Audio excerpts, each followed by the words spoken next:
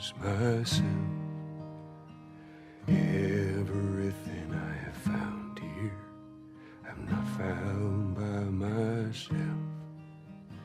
Try and sometimes you'll succeed to make this man of me. All my stolen missing parts I've no need for anymore. 'Cause I believe, and I believe 'cause I can see our future days, days of you and me.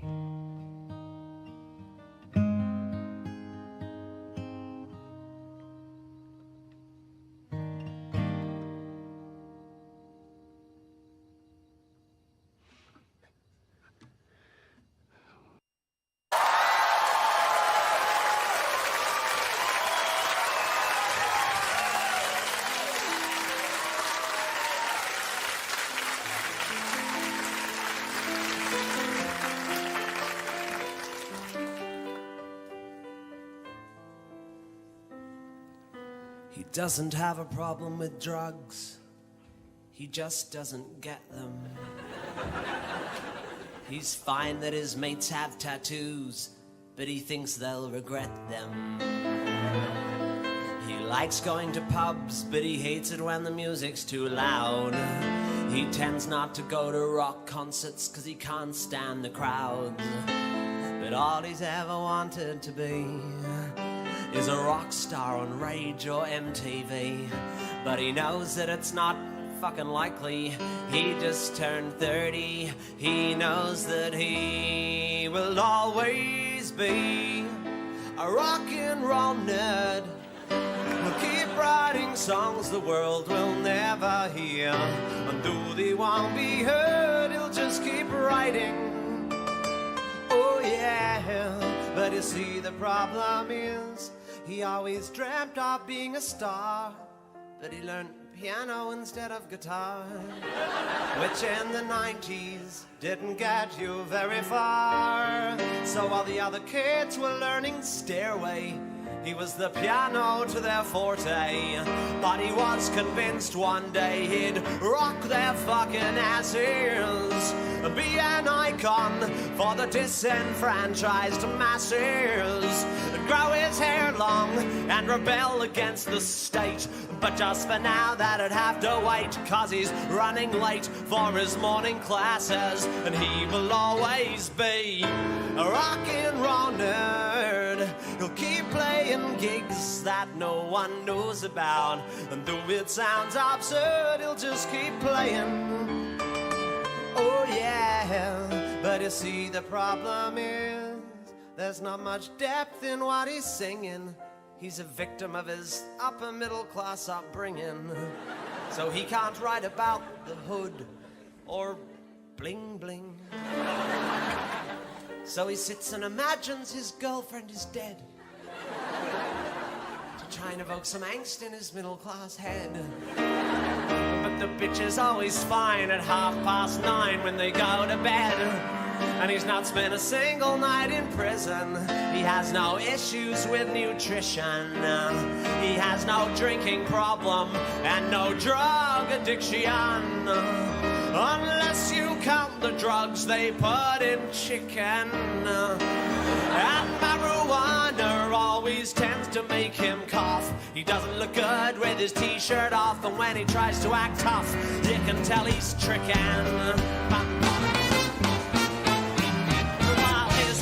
Will go out late, popping pills and having fun. He goes home and showers and gets a good 8 hours.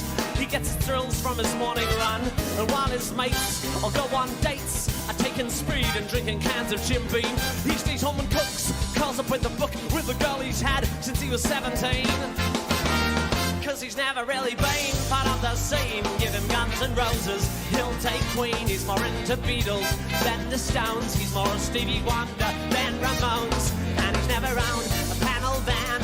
He never shot a Pantera band. He doesn't know the difference between metal and thrash. He couldn't tell you nothing about Axl and Slash. He likes Ben Folds and the Jackson 5. He knows all the words to staying alive. And though he wants to be all crunchy and cool, he spent 11 years at a private school. So it don't matter how he tries, he cannot hide behind his rock and roll lies. Cause you've either got it or you don't.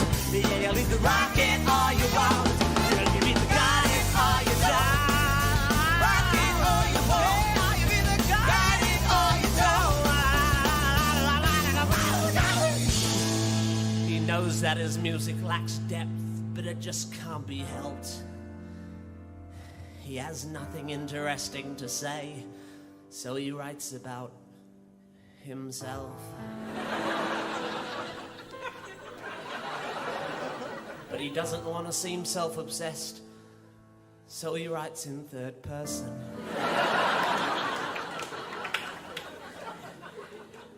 In an attempt to seem more rock and roll, but he suspects it's not working. And deep in his heart he knows that he'll never be Silverchair or Eskimo Joe. And even if he was quite pretty with small pants like Kylie, he knows that he will always be a rock and roll nerd. He'll keep writing songs the world don't care about. Though it sounds absurd, he'll just keep writing. Oh yeah, yeah, yeah, you can criticize him, but he won't care, cause he wants to rock, and he will never be deterred. But he'll always be a fucked up little try-hard wannabe rock and roll nerd. Rock and roll nerd.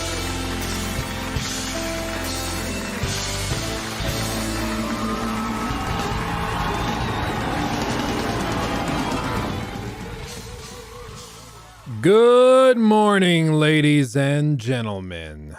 How are we doing? We feeling good? Feeling lively? Hopefully. I'm glad to have you. Welcome, everybody. Hi. Ricemo, Rikimo. I'm sorry. I don't know how to pronounce it. I'm sorry. Tell me how to pronounce it so I know how to do it. Crimson, good to see you back here. Skills. Good to see you. Jan, missed a couple streams, so you're back. Yes, you are. George, howdy. David, Nell, good to see you. Jean-Marco, my buddy is epic for this W of a stream. Hell yeah, it is. Right, good afternoon, sir. Renier, is this a version of Stairway to Heaven? Kind of, in a way. Derek, Michael, maybe? I don't know. Texas Red, good to see you. Yeah, Derek Levray. Damn, dude. Hi from France. Hello. Discount Aaron, Kunal, Fex, 13. Jamie, Whippy Ice, everybody. Oh. I also have a new profile picture, and it's unholy. Is that Kermit with teeth? I love it. Derek, good to see you. Zizzy, have you watched Last of Us? Yes, I have. We're actually going to talk about that. That's the first thing we're going to talk about after we open this box that somebody or a group sent me. Okay, we're going to open that. But yeah, we're going to do that. Samuel, good to see you. Phil, howdy.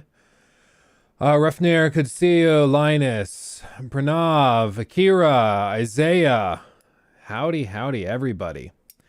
Kayfabe, everybody. Thank you guys so much for coming out. I appreciate you popping off right to begin with. I love it. Kyle, what's up? So yeah, The Last of Us show launched last night. I'm going to do a quick poll in the chat. I want to know how many of you guys have watched it. Just so I don't have you watched The Last of Us on HBO yet? Yes or no? I don't think I need a maybe option for this. I think we'll manage. I want to know if you've watched it yet, because I want to know if I need to dance around it. I mean, obviously it's a retelling of a story we've already seen, so it's not like it's uncharted territory. But I do want to know if I can touch on some of the small things that they've changed. So let's see. Oh, it's not going to show on screen. It's not going to show. Hold on. Be okay, Knighted. Thank you, Luke. Take my money. Love the content. Stay swifty. Oh, I will. Thank you so much. Appreciate you. So 62% of you say no. 38% say yes. Okay. Block Knighted Zaibatsu donated $4.99 Block Knighted through Zaibatsu. Super Chat.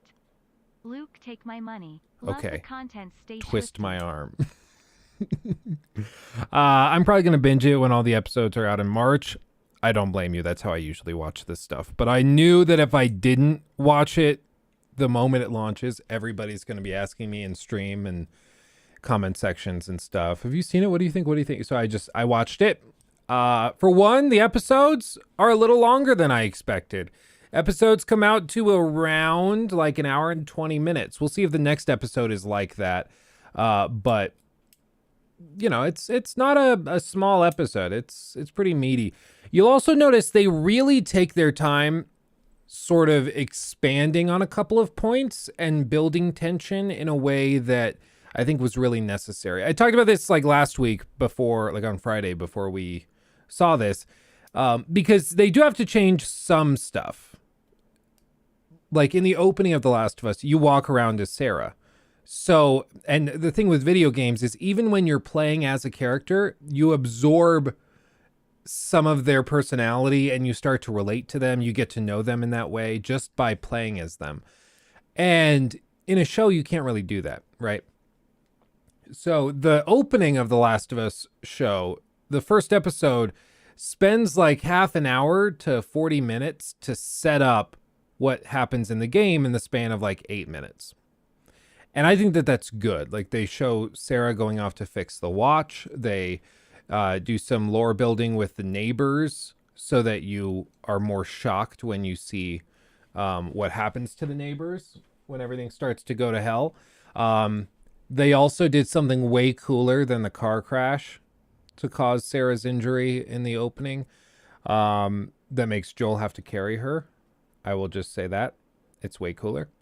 I mean, all told, like they indulged themselves in areas where they should have, and parts where they could have been a little bit more self-indulgent. I feel like they pulled back a little bit. I also think that they did Marlene a much better service in this show than in the game, because in the game Marlene comes off as just a blabbering idiot. Like she's getting all of her people killed. She doesn't know what she's doing. Everybody's getting executed in the streets because of her actions. She's just a terrorist blowing stuff up who doesn't really know what she's doing. But in the show, they paint her as more calculated. You know, she's doing all of this stuff to divert the soldiers and Fedra from coming after Ellie into their home turf. Doesn't end up helping anything in the end. But I feel like they did Marlene a much better service in this. Other things, I thought Tess was good so far. I think Tess will really shine in the next episode. Some people I know were not thrilled with how she was portrayed, but I thought she was fine. I don't have a problem with it. They also really touched on something that I hadn't thought a ton about, and that's just how difficult it was even for Fedra workers to do what they had to do. Because they show some of the difficult situations that they're put in, like, you know, kids who get infected and they have to figure out, I mean, they have to basically put the kid down so that they don't turn. And it's really tough. It's really, really tough. And so you see, you know, Fedra soldiers trying to buy like oxys and heavy duty sedatives and drugs and things so that they can just sleep, because they just want to sleep. But they can't because they're always kept awake by what they're haunted by. The Mummy, that's what he's from. Dude, that's been bugging me so bad. Okay, in the opening, they do like they show a TV show panel where they're talking about like pandemics and they have a couple epidemiologists on talking about the potential for an infectious virus or fungal infection and things to cause the world to explode. And it's really good. I thought it set up what happened really, really well. But there's an old guy who sets up everything and is I mean, basically calls what happens in the story. And he's so familiar. He's so familiar. And now I realize it's Jonathan from The Mummy. So thank you, United Zaibatsu. That's, I mean, I've been going crazy over that. I was like, he looks so freaking familiar, but he looks familiar in the way that, like, I haven't seen him in anything for 20 years. So yeah, that totally makes sense. Anyway, I thought that they did a really good job of building out the world. So far, portrayal wise, I've noticed a couple little things where Bella Ramsey's accent is a little off. Because if you don't, I mean, she's British. And so there's just a couple of things where her voice has been like a little, I was like, maybe that's like a Bostonian accent. I don't know. But there's something in a couple of the words she said. I couldn't point to any specific examples if I wanted to. I could go back through and find them. But there were a couple of moments where I was like, that was a little weird. Pedro Pascal plays different Joel. He does. I was trying to pinpoint it. Because I noticed at the moment that, like, Joel comes back home and sits on the couch. I don't know. I don't know how to describe it. But, yeah. Also, was anybody else weirded out by how many times he said baby? That was the one thing that I didn't really think felt natural. Maybe in just the way he delivered it. Like every time when Joel was cradling Sarah and he's like, don't do this to me, baby. Baby, come on. With Joel in the game, the slight Southern twang made it sound good. Like it made it make sense. But in the show, Pedro Pascal doesn't give it as much Southern twang in his voice. He just kind of talks normally. And as a result, it just sounds a little off to the ear. At least mine. Maybe I'm the only one that thought that. But it did bug me. There were a couple times I was like, this is a very serious scene. But constantly saying, baby, baby, baby. No, baby, baby. You know. I just thought, spoilers, I should dip. And then I remembered I literally played the game. Yeah, it's one of those things. Like, I will say, I think it's episode... I think it was episode 3 or 4 where they're going to rewrite an entire section of lore, is what I've been told. So that will probably happen and there will be spoilers. My guess is, I mean, I think they've already pretty much confirmed it. Frank is going to be alive. And I don't think he's going to, like, off himself in a house alone. And then you'll find him, or Bill will find him with Joel and Ellie. I think they're probably going to redo that, and it's going to play differently. Which I mean, we'll see how they do it. I'm not inherently opposed to it, because in the games you could find notes that kind of built Bill and Frank's relationship up, and then you find Frank's body, and that kind of ties it all together when you see Bill's face when he finds out.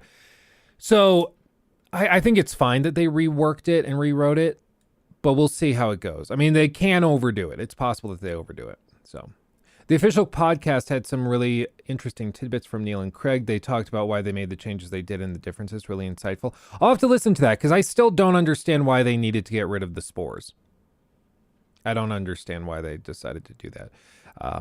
Especially because they've already, I mean, it seems like they hinted at people getting infected without the bites. Well, they didn't hint it. They showed it. The old lady next door, she got infected without being bit.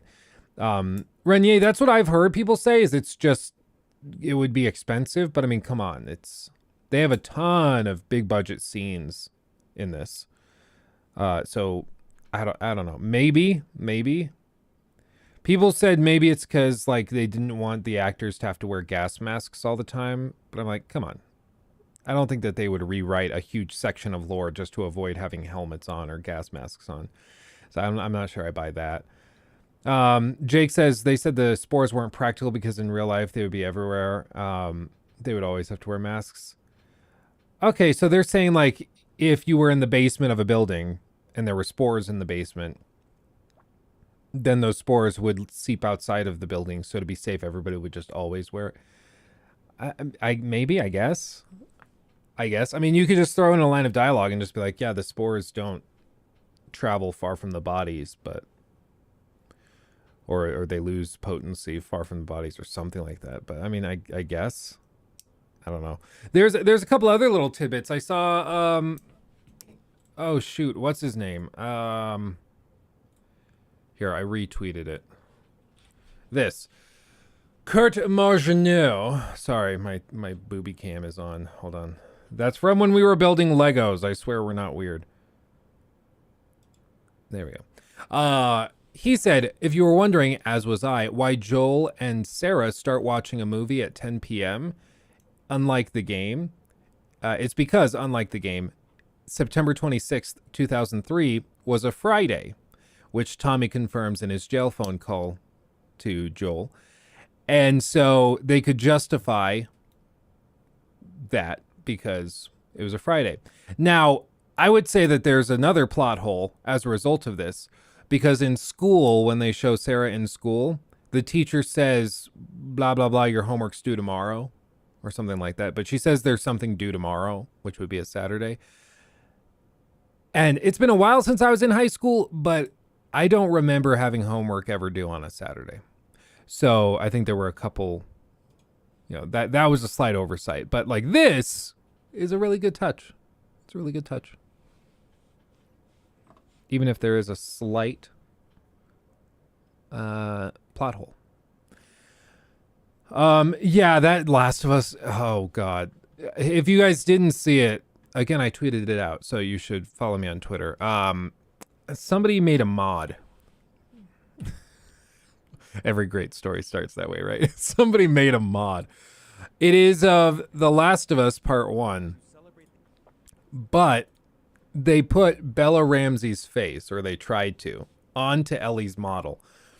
And what I said is this is a perfect example of just because you can do something doesn't mean you should. Because the facial structure is different, so none of the facial animations match up properly. So it just hits this uncanny valley kind of thing where she looks like a walking mannequin. It doesn't work. And this shot, okay, not bad. Okay, that's a little off.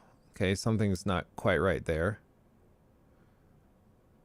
And it just starts to get weirder and weirder as they show sequences with more facial movements. It just didn't really work. The intentions were good, but it just didn't really work. Because it looks just enough like Ellie where you can, it doesn't look like they changed anything from the eyes up. And so it just doesn't work. And then this doesn't really look that different. I don't know. Good intentions. They wanted to be oh, it's Bella from the show, but now in this, when they did the mod for Henry Cavill, where you could put Henry Cavill's face onto Geralt in The Witcher 3. It's like that, but I don't think you can just do that casually or quickly in these Naughty Dog games, because the facial rigs are so crazy. So, oops. Probably shouldn't have done that. Did Troy Baker get an appearance? I don't think he's had one yet. I don't think so. If he was, I didn't recognize him or see him. So, Jazar, thank you. That's very, very generous. It's gonna read your message in just a second, so I won't read it yet. I'll keep it secret. Just checked. Yeah, the teacher says homework is due end of class day tomorrow. Poor Saturday school kids. Yeah, okay, I'm not crazy. Because I was there was something weird there where she said something's due tomorrow. Jasser Zavizdich donated $10 through Super Chat. GD morning, brother Luke. Caught the tail end of last stream. Congrats to you and the wife on number 2. Thank you. Man, my wife and I still looking for number 1. Thanks for keeping me company during work, brother. Oh, absolutely. And yes, thank you. We're very excited. We got Lachlan, little Lockie, baby doll. They recommend that you get somebody who's going to be a big brother soon.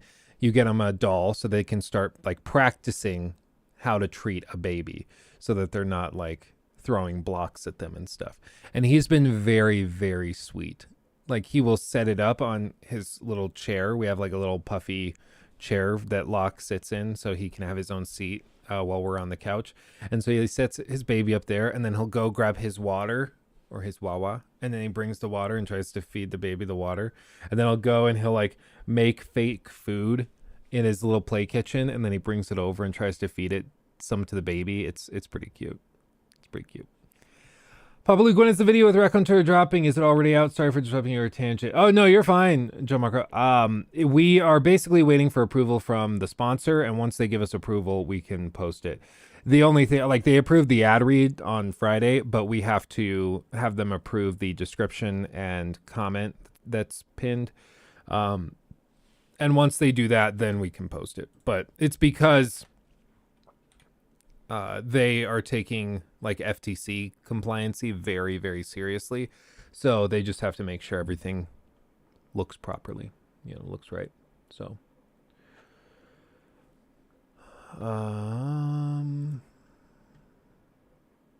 but yes, that will come out soon. It's almost an hour long of us just talking about it. So it's going to be good.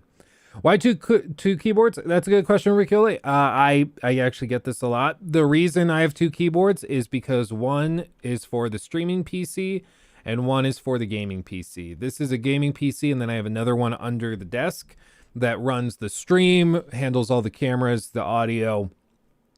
I can use it to record footage. And the nice thing is we can stream, and if the game crashes my gaming PC, the stream doesn't go down. If I'm recording footage, this happened a lot actually when we were playing like the Callisto Protocol. If I'm playing the game on the gaming PC and the game crashes or the game has stutters or causes all sorts of issues, if I were recording on this PC, those issues probably wouldn't be reflected in the final recording. It would just be like either the recording would shut itself off or it would remove the blank frames from the recording to try and be helpful. But by recording separately, all of those frame stutters and stuff you get to see. So for some people, it's not actually better. It's kind of annoying. But for my use case where I'm like, no, look, it stuttered here. This is a problem. It's good because it actually captures what I'm seeing when I play it, Have I tried the Gamer Subs things yet? I have not actually. I actually kind of meant to. But then I was like, we had this idea for a member-only stream. Where me and Caleb and Jacob, my brother, who edits for us, we would all try playing without gamer subs or anything in our systems for like an hour. And then we take the gamer subs and we see if we play better, like in Apex or something. I was like, that could actually be kind of funny. Do a little scientific experiment, like compare the results, the KDs, it could be funny. Especially imagine if we play way, way better. Like, what are we going to do? We're like, okay, well, I'm like a pro when I drink this stuff, but I'm a total noob when I don't. How do I become a member? It's the little join button. So it says somewhere under there, join, or at least it should.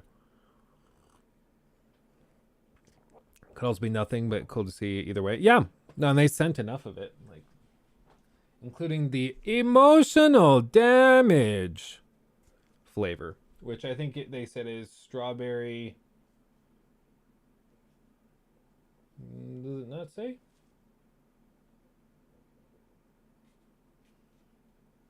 I don't think it says. Okay, well, it's a flavor. It's something. It's something. Let's open that box back there, by the way. You wanna open a box? Let's do it. Let's open the box. This is a care package that a company sent to me. I asked them if they could be if they would be interested in sponsoring the live stream. And they said, sorry, we don't sponsor YouTube streamers right now. It's only Twitch ones, which I find kind of silly, but whatever. But they said, we still appreciate you being a fan of us and we'd like to support your stream. And, if we start sponsoring YouTube streamers and YouTubers in that way, then we'll definitely reach out. But in the meantime, we'll just send you an unlimited supply of this thing that you like. So any guesses? Any guesses as to what I think I told you guys already. I think I already told you. I'm pretty sure I did, but maybe I didn't. Maybe I spaced it. Yes, it's a lifetime supply of green beans. Legos. Oh, dude, can you imagine if they sent me a lifetime supply of Legos? I wouldn't get anything done. I still have this freaking Titanic to finish. This is where I'm at in book 2. Okay, I'm probably about halfway through the book. And this is where we're at for the midsection. So this is all empty, of course, but this side has all the decks reflected. So I'm making progress. It's just a huge Lego set. So we're getting there. Slowly but surely. Listerine spray. Okay. I would take that too. I ran out actually.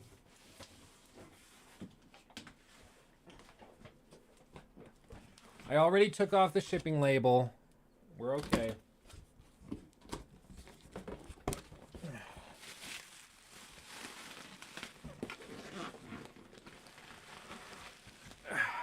It's Red Bull! Crazy amounts of Red Bull! Oh no, it kind of fell apart. Luckily they didn't pop or anything. Hold on. One of the bags burst.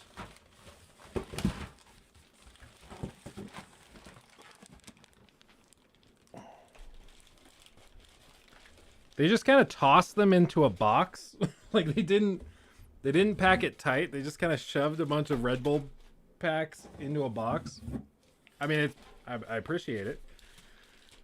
Okay, there's one. This is strawberry apricot. This is the winter berry. And this is the one I specifically requested, the blue edition. I love this one. And then they sent me a bunch of... I honestly don't know why they sent me so many of these. But they sent me 5 copies of the Red Bulletin. And it's like a sports magazine. But they sent me 5 of them. What's this?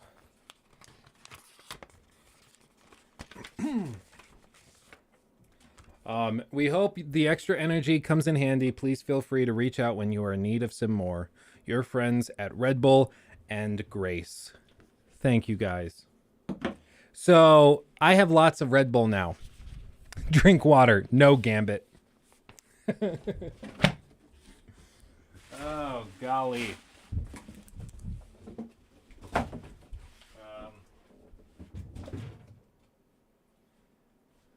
So yeah, this is gonna take me a while to work through it, especially because I don't want to drink it like every day. But you know, Knighted, thank you for becoming a member. Appreciate you. Ugh.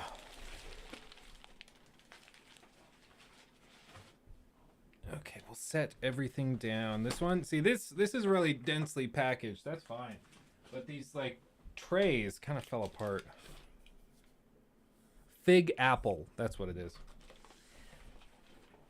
I was like winter or something, but no, fig apple. Anyway, Grapey Lion, thank you. Give me a member as well for 2 months. Nice. I have ascended. Yes, you have. Yes, you have. You have made it. So yeah, we have Red Bull now. Lots and lots of Red Bull. First world problems, right? Let's see. Unrelated. Does your Michael Jackson impression come from the South Park episode? Mostly, yes. Yes.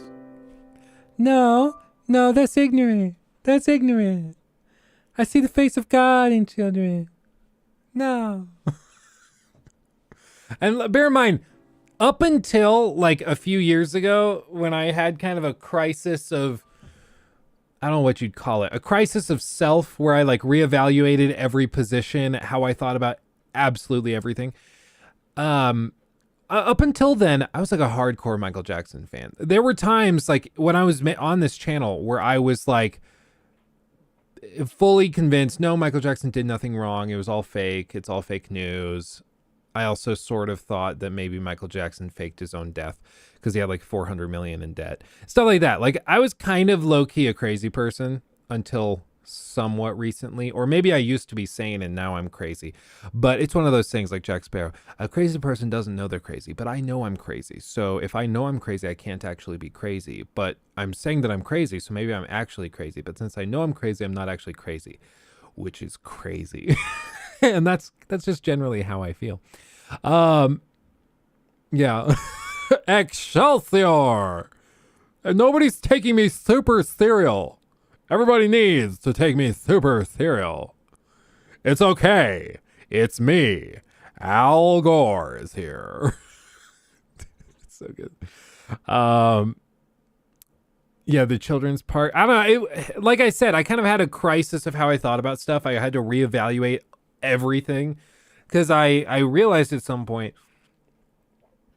that I was not thinking logically about a lot of stuff. I was just kind of taking what my team said for granted, what I had either been raised with or what people that I thought were interesting or politically savvy. I would just take what they said and run with it. And then I realized, like, no, I can and I should think for myself.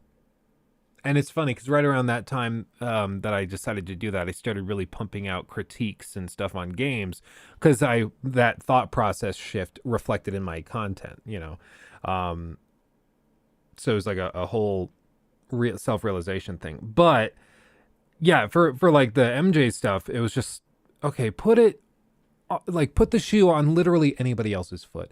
If you found out on Twitter randomly that this is not true, okay? This is trying to compare it. If you found out, you know what? I'm not even going to give you the soundbite. If you found out that Ethan Klein from H3H3 had been having 6-year-old little boys over and that they were having sleepovers where they would all sleep in his bed and then have pillow fights and hang out all day without anybody else's supervision or involvement at his children's theme park, you'd be like, that's weird. That's weird. But when it's Michael Jackson, it's fine.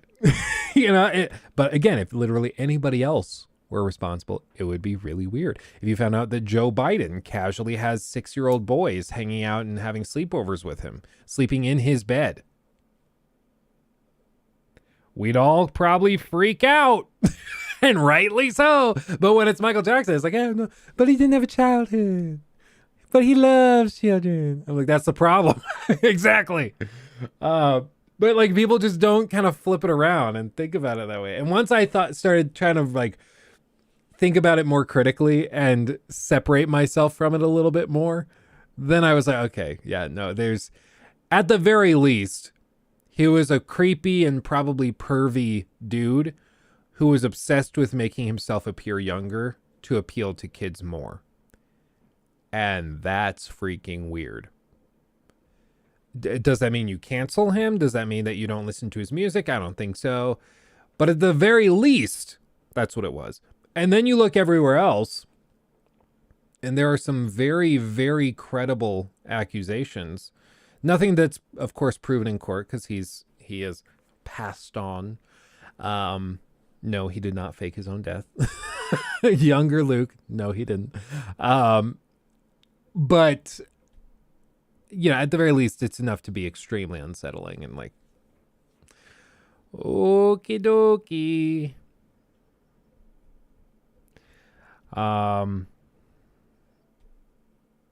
Yes. Hey, look, it's been a few months now since you made the move from Twitch. How are you feeling about it? Well, Bard, I'll be real. I like the viewer experience on YouTube. I think you guys like the viewer experience on YouTube.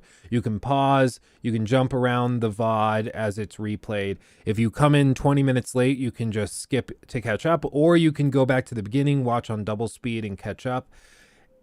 Like, the experience is much better. The VODs are stored forever, you know, stuff like that is a huge perk. But there are, like, I'll be real, it's only recently, thanks to some very generous donations and super chats, speak of the devil, thank you so much for that. I'll read that in a second. But it's only recently through some very, very generous donations and super chats that we've come to the point where we're making similar amounts of money doing this as we were on Twitch. But bear in mind, we have like right now 170 people in here. Most streams were floating around 200, 250. And when we left Twitch, we were at like 60 people. So I would imagine if we were on Twitch, we'd probably be making like 3 to 4 times the amount that we're making streaming here. And it's really just because Twitch has like Prime subs, which helps a ton. Twitch has a much more monetized heavy culture where it's just normal. So I think that's a big thing. Thank you. Thanks for doing this live. I don't normally comment on YouTube, but you're one of the ones I watch who deserve the support on this platform. I appreciate that. Thank you so much, Music and Food Guy. I really appreciate that. It's very sweet.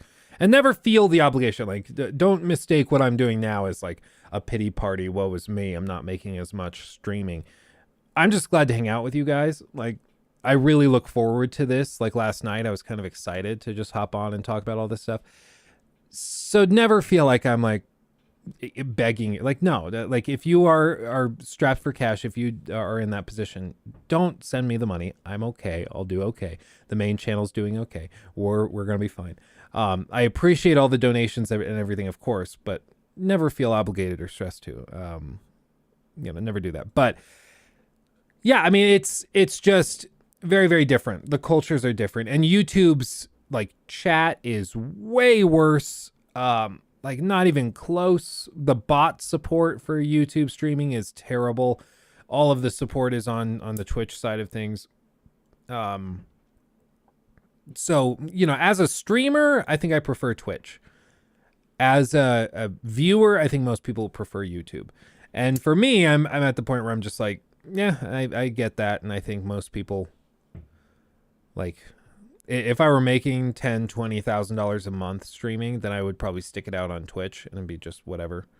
But this is basically the stream pays for like some like our subscriptions to like Adobe Premiere and Dropbox and stuff like that. So the stream does help, but it's by no means like making or breaking this whole thing. So it's fine. Let's see. Kyle, thank you for re-upping your membership. I wouldn't even show up if you did this on Twitch, so I'm glad you made the switch. Hope my membership helps you make that money difference. Oh yeah, no, absolutely it does. Absolutely. And I mean, as we grow, as we start to, tick up and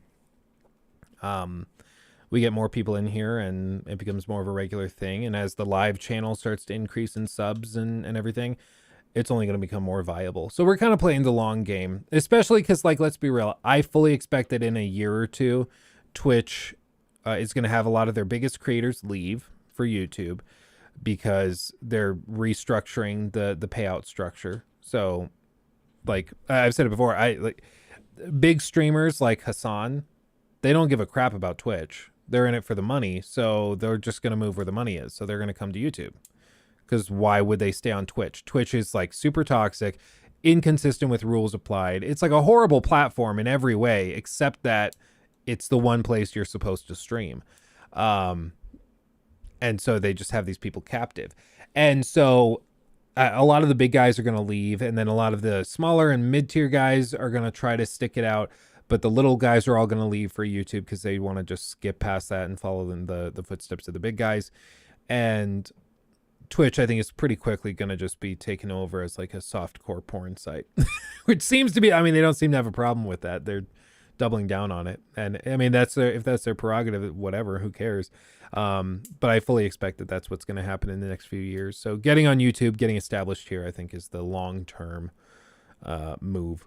Because I just don't think, like, every move that Twitch makes seems to be like an intentional move to make their platform worse. It's honestly impressive. I'm kind of amazed.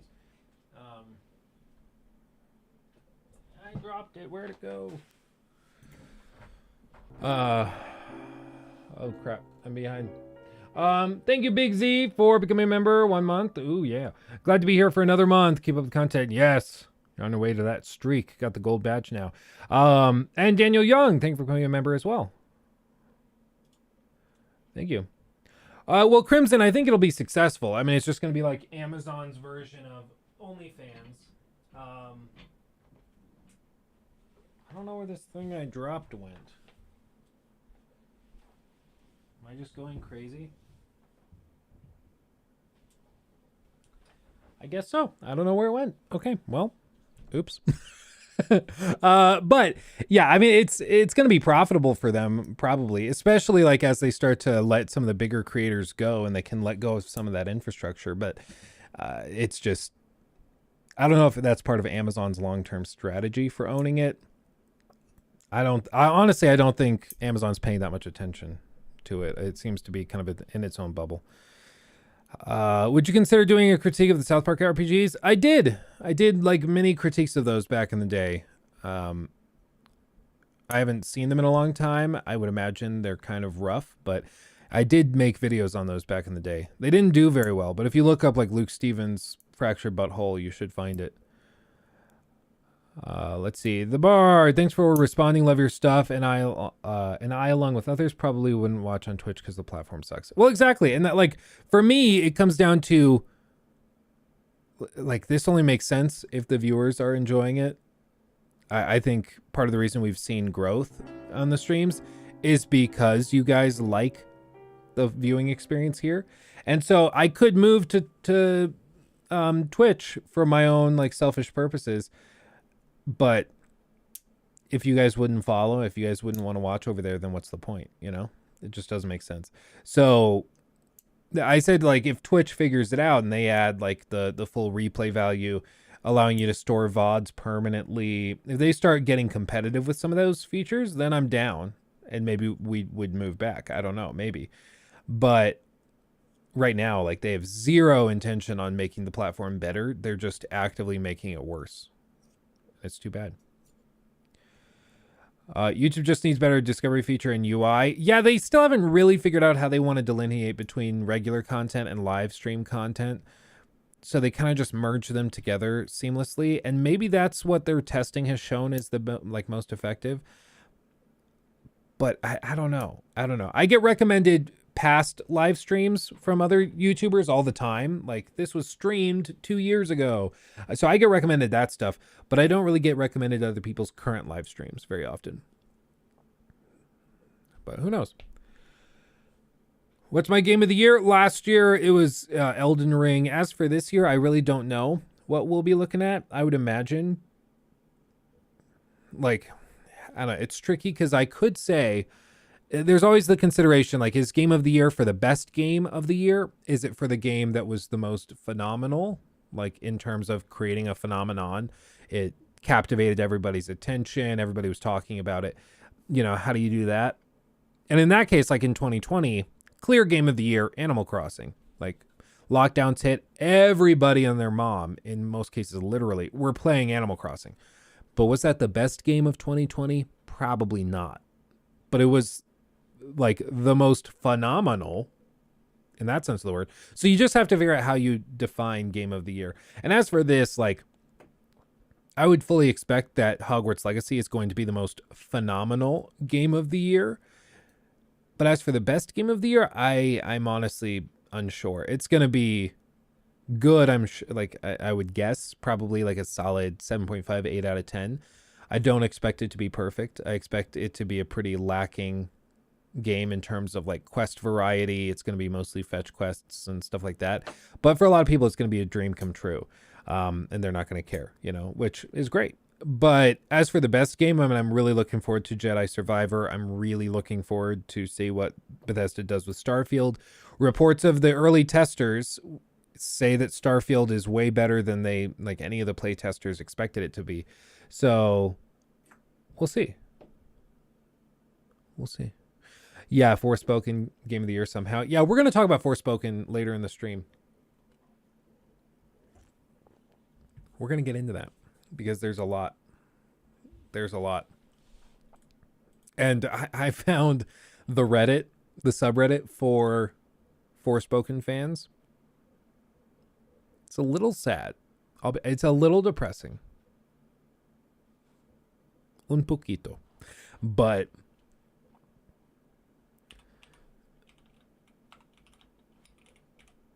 yeah, it's just it's just a little sad. It's a little sad. Bum. I hear Lockie running around upstairs. The little dum dum dum dum dum dum dum as he jolts around. Let's see. Death Stranding 2 announcement. I thought it looked fine. I'm worried that it's gonna have the classic Spider-Man issue, where it's like the first game was kind of unique and felt cool, but the second game just is more of that with like a couple extra little tidbits here and there, and it just really fails to come swinging home. It's kind of like Horizon Forbidden West, where it's like, yeah, it's fine, it's good, but it's not like a crazy sequel. Like God of War Ragnarok comes out, and just when you think you know everything that they've got planned and you've figured out what they're going to do, they come out with something even crazier, and it gets even wackier.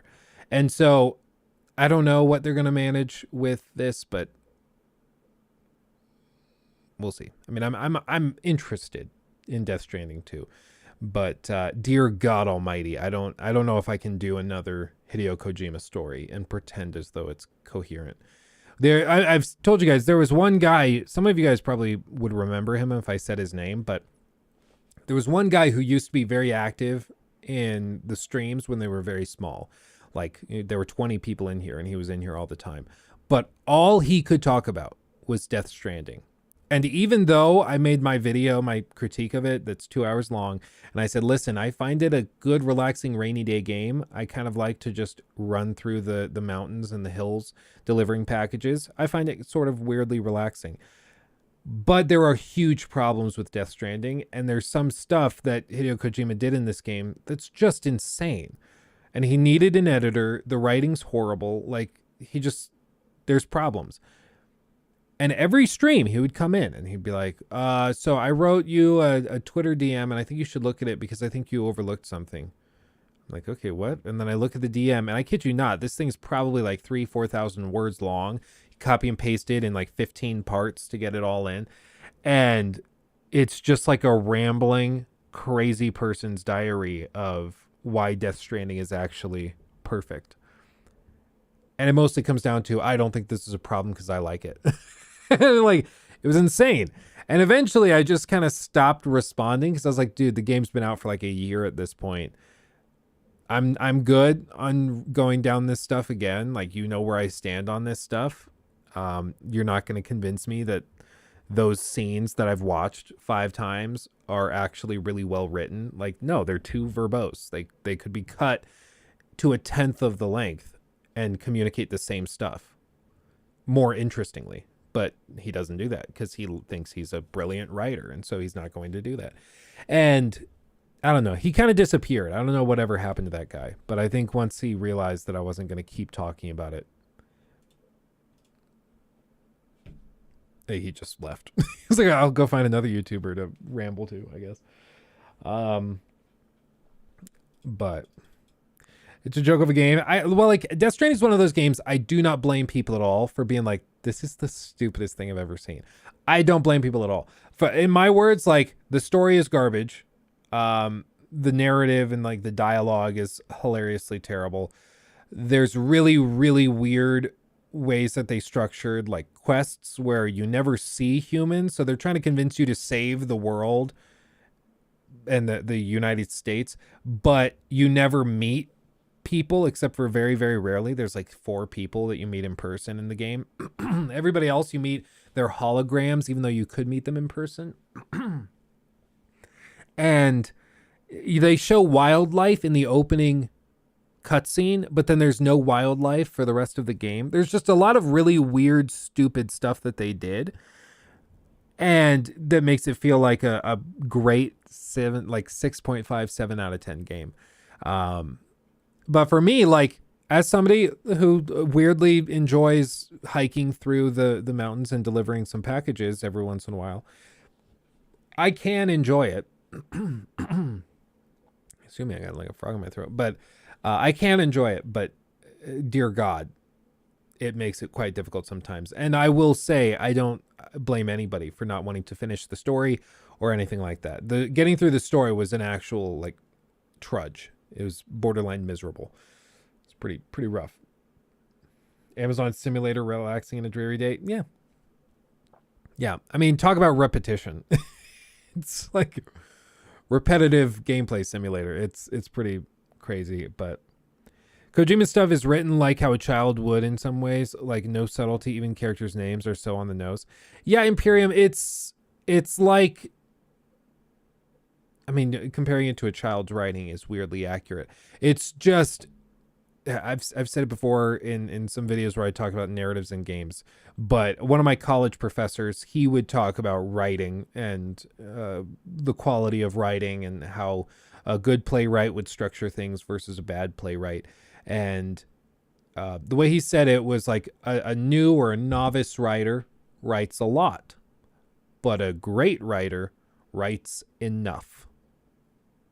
And that doesn't sound that profound, but it's extremely important. And it exemplifies why Kojima's writing feels so amateur and so terrible. And it's because he writes a lot, because he thinks that's what you do if you're a great writer. You write a lot. But a great writer, like you see in The Last of Us or one of these other phenomenally well-written games, they write just enough. Like the ending of The Last of Us. They don't even say what like Ellie is thinking. She just looks and says, okay. And then the game's over. And they let you fill in all the gaps. They let you figure out what she's thinking because they wrote enough. If Kojima wrote that ending, like Ellie would go on a 15-minute monologue, like pacing back and forth about how the fungus taught her that we're all interconnected and the fingers of life and love all bring us together. And then she'd start randomly eating mushrooms and tripping out. Like, it would be insane. It would be nonsensical. Mauer, thank you. Hideo Kojima fans are so bizarre. They praise him like he's some sort of god. I just think Americans and Westerns like him because he's Japanese and sounds intelligent when he's really not. I seriously don't understand it. Like, you listen to Yang Yeah talk about Kojima, and it's the same thing with like Jeff Keighley. It's like the roadie thing. Like if they were alone in a Target dressing room, they'd go at it. And I don't understand it. Like I've never heard him say anything that I consider like really profound. Every time I've tried one of his other games, I get bored out of my mind within like 45 minutes to an hour because it's the same crap. It's the same self-indulgent nonsense. And really what it is he just doesn't have anybody to check him. Because what he needs is somebody to come in and be like, no, that's stupid. We're not doing that. And if he had that, it would be great. But he doesn't have that. And so he just goes crazy. And he does too much. Oh, man. The first Last of Us episode was really good. Oh, yeah, it was. It was crazy good. Now it goes off. I don't know why it's so delayed. Mahor Hazen donated 30 shekels through Super Chat. Hideo Kojima fans are so bizarre to me. They praises him like he's some sort of a god. I just think Americans and Westerns like him because he's Japanese and sounds intelligent when he's really not. Yeah, it's thoroughly bizarre. I don't get it. But, I mean, we'll see. I kept hoping that people would kind of wake up to it with Death Stranding, because there's some stuff in that game that's just so stupid and, like, so terrible. Like, I showed you guys in one stream a while back the video, was it the junk dealer?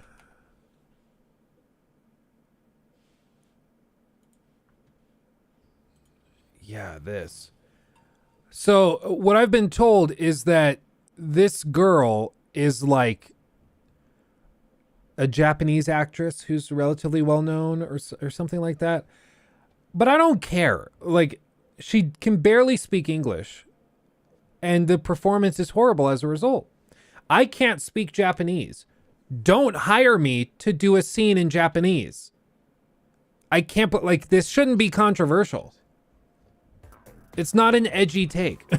Like she just, but like it doesn't play well. And then he gives her like monologues worth. My mom told me you were.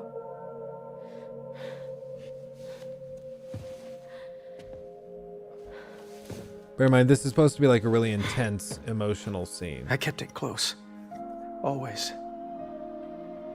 But after the attack, I forgot how Stopped bad the working. hair looked in this game. I thought about fixing it, getting the sand flowing again. But it felt too much like moving on, Moving on. like forgetting you. Well, now we can both move on. It just doesn't work. It doesn't work. Lachlan? Hello? Hello?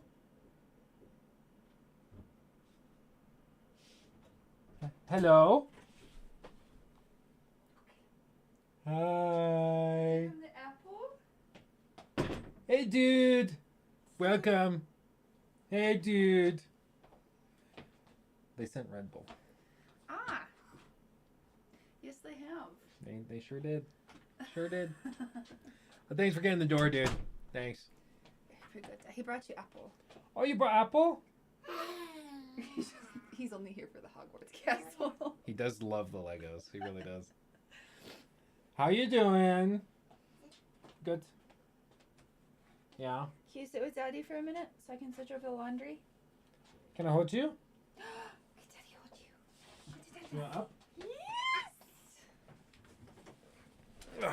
Hey, guys. He's been so sweet today, so long as his communication goes through. Oh, yeah?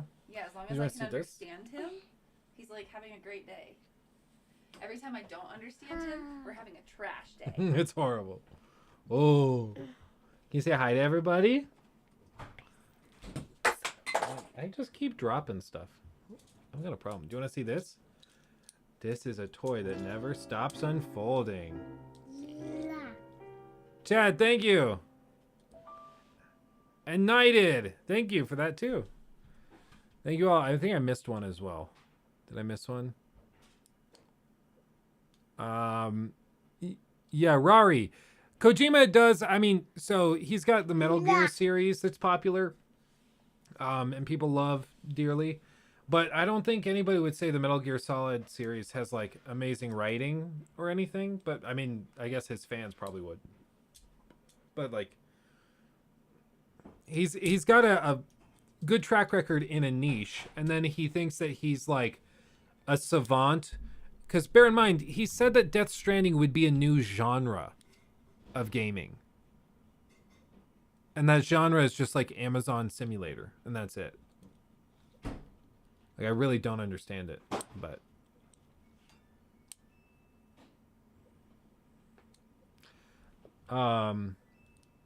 No one can hype up a game like Kojima. I'm gonna just leave it at that. I guess. I don't know. I think it's more the media that's obsessed with him. I don't think he does much of it anymore. He likes the folding cube. You're drinking a full-caloried, full-sugar Red Bull? Yeah, they sent it for free. Who are you? I'm balancing it with tea. I'm on diet. I am. This is my one treat of the day. Until you go upstairs for a banana nut muffin. No, I avoided that this morning for this very reason. I know, but you're gonna like see Lockie after nap, and he's gonna be so cute, and you'll be like, "You want to share a muffin with me?" We do split muffins a lot. Oh But no, he's- your shoe! Is it falling off? Oh no! Daddy, help you with your shoe? I have a real urge to go buy paint for the bathroom upstairs and just paint the cabinets.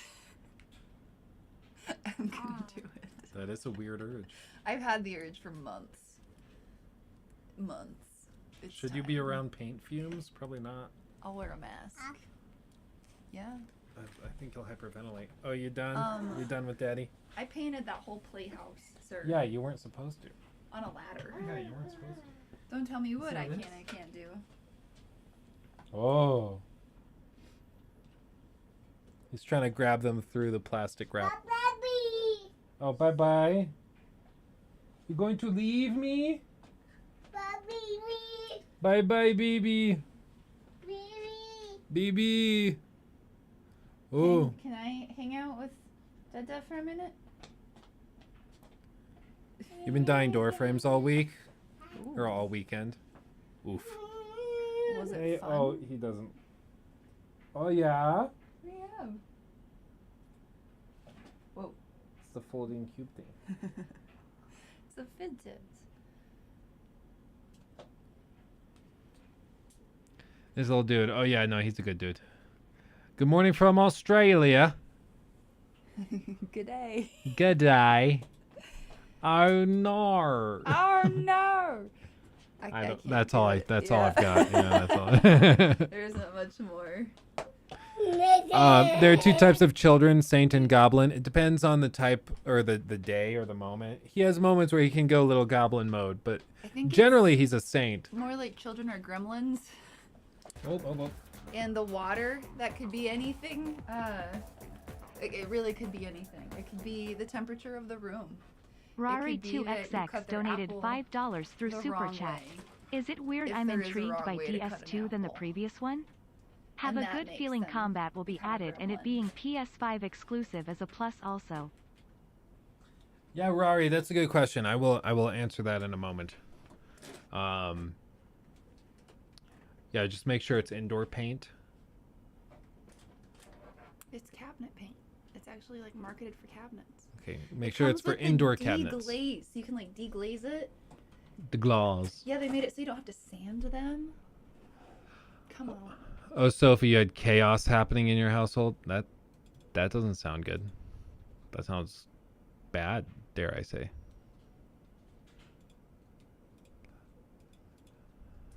Jeez. Hopefully everything's good. Luke, can we get a yeah, nah, yeah? Oh, right. You trained us in this. In a members only stream, Imperium and Rocky helped us try to learn how to do Australian accents. And it was not good. Really? It was not good. I can get it Oh, when oh, I'm not. Ooh, hey, hi friend. I'm trying to customize the monitor height to his level. Okay, should we go bye bye? I don't know where we're gonna go. Do you want your cube? You can take this with you. Lucky. Mr. Cocoa Butterman donated 10 Canadian dollars through Super Chat. Fine. Thoughts on Death Thank you for the Stranding 2? 10. Yeah, we'll delve into all of that in just a second. We'll let Babe and Baby head out, and then I can get into it. You got the boats again. Come on, kiddo. What, you can't talk about it in front of us? What's the matter? No, because I can, but then you'll be weirded out that I'm just rambling about a game while you're just standing there. Wouldn't, because it's literally your job. But Yeah, but okay. while you're here. Oh, okay. Also, it shouldn't exist. That's my take. Okay, Lachlan. No, not the tree, baby. Look at He the loves the tree. Legos. He loves the Legos. I know. We're gonna have to get you your own section, huh? Come on, honey. We're gonna wanna get go him upstairs? Duplos, those big Legos. We're gonna get him the Duplos. Can we go upstairs? Yeah, we're gonna put the boats back. Alright, we already ate. More eat. We had a whole bunch of yogurt. Oh, good. Bye, Bye. baby. Bye. Say bye, Dada. Bye, Lachlan.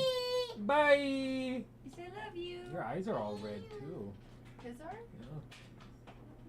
He's tired. He had a It's not that massive, late. like welts above his diaper line. Oh, buddy. I think it was rubbing. Love you. Love you too. Bye. What a cute little fella. Oh, he's so busy. Oh no, you forgot your apple. Oh no! Lachlan, our apple! Where is it?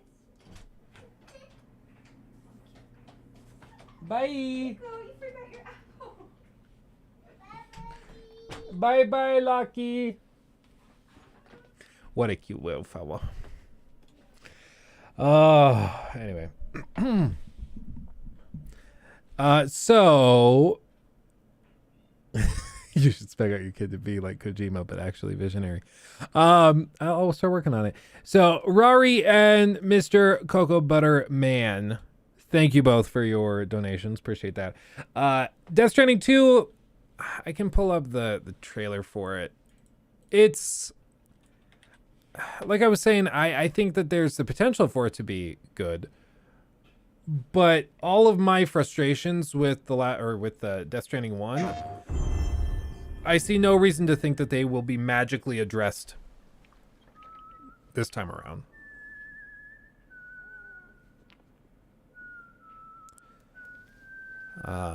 Yeah, the handprints really gave it away. Like the Amelie thing, I really don't care. Like, it'll be interesting cinematically, I'm sure. It will be visually very impressive. But no part of me thinks that it's going to be like written well, or the dialogue will magically be better. This is gonna get copyright struck, isn't it? So all of this, I think it's gonna be more of the same. My big question is gameplay wise, what do they do differently or the same?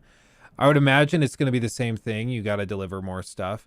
Maybe they lean into it and it's more combat heavy, or it's more of a stealth game. But what we saw of the stealth game and stealth systems and stuff in Death Stranding 1, specifically with that director's edition when they added that mission set, it was a total joke. Like, it was horrible.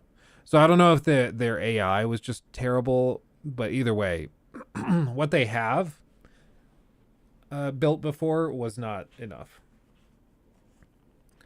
But looking at this, I don't really understand what the game is supposed to be. But then again, we didn't really know what Death Stranding was supposed to be until we basically got the game. See, it just seems like more weird, wacky Kojima stuff. So, I don't know.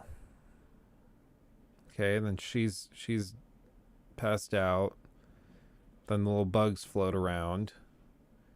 And then the demon baby spawns.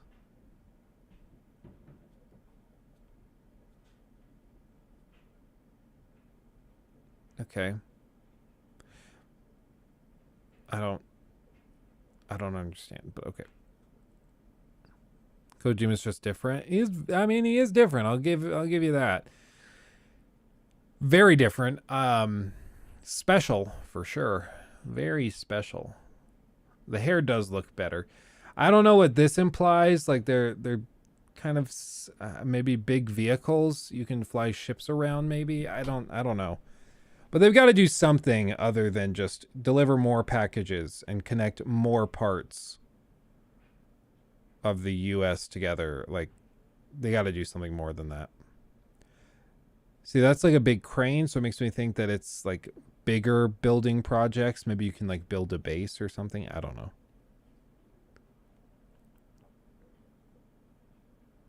But then that looks like a tank. I don't know. I think it's just the age-old thing of confusing. People often mistake that for profundity, and it's not. It's just confusing. It's not more complicated than that. It's just, if you do something that doesn't make sense, you're not brilliant. You're just writing a confusing story. And that's it. It doesn't have to be super secret or mysterious or anything. Maybe you're just writing something that's confusing and doesn't make sense.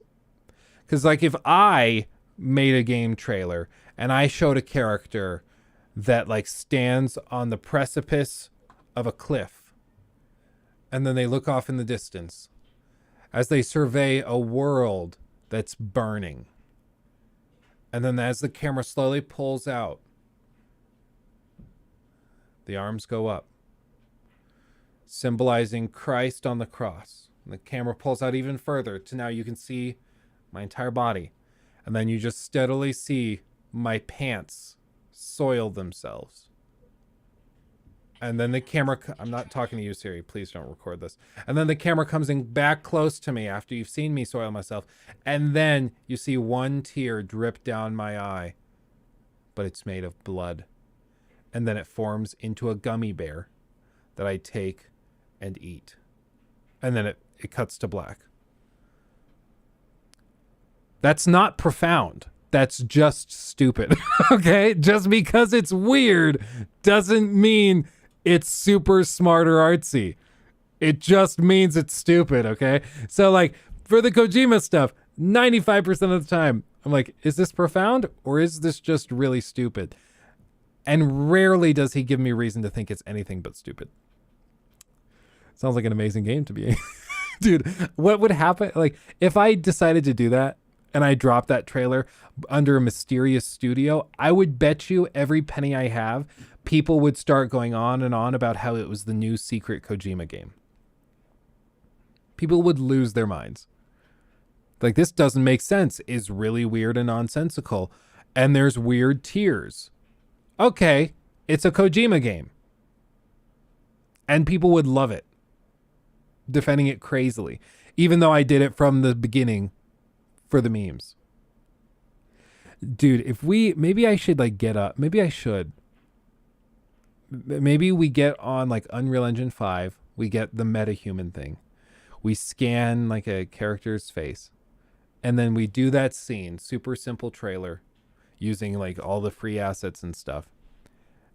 And then we shadow drop it as a trailer on YouTube.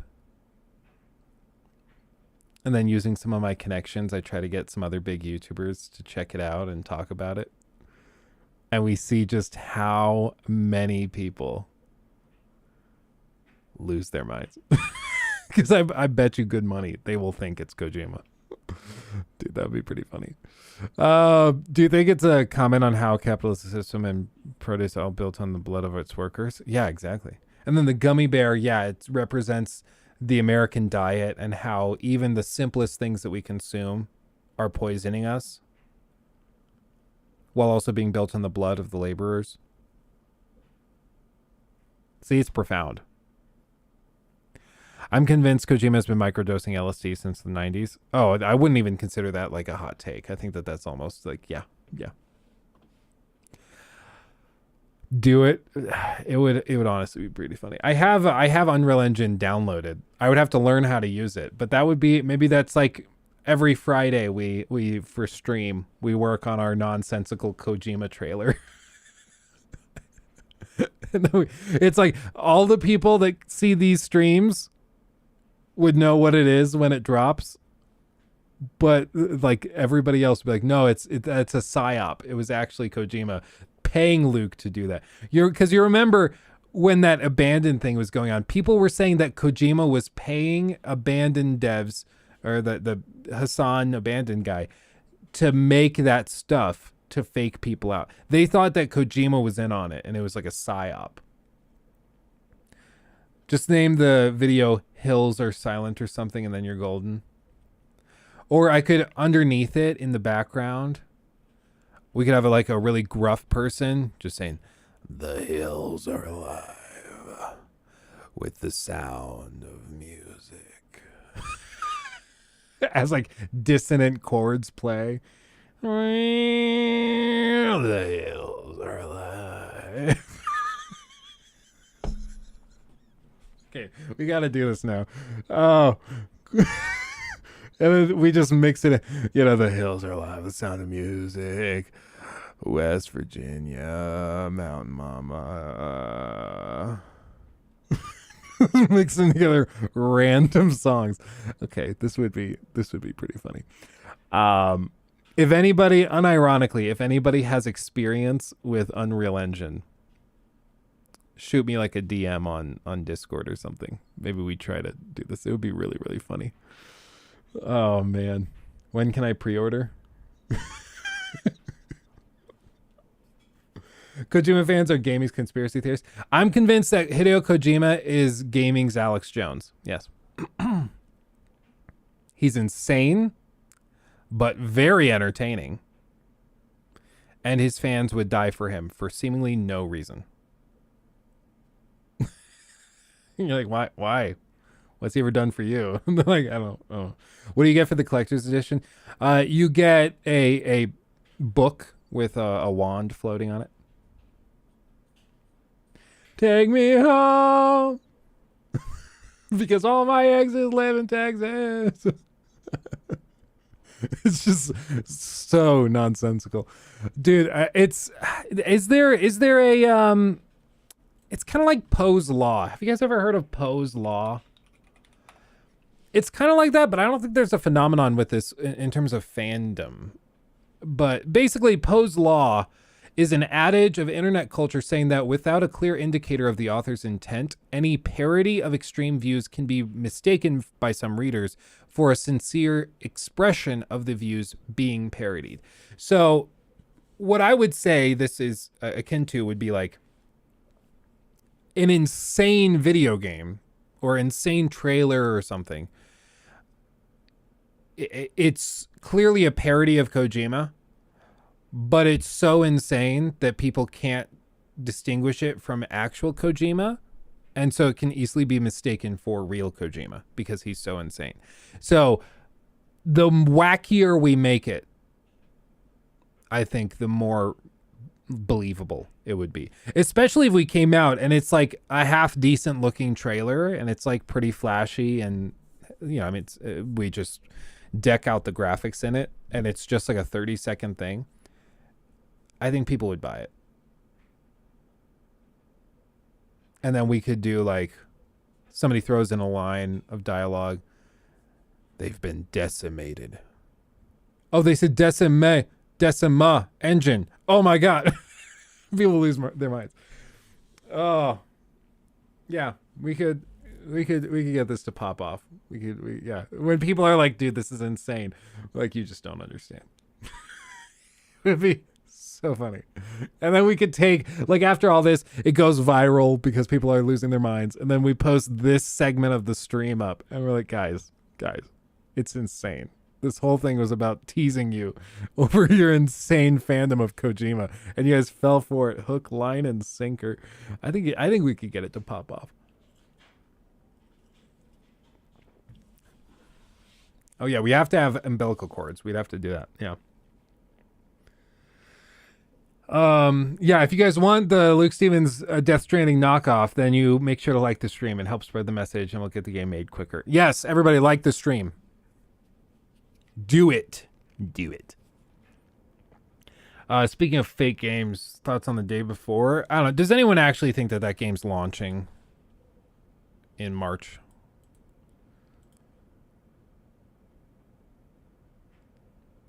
I don't know. I really... Everything about that seems insane. The day before. Raw gameplay footage reveal. Yeah, they announced publicly, who I think it was SkillUp tweeted it out or retweeted it. Hold on. Yeah, this. So what they said, they posted to their Discord. Okay, this is like after they've received tons of requests for actual gameplay footage and stuff. They said, "Dear the day before community, we are pleased to inform you that the wait for news regarding our game's release is coming to an end. After careful consideration and discussions with our leadership team, we have received approval to share the information you have been eagerly anticipating. This month," so like 5 weeks before the game's set to launch, "we will be releasing raw gameplay footage as per the numerous requests we received from our community. The footage will showcase a majority of the features and gameplay elements requested by our community and will provide a clear glimpse into the state of current development, into the current state of development for the day before. We hope you enjoy it. Raw gameplay footage coming this January." This game's supposed to launch in like 5 weeks, 6 weeks. And they're saying they had to go to get approval from their top tier executives. And then like the leadership team approved them to show the gameplay. This game is like, it should be right now in the final stages of polishing. It really should not be that big of a deal to just record some gameplay and show it to people if they wanted to just do that. It's really odd. Really, really odd. Yeah, after careful considerations with our leadership, I've received approval to share the fact that this is another project that will be teased and delayed to eternity and never happen, and is probably a scam that'll never see the light of day. Yeah. I don't know. The whole thing is really, really freaking weird. It's really weird. And people are like, I'm not getting my hopes up. I'm not getting my hopes up. Like, they're really trying. I don't understand what the hype is for it. Like, I just don't get it. I don't get what people see. I don't get what people are talking about. How do I get rid of my queue? Clear. There we go. I don't understand it. Like, what they've shown doesn't look very good. No, not Death Stranding. For the love of God, come on. Enough, Kojima. Enough.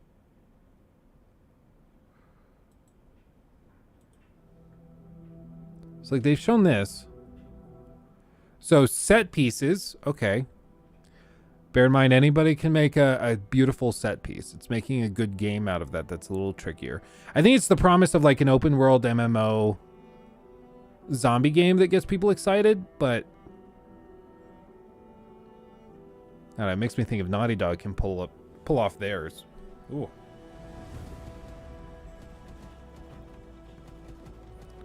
See, the gunplay doesn't look very good. It looks weirdly stiff and not very responsive. And like, this is the extent of the latest stuff that they've shown off. It's really, really unsettling. They did this big gameplay trailer, which was supposed to alleviate fears. And then they show you like driving around. Like, okay, so we got cars. You can drive around. That's cool. But even this is like, it didn't satisfy the fans enough because they're still demanding more gameplay. Okay, so we drive through the mud. Riveting. You get up here, crash plane. More mudding. Okay, so like, there's mud. Mud confirmed. Oh, this is the gas station from that really stupid Reddit thread where people were like, see, they clearly ripped off this gas station from other games. I'm like, dude, it's a gas station. Chill out. Lola Cola. That's funny. Okay, so you get out, you start running around, looking around. Okay. Got binoculars. You see the car up there. Okay. Looking over here. Looking around, don't see any zombies. Okay. Gonna check the cars. Okay, search it for stuff. Good aim.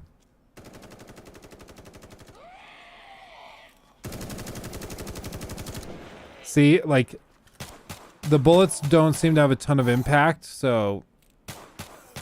Oh god, this person is so bad. It's always weird to me, quick side, diatribe. It's always weird to me when games are showing off what they can do, but they have somebody who just has no idea what they're doing play the game. It weirds me out. It makes me...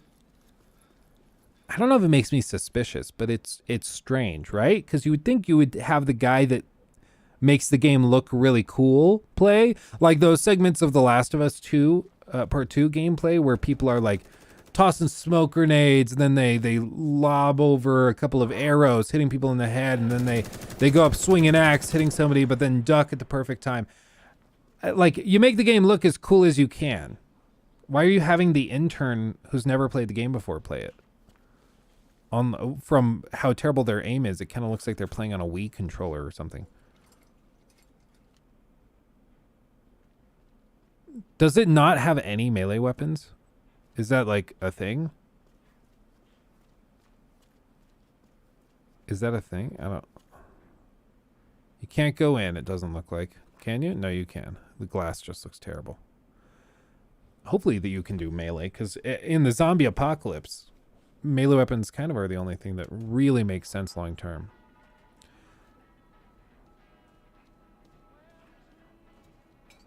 Like, okay, searching for materials, normal. Don't have a problem with that. More loot. Rari, thank you.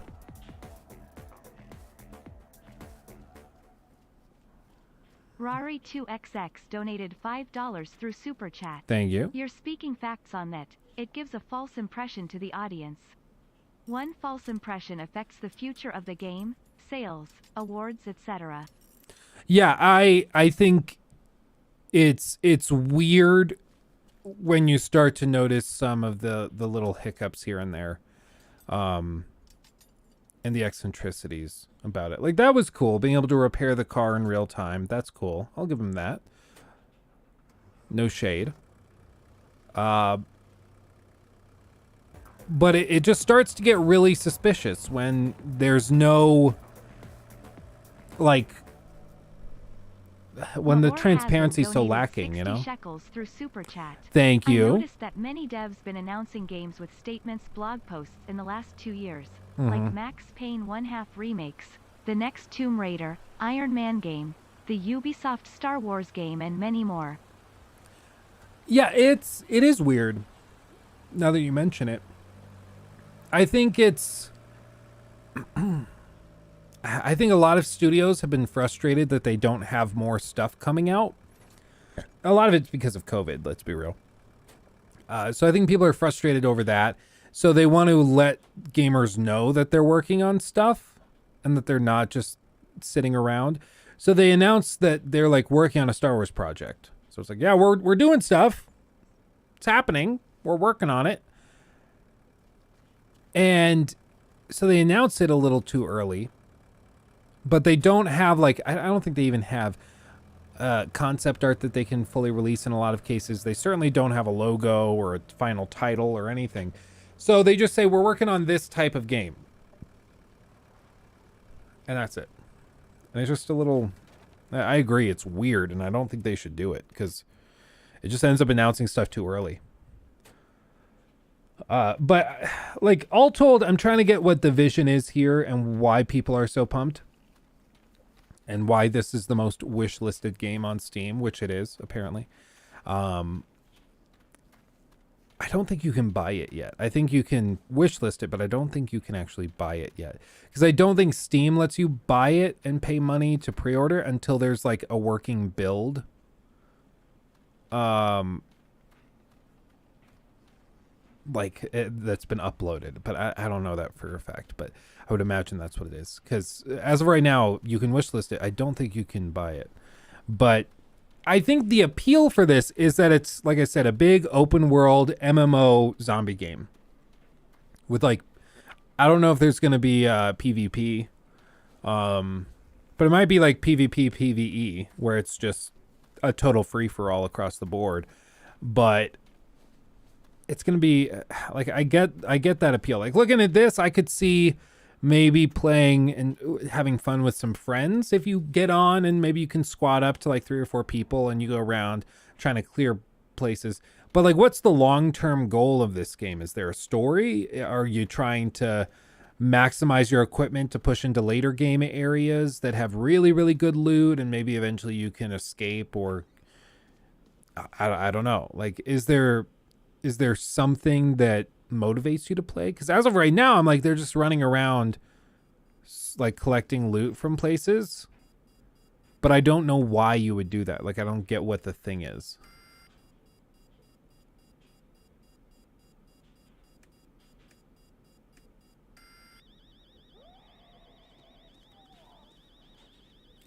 There's nothing. It's just this.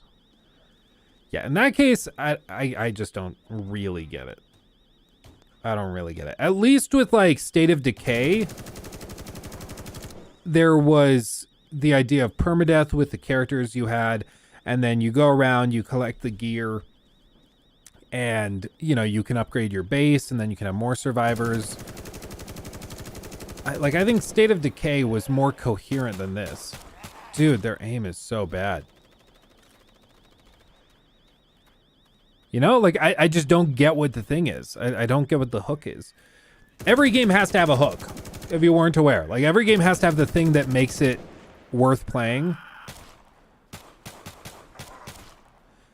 We talked about it with Starfield. Starfield has to have a hook. There can be really cool tech, like 1,000 planets to explore, but there's got to be a hook, something that makes it worth doing. And in the case of like No Man's Sky, 16 quintillion planets. Awesome. What's the thing? Like, why explore them? What's going to make it that interesting? And they've since figured that out. But at launch, they didn't really have anything. It was like, well, you just go around, you get materials to craft stuff, and then upgrade your booster or propulsion, whatever, warp drive. And then you travel closer to the center of the galaxy, and then you move on. It's just like, that's not super interesting. Yeah. So are these NPCs or are these other players?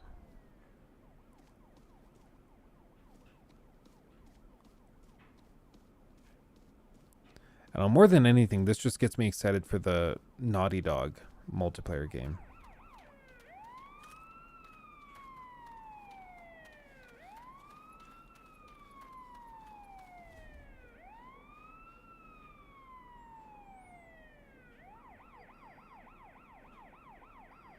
I don't know, man. I just don't get it.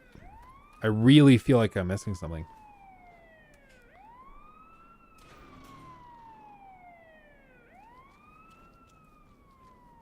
Like, what is everybody seeing that makes this the most wishlisted game? I don't really get it. Because to me, this looks like PUBG mixed with zombies, but it's not a battle royale. It's just a permanent, persistent thing. And I don't get why that's interesting. Okay. Okay, just stop. Just show me the gameplay.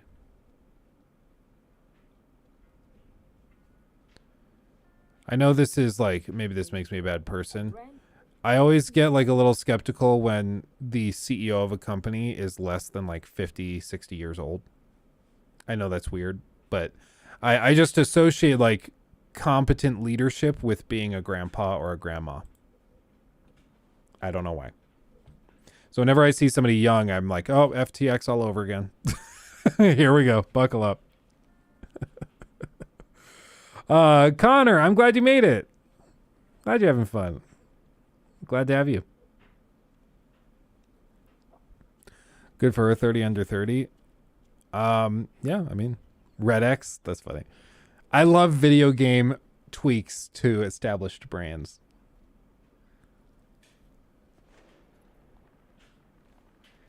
Yipper Eats. So, like, okay, this is a city environment. You're playing with some friends. Like, again, this stuff is interesting, but I don't know what the hook is. Like, are you grinding for cosmetics? Are you grinding for gear upgrades? Does somebody know in chat? That's ageism? Yeah, no, it totally is. I think that older people are generally smarter than younger people. And I'm saying this as a young person. Like, if I am going to invest in a company, I'm more comfortable investing in the company if the CEO is like 60 and has decades of experience versus somebody who's 20.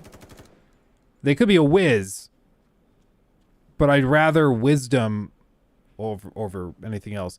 It's like Charlie Munger, I think it is. He said that he said that he would prefer working with and hiring somebody who has an IQ of 120, or he would rather hire somebody who has an IQ of 130 but that thinks it's 115 than he would prefer to hire somebody who has an IQ of 150 who thinks it's 175, because he wants somebody that knows their limitations, has the wisdom and experience to be humble, and I think young people often lack that. We'll look around here, I guess. Let's see. Rodrigo, thank you. I'm glad to have you. Hello from Argentina. Ooh. Thanks for coming by. I always find it so fascinating how many people we have here from all over the world. I find it so cool. Neil Druckmann's only 40. Yeah, he's young. He's young. I miss the long hair though. All right. I have found a great cowboy hat. Oh no, fake dialogue, fake friendly banter. Valley. Easy, cowboy. Hold on. Ubisoft did this a ton back in like 2014, 15. So cringe. But what they do is they hire actors to pretend to be friends playing games together, and it's so freaking cringy. It's so bad. Just listen to this. When was the last time you talked to your friends this way? Okay, listen up.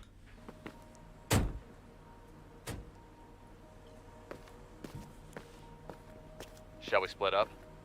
Yep. I'll find out what's in the skyscraper.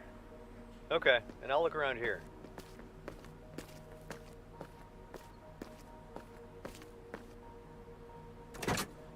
Let's see what we have here. All right. I have found a great cowboy hat. Tell her everything's all right. And there aren't any more guns in the valley. Easy, cowboy. Listen up. This is Woodbury Survivor Colony speaking. If you can hear this message, it means that we have opened our doors for new survivors. We can give you food and shelter and ensure your safety. Here are the coordinates. Did you hear that? Yep, I got a message too. Great. Maybe I can sell my junk there and get myself a better rifle. Let's find some fuel and go.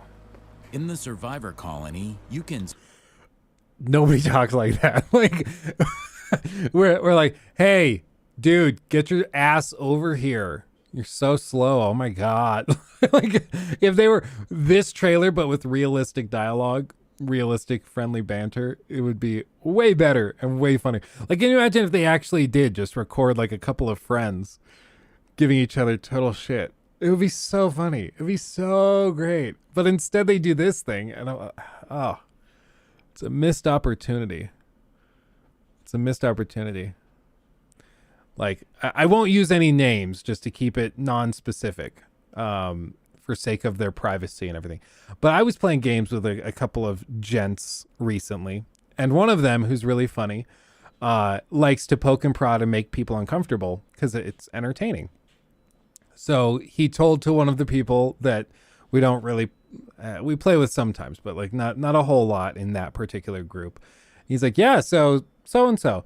I've been told that you have a really great impression of a Chinese man. Could you just give it to us? Let us hear it. Everybody said that you're super proud of it. And this guy is like as white comes. And he gets really uncomfortable because he's like, I mean, that's not true. I don't know. I'm not going to do that. It's just like we just sit there and it's silent because he doesn't know what to say. He's like, no, I don't have an offensive impression of anybody. And he's like, oh, but no need to be shy, man. You're among friends. And then when he wouldn't do it, of course, then he starts teasing him. He's like, you gotta loosen up, man. You're too tight. You're too tense.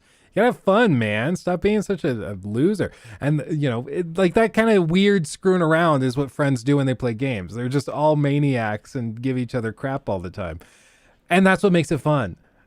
This weird thing of like, and I got a cowboy hat, looking for guns in the valley. That's not sell and buy not any how people play items, games. as well as cooperate with other players. Oh, the 7-Eleven ripoff. Love it.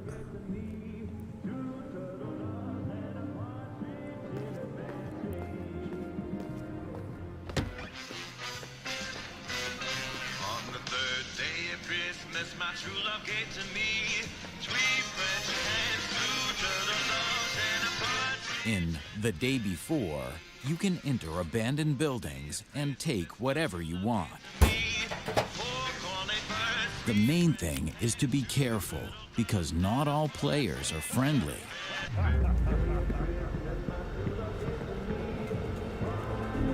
Let's pick up some supplies and get out of here. Let's check it out. So they're saying that there's proximity chat? Is that what they're suggesting there? Oh shit. Got company. Could use some help now. The things are about to get heated. Over here.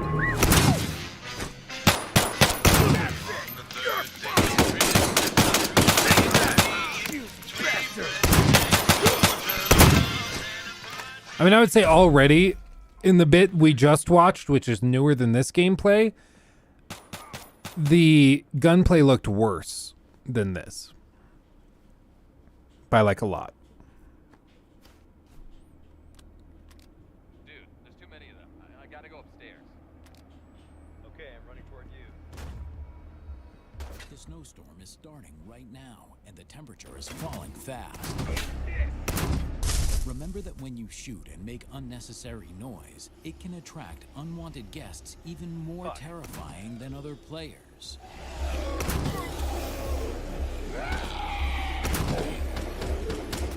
The world of The Day Before is teeming with hungry hordes of bloodthirsty infected, ready to tear you to pieces. Phew, that was close. You should have seen this shit.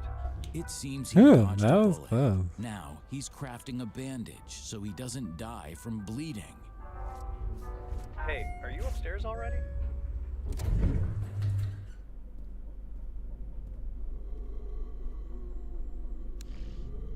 Shit. Go back into the elevator.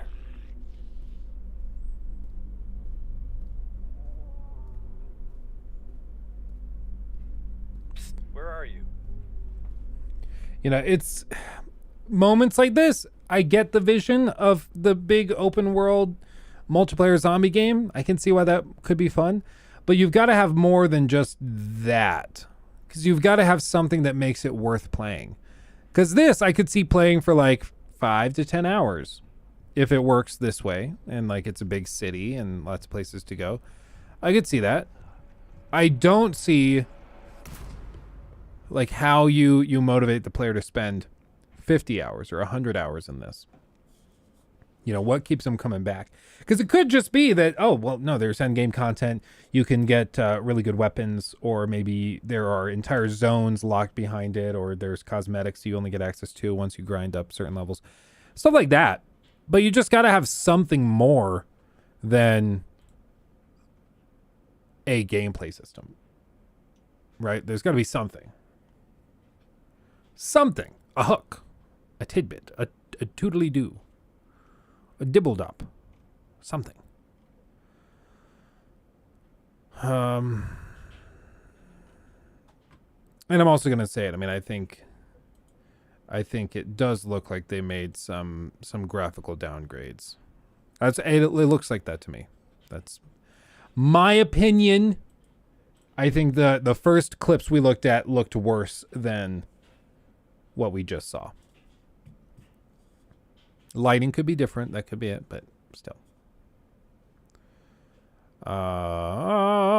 Let's see. Yeah, anyway. So the whole thing with The Day Before is that I just sincerely do not understand what is supposed to like hook me with it. What's supposed to tie it all together. I just haven't seen that yet. If there was proximity chat, then people have a ton of fun trolling people. Oh yeah, no, you can make zombie sounds, you can do all sorts of stuff. But I don't think in any other gameplay they've shown proximity chat working. I could be wrong, but in all the stuff we've watched, they don't have people talking to each other. Probably because they got roasted over the crappy voice actors, but still. I never understood why they don't just like hire a couple of streamers or something to just play the game. Bring them in, let them do it. We saw with Hogwarts Legacy, they brought in a couple of like smaller Hogwarts Legacy YouTubers who make content for the game, and they brought them on to hype up the game and like be in the video hyping it up, and you know, they could do their bits and bops and it would be really funny. But they didn't want to do that. Apparently they hired like knockoff Fiverr voice actors. Let's see. Yes, Zach, I really liked it. Phenomenal adaptation. We talked a bit about it at the top of the stream. So Easy cowboy, easy girl, easy girl. What's your favorite Ubisoft game? Mine is between Chaos Theory and Stick of Truth. I do like... Well, Stick of Truth was actually Obsidian. That wasn't Ubisoft. The Fractured But Whole was Ubisoft. So as for like beyond that, I'd say I'm up there with I don't know, I love me some Black Flag. Some good old Black Flag just hits different. I love me some Black Flag. I love AC Origins, but mostly because it's ancient Egypt. I really like AC2. AC2 really just hits me in a different emotional spot. Very, very much nostalgia based, but still. Sorry, Rocky. I'm still waiting on approval from the sponsor to post it. We've been waiting. I was hoping to get the approval last night, but still nothing. Basically, everything's done, but they just have to approve that we put the pinned comment in properly and the description properly. And so once they say, yep, that looks good, we can post it. So now it's probably going up tomorrow morning. Unfortunately, little mishap in the scheduling. But you know, if one group of people or if one member of the transaction is like 1 day later than planned, then the whole thing is delayed. So, yeah, Rocky, I'm terribly sorry. I'm so sorry. Let's see. Golden Goose for Ubisoft. Yeah, Black Flag was just weird. I mean, I think it's proof positive again. People want a good pirate game, a good narrative pirate game. We just haven't really gotten it. Anywho, the guys, for those of you who are wondering what that video is going to be, basically I sat down with Retro Raconteur and had like an hour-long conversation about Hogwarts Legacy. And he offered a ton of insight into things I was not aware of with the game. And a lot of really, really interesting stuff. And he's a really, really good guy, and I recommend that you do sub to him. And he makes a ton of Hogwarts Legacy stuff, and he's been kind of popping off. He's doing really well. Night Rocky. So it'll be fun. It'll be fun. We'll see how it does. But this is him. Hogwarts Legacy, whether with a pre-order before launch or waiting until reviews hit. Here are the top things you need to know before you make that decision to buy, starting with the fact that we now have confirmation Hogwarts Legacy will include VRR support and a performance mode that targets 60 FPS on both PS5 and Xbox Series X and S. Additionally, we also have the recommended PC specs across the full range, so we have the minimum specs here on the left with the recommended high-quality specs on the right. On the next page here, we have the Ultra 1440p specs on the left, and then the Ultra 4K specs on the right. Ultra 4K specs, just here. I'll go to this cam real quick. Oh, of course it's not working. Oh my God, it's all broken.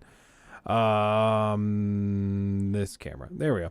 Ultra 4K, they recommend a 10700K or a Ryzen 7 5800X, 32 gigs of RAM, a 3090 Ti, or an RX 7900 XT, DX12, 85 gig SSD, and that's to run it off of an SSD at native 4K, 60 FPS on Ultra. And that to me seems about right. I don't think that that's crazy.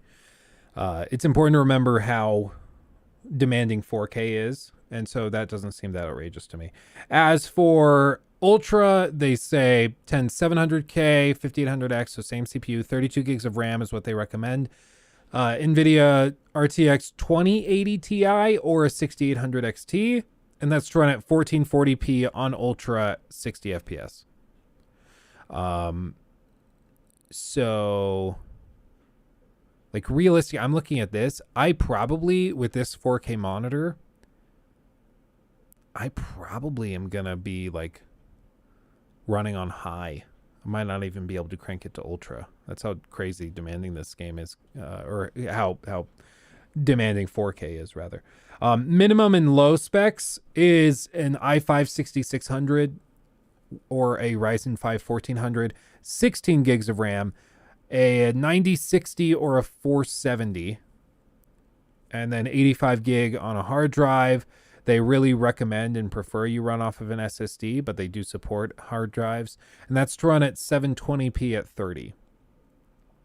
So I would say this has a higher floor than a lot of games. It's not going to, like, I really don't see, I'm trying to think. What would you guys compare, like, the Steam Deck to? Have they said if this is Steam Deck verified? Because that's going to be tough.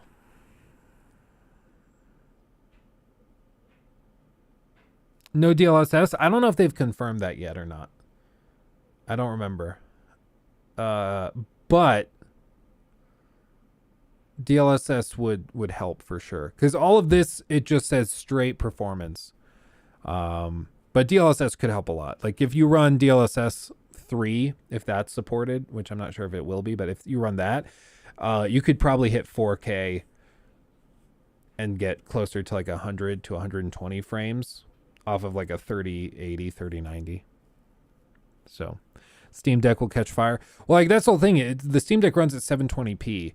So if it's saying they recommend 16 gigs of RAM as a minimum and like a 964 gig or 474 gig, you know, like those are much older cards. Those are like what, 2015 cards? Maybe 2014. I don't remember when the 900 series came out, but those are older cards. So I don't know. I would be quite surprised if this thing runs on a Steam Deck, but I guess we'll see. Here we have the Ultra 1440p specs on the left, and then the Ultra 4K specs on the right. So if you're planning to play this on the PC, give it a good look to make sure you can run at your desired settings. Steam Deck owners, you're in luck, because the official WB game... Oh!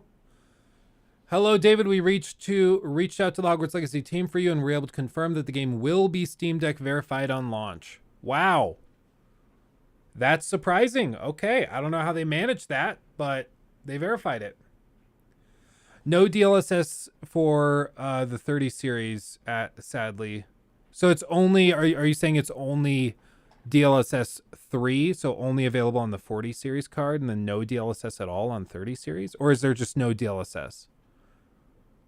If you could let me know, Bep, I'd appreciate it, because that's important. Game support account on Twitter has in fact confirmed that Hogwarts Legacy will be Steam Deck verified at launch. Now, are there any other reasons you'd want to go with one version over another? Well, first, we should start off with when you can actually play each one. Wasn't it actually delayed again or something? Well, sort of. It all depends on where you're playing and which version you're playing. Hogwarts Legacy is releasing on PC, PS5, PS4, Xbox Series X and S, Xbox One, and even the Nintendo Switch. So up first, we have PC, PS5, and Xbox Series X and S players. You'll get to play the standard version of the game on Friday, February 10th. This version retails for $69.99 on PS5 and Xbox, whereas PC players can get it for $10 cheaper at $59.99. However, if you want to be the absolute first in line to play, there is a version releasing on Tuesday, February 7th. That is the deluxe version of the game, again for PS5, Xbox Series X, S, and PC. This one is $10 more than the standard edition counterpart, so $79 for the consoles and $69.99 for the PC. So we talked about this in our little collaboration that you guys will see soon. I really don't like the early access thing. I think it's stupid. I just don't like it. It's one of those things though that I can't and I won't pretend as though it like will ruin the game. I find it dumb. But you know what? If that's one of the ways they can make more money is by just sliding in, like, you can play it early if you give us extra money. You know what? If you want to do that, more power to you. I don't think that it's, like, unless you're a content creator, I don't think it's worth it. I don't think it makes sense. If you're a content creator and you're going to make, like, videos on it, yeah, get it early if you don't have a review code or anything. But still. Like, I just find it dumb, but it's not a huge deal, I suppose.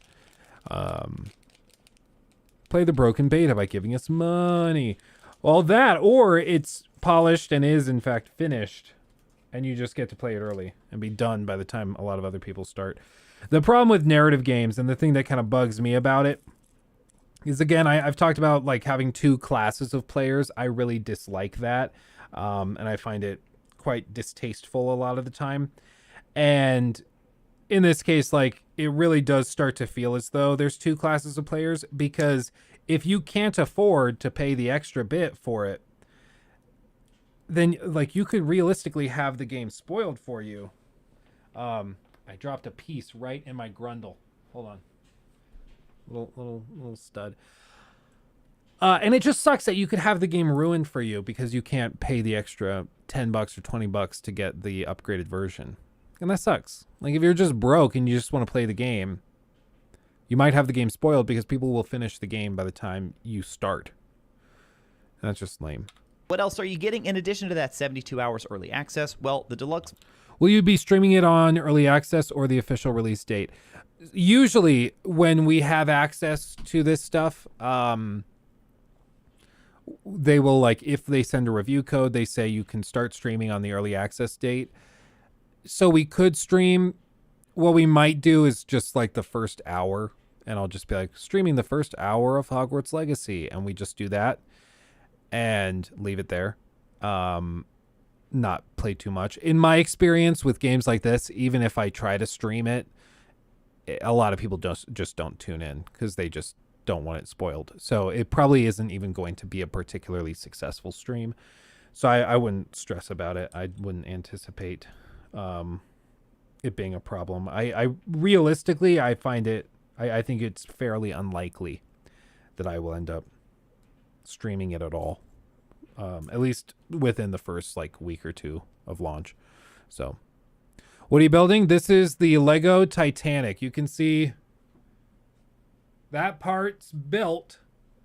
This is the next part that we're working on. So we're just chipping away at it. Version also includes access to the Dark Arts Battle Arena, Dark Arts Cosmetic Set, and the Thestral Mount. Now, what if you want to take a wait-and-see approach and just see if those cosmetics are really worth that extra $10 when it comes to the Battle Arena and the Cosmetic Set and, of course, the Thestral Mount? Well, even if you purchase that standard edition that we talked about, you do have the option to purchase an upgrade after the fact. So you can get the game, check out reviews, and see if you actually think it's worth paying that $10 to do it, and then you can add it on after the fact if you want. We did already get a very good look at the Dark Arts Battle Arena in the most recent gameplay showcase, which you can see some of that footage here, and yet they also confirmed there are 2 more arenas that everyone will have access to. Unfortunately, we have yet to see those in action and to see how they will compare to the Dark Arts Arena. Now, oddly, the Digital Deluxe includes a single item that's not included in the physical, and that is the Dark Arts Garrison Hat. Not really sure what the deal with that is. Maybe they just want to give you a perk for going digital.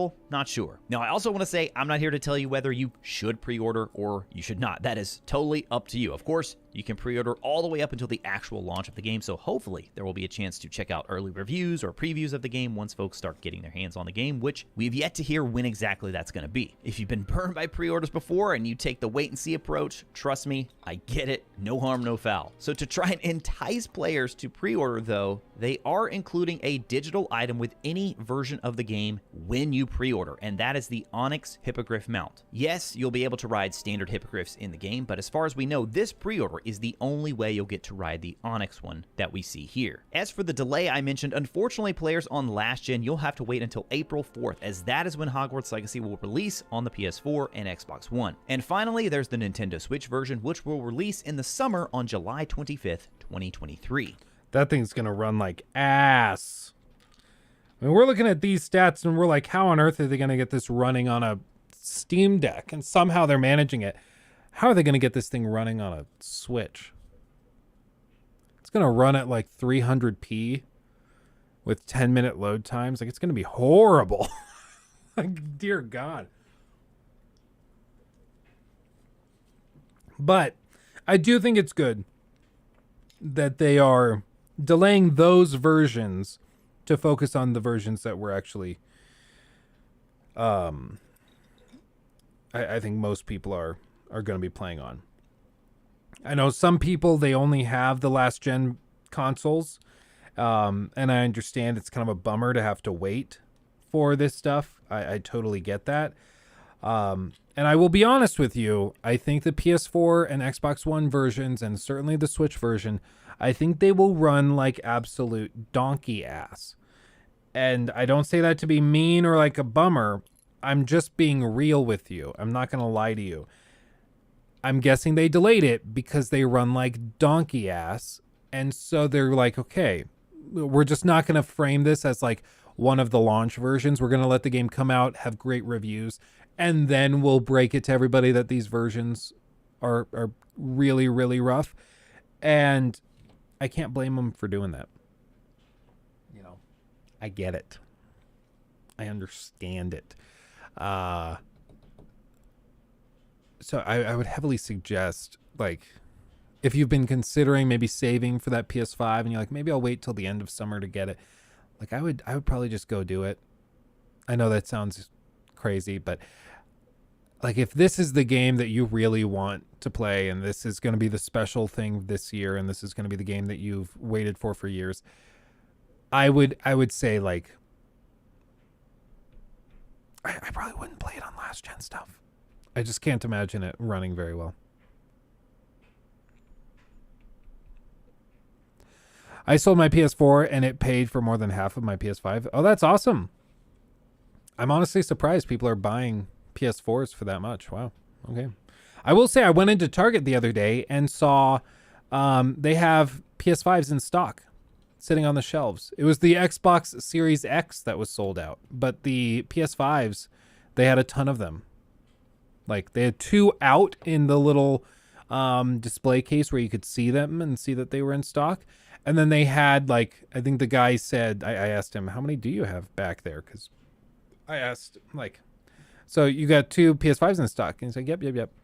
I said, do you have more in the back? He's like, oh, yeah. If somebody wants to buy one, I take it out of the back. It's way easier than getting the keys to open up that thing. I was like, okay, how many do you have in the back? Just as curiosity, because I know that these things have been sold out for a long time. He said, I think right now we have a few dozen. And this was not like a crazy huge Target. This was like a Target in Loveland, Colorado. Like, not a crazy big place. Not the New York, you know, I don't know if New York has a big Target or something. I would imagine so. But it's not like a huge store, but it had a ton. And they were all the God of War combo versions. They didn't have standalone PS5s. They only had the God of War version that comes with that game. So it's like $60 more, but it's really interesting. Do you think there will have a prophecy wall and there will be a mysterious boy with round glasses? Oh, for sure. For sure. And if this takes place, I think he said in 1892, Dumbledore would be a first year. So you'll probably even run into Dumbledore and meet him, which would be cool. God of War version only available here in Finland as well.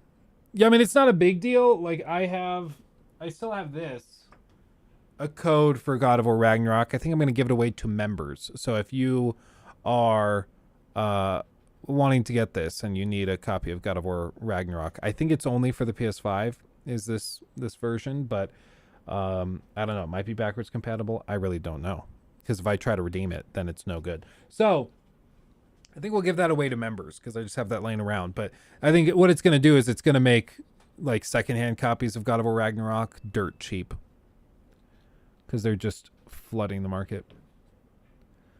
If you're building the Titanic, can we get a James Cameron cameo? I'll work on it. Yeah, I'll make some calls. His name is James Cameron. Wild man here. Would be cool to see Dumbledore. Well, like I said, I think he'll be a first year. So he's going to be like the nerd, the little kid that annoys everybody. Like the really try-hard kid. It's going to be funny. I'm excited for that.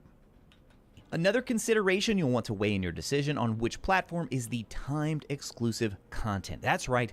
Love it or hate it, both the PS4 and PS5 versions include the Haunted Hogsmeade Shop Quest, which will remain exclusive to the PlayStation platforms for a full calendar year. After that year is up, But remember, Xbox, they're the ones that are anti-consumer, right? It's so dumb to me, dude.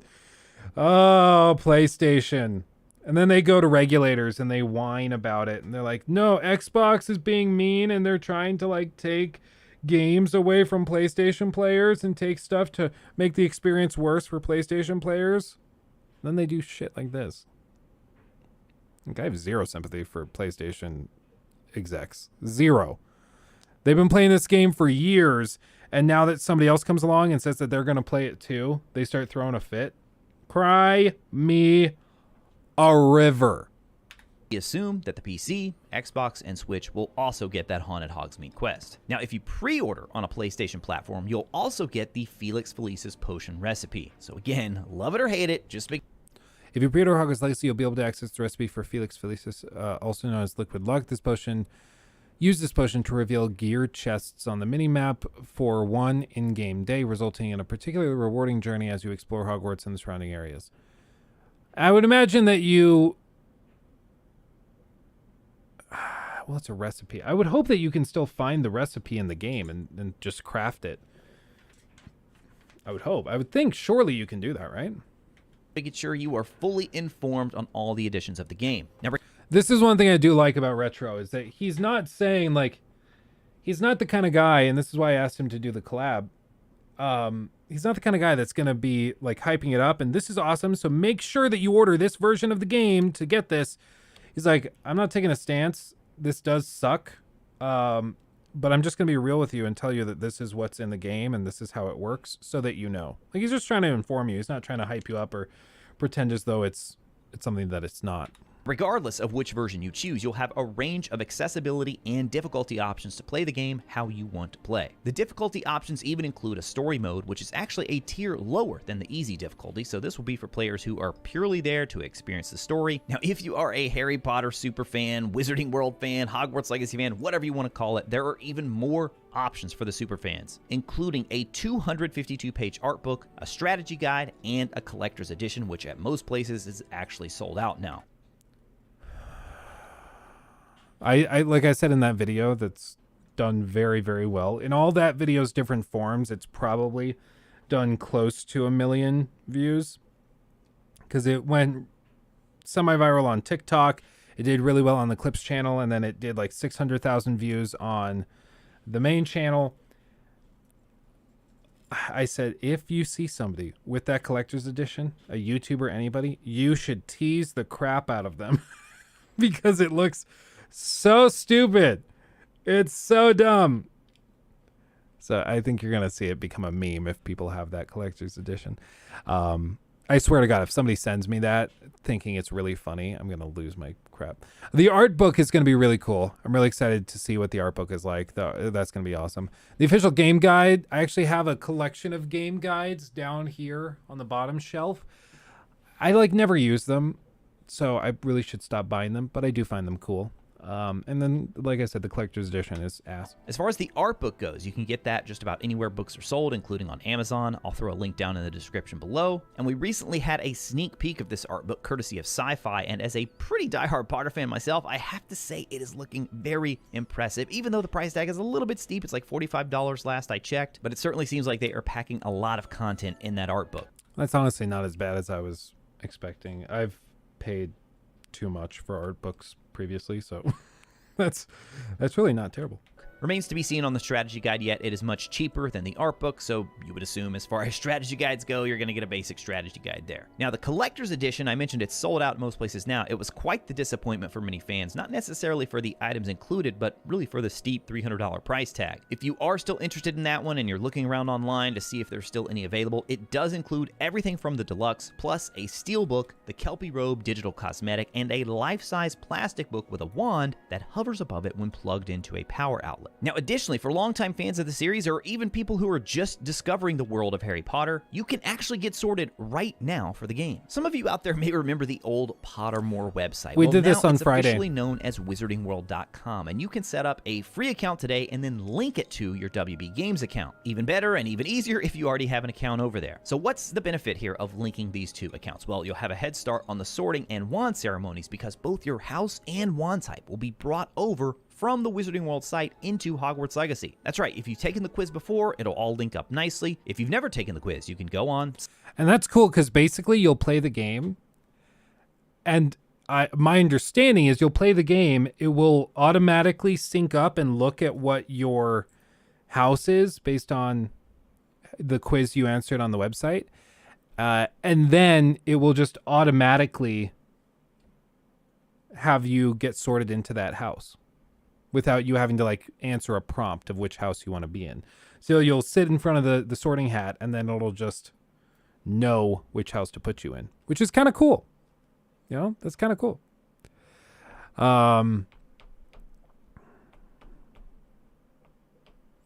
Why didn't they just put a strong magnet that doesn't need a power cable? Apparently that's not really a thing. If you want it to like spin, you've got to do something like this. I don't really understand it, but apparently it's a little more complicated than that. What do you call a broken can opener? A can't opener. That's good. I honestly want to do the wand selection and house sorting in the game though to see what it's like. You probably can. Just make a new account. That should be fine.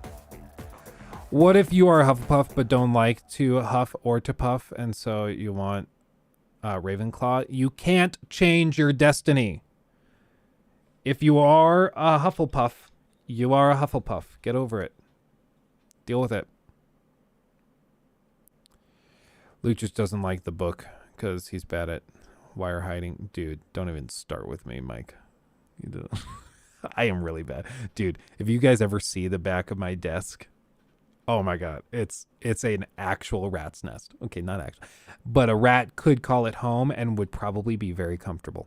Sign up, take it for free, and link your account. The key, of course, is that WB Games account. So when you boot up Hogwarts Legacy for the first time, you're going to log in with that account and then have the option of bringing your house and wand. Keyword there, option. Maybe you're not satisfied with your Wizarding World house and wand. No worries, as you'll have full veto power when starting up the game. So even if your accounts are linked, you can choose to go against what the Wizarding World site gave you. So you might say, well, then what's the point of linking them if I may reject them anyway? I would recommend you go ahead and link them because you will unlock free in-game cosmetics, including a beaked skull mask, and then what I'm most excited about, these House Fanatic robes, which will automatically match the house you're playing as. So it can even change on subsequent playthroughs. So let's say first you want to play through as a Slytherin, and then you go back as a Ravenclaw. It's not like you're going to be stuck with that Slytherin robe. You're going to get the Ravenclaw one as well. Pretty cool how they managed to work that in. What about the Patronus? Well, unfortunately, that will not be brought over into Hogwarts Legacy, and it remains to be seen if we'll even be using the Patronus charm at all in the game. We did see Dementors in the original reveal trailer, and they also make an appearance on the deluxe cover of the game. However, we haven't seen them in quite some time, so it remains to be seen if they're going to be in the game at all. Despite us being so close to launch, there are still a few misconceptions that I see pop up from time to time online, so I'll try and clear up a few of them quickly here. First, the game, it's not an MMO. It is a single-player open world action RPG, no multiplayer either. When it comes to Quidditch, no, not happening, at least in terms of playable Quidditch. Of course, Quidditch is going to be part of the world. We may even see people playing Quidditch in the game, but as far as our character being able to play, no, that has been confirmed, not happening. They've also confirmed no wizard's chess or gobstones, although it's possible we could see some other mini games, we just don't really know what they are yet. Unless, of course, you've looked at the trophy list and then you might have an idea about at least one of them. That being said, there are some inclusions that fans never expected, like a fully customizable room of requirement in addition to multiple vivariums where you can care for magical beasts that you've rescued from poachers. I mean, this one here just really excites me. I never expected anything like this level of customization here in the room of requirement. I mean, this is taking me back to when Animal Crossing released and I'm just sitting there decorating my house. It truly looks like we are going to be able to make this area our own. As for other customization, you will be able to create your character at the start of the game, and while it doesn't appear to be an incredibly deep character creator, there will be quite a few options to give your witch or wizard a unique look that hopefully suits you. The hairstyles in particular, though, are incredibly well done. As far as the story goes, it has been kept fairly quiet, but we do know that our character starts their journey in the Wizarding World with a bit of fanfare after having survived something of significance. It seems likely that it's connected to our unique ability to perceive and master ancient magic. Now, this whole idea of ancient magic is a mechanic that acts both as a plot device and an actual gameplay mechanic in the form of this ancient magic meter. Believe it or not, this meter gives you the ability to perform incredibly powerful attacks like this lightning strike here, or even turning your enemies into a chicken. What about other spells? Well, guess what? We will have the option to learn the 3 unforgivable curses: Crucio, Avada Kedavra. There are Dementors on the deluxe box, so I hope Patronus is a later surprise. Yeah, well, and they've said many times that there's a lot they have not shared, and everything that they've shown, they've said is, quote, just the tip of the iceberg.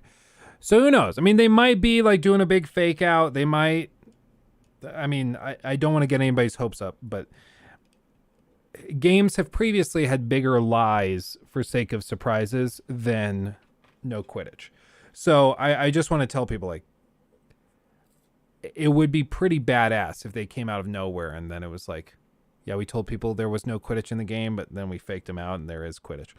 You know, stuff like that could be cool, and I think it would be really fun if there were surprises just to take people totally out of left field. Like, oh, crap, didn't see that coming. And maybe the Patronus thing is going to be something like that, where they're just trying to get people to not expect it so that it's more of a surprise. And I think that that would be fun. I would be perfectly okay with them doing something like that. But we'll see. I mean, maybe there's just no Patronus in the game because there's just no Patronus in the game. Maybe that's all it is. It's no more complicated than that. And Imperial have all been confirmed, regardless of whether you purchase that Dark Arts Battle Arena. Just want to be very clear about that. Now, it does remain to be seen what sort of consequences we'll face if we choose to use this dark magic. How will it impact our character and the world around us? Now, unlike Harry, we'll start our journey in Hogwarts as a 5th year. Again, the reason for this is likely tied to ancient magic and our character's connection to it. We are set to meet some familiar faces, though, even though the game takes place in the late 1800s. Ghosts like Nearly Headless Nick, the Fat Friar, and even Peeves the Poltergeist are all set to make an appearance. There's even a Professor Weasley, a Gryffindor who's our deputy headmistress and Professor of Transfiguration in Hogwarts Legacy. Now, if you still have questions about Hogwarts Legacy, let me know in the comments below and I'll try to do my best and answer them. Guys, we are going to have so much Hogwarts Legacy content leading up to and after launch, so if you want to make sure you don't miss anything, be sure to subscribe and turn on the notification bell before you go. As for voila. So yeah, relatively interesting. I mean, we'll see. We'll see. It's very difficult not to start to get really excited, you know. I hope they got the that Prisoner of Azkaban type map, live location of major characters. Oh, the Marauders map. Yes. Just joined the stream from the Starfield Blood Splatter video. Oh, awesome. RS, Nos, thank you. We are building the Lego Titanic. You can see the rest of it right there. We're on our way. We have about a third of it done, so we're making progress. When are you supposed to be in a position of authority at work, but secretly a Harry Potter nerd and trying not to get too excited and found It's a struggle. It's a struggle. Yeah, this is like the first game in a while that I could see people like actually missing work for. People are like, I had somebody tell me the other day that they have already taken off. They've redeemed sick days for like 4 days after this game launches. They're that hyped. Like, people are avoiding going to weddings so that they can bank vacation days to use it for this game. That's how hyped a lot of people are, which is crazy. I mean, people love it. But one thing is combat. People are really pumped for combat, and I think that this is fair.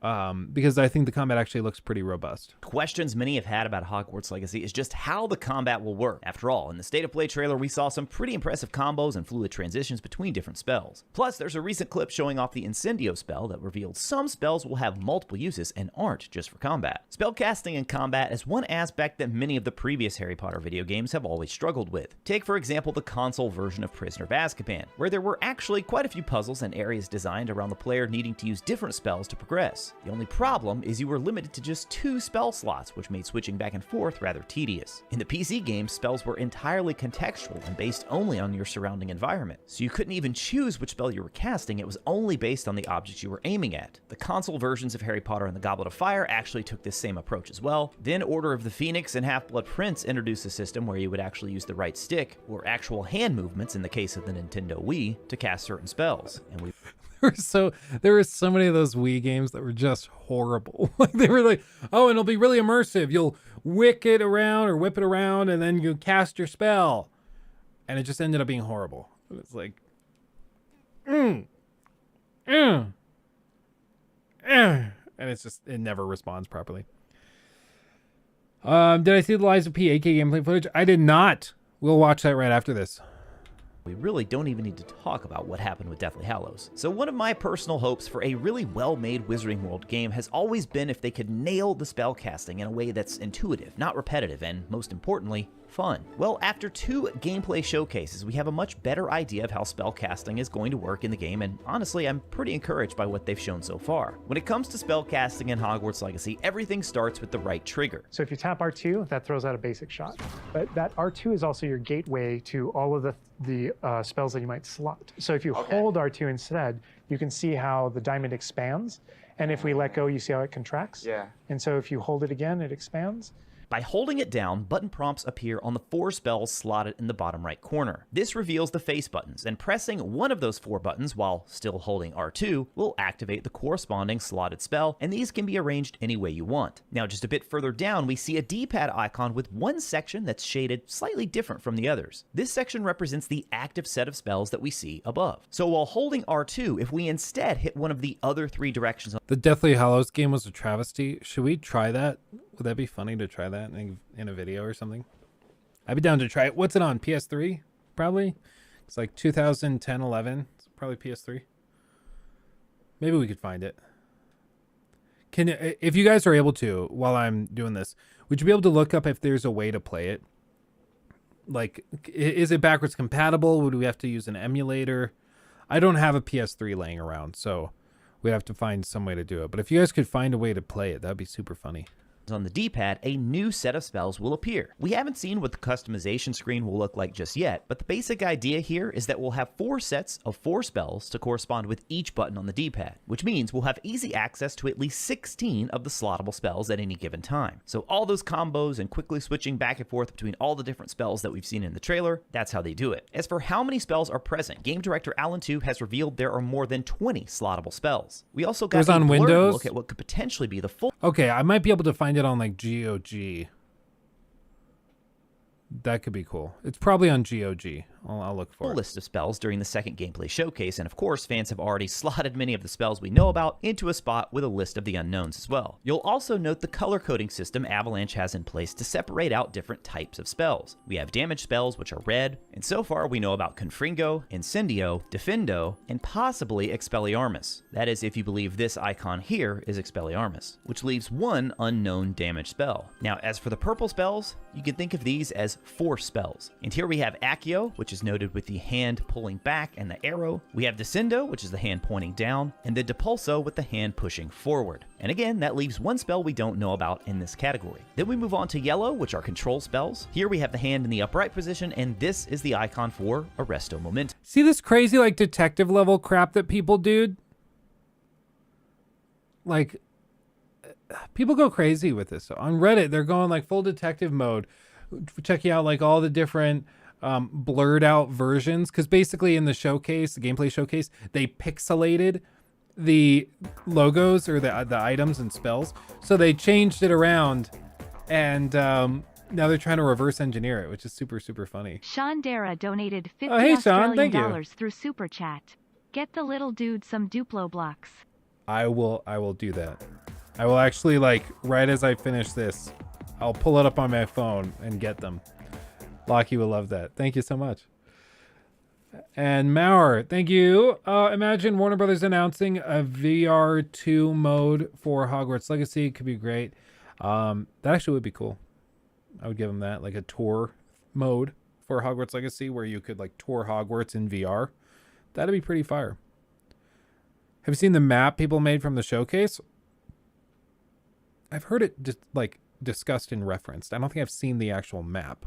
If you have a link to it, like tweet it at me or something, because that would be fun to look at. I've heard of it. We have the feather here, which is actually Levioso, not Wingardium Leviosa. Fun fact, Levioso is purely a levitation spell, whereas Wingardium Leviosa actually allows you to move the object instead. Of course, it's still possible that that spell is in the game as well. And since we actually have 2 slots here in the yellow that are open, very possible it could fit into one of those 2 slots. We have a dark green color coding here, and we actually know about all 3 of these spells because this is where the unforgivable spells are slotted. Avada Kedavra, Crucio, and Imperio. Then we have a set of light green spells, and it seems that that all of these are actually associated with different actions you're going to be taking in the Room of Requirement. We have one here with a cup, one with 2 arrows, and then one that looks like some sort of cloud or pellet, possibly Evanesco, maybe to remove an object. Speaking of Wingardium Leviosa, maybe that's the arrow spell. You can kind of like move objects around. I don't know, the icon doesn't really fit with Wingardium Leviosa. And then we have the cup, which I've seen some speculation could be a way to feed or give water to the animals, or maybe it's a conjuring type of icon instead, as in transforming the cup into something else. We actually got our best look at these in the second gameplay showcase, during the final section where they really go into detail on the Room of Requirement and everything we'll be able to do there. Then we have the light blue section of spells, which we do not have a name for these. I'm going to call them utility spells because the only one we know about here is Lumos. So not really a combat spell. We've actually seen Lumos used in the previous games to do some puzzle solving and to reveal certain locations. Of course, in the books, we know this is basically like a flashlight for wizards. Very handy to always have on you. So there are 3 of those spells that we don't know about. And then we have 3 more that are kind of a darker blue color, and it appears that these 3 are also all related to Fantastic Beasts. One for cleaning and taming, we see the little brush here. This one is most likely feeding, and then we have a bag here which could be used for capturing the creatures or rescuing the creatures, depending on what type of wizard you want to be, I guess. Now, if you notice, there are a couple of confirmed spells that I did not mention in the slottable category. That's because there's an additional set of spells that they're referring to as essential spells. These are spells that are going to be important for you to have quick access to be able to use these at any given time. And these are actually mapped to other buttons on the controller, so these are not triggered by R2. For example, we have left on the D-pad, which is going to be Revelio, R1 for Apugno,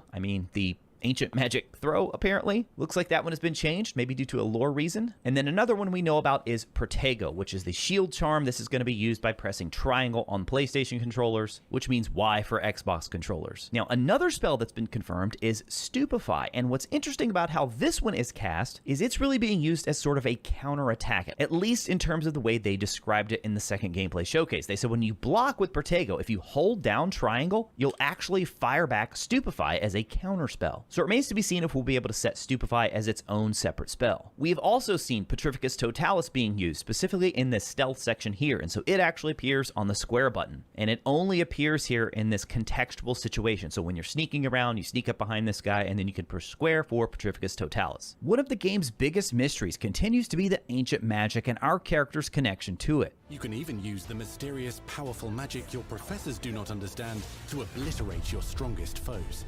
As you chain combo attacks against enemies and collect the blue magical aura left behind after some fights, you'll power up your ancient magic meter. Once it reaches the halfway point, you'll be able to trigger an incredibly powerful attack using L1 and R1. In the showcase, we see this manifest itself in 3 different attacks. One... Sometimes I realize, what if someone just brought a gun?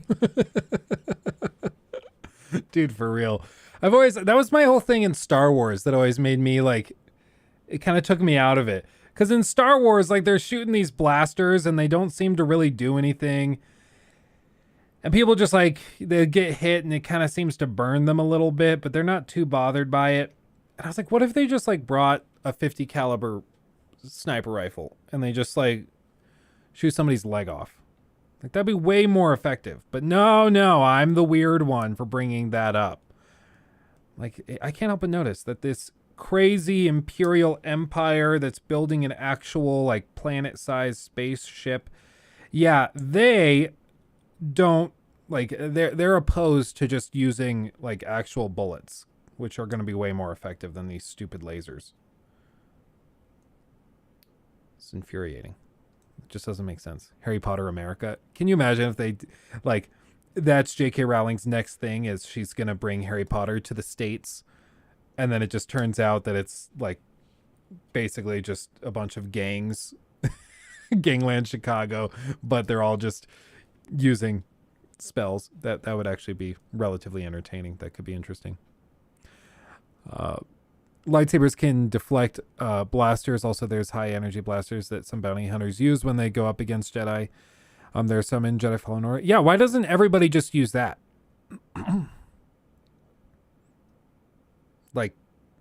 Why not? I get maybe they're more expensive, I guess. Are they heavier? They don't seem too much heavier. I don't know. Gangs of New Hogwarts. Yeah, see, I would check that out. that has this sort of exploding effect, and then another one that just completely makes the enemy disappears, this sort of black smoky effect, and then one that turns the enemy into a chicken. Now, as we have seen a few things already change since that very first reveal trailer, I do feel like I need to point out this spell here, which is most likely Glacius. There's a possibility maybe Impedimenta as well. I still think Glacius is the most likely candidate. However, I will caution folks to say that it is very possible things could have changed. Clearly, this spell was at one point in the game. Maybe it's still in the game and it's one of these unknown slots that we don't know about yet. But seeing that there have already been a few changes we've noticed from that initial trailer, also important to keep in mind that anything could change. And if you want to see the absolute best look we've gotten yet at uninterrupted combat, the second gameplay showcase where they walk through that Dark Arts battle arena is by far the best place to see it. In that very same showcase, they also gave an incredible breakdown of the open world, and I have a video breaking all of that down already here on YouTube. I'll link it here on the right side of your screen, so check that one out next. If you guys are looking for more Hogwarts Legacy content from now leading all the way up to launch, and of course after launch as well, make sure to hit that subscribe button before you go. As always, thank you all so much for watching. I'll talk to you again soon. It is honest. Lots of stuff. I mean, the one thing that's kind of blowing my mind is that there's so much that seems to be changing.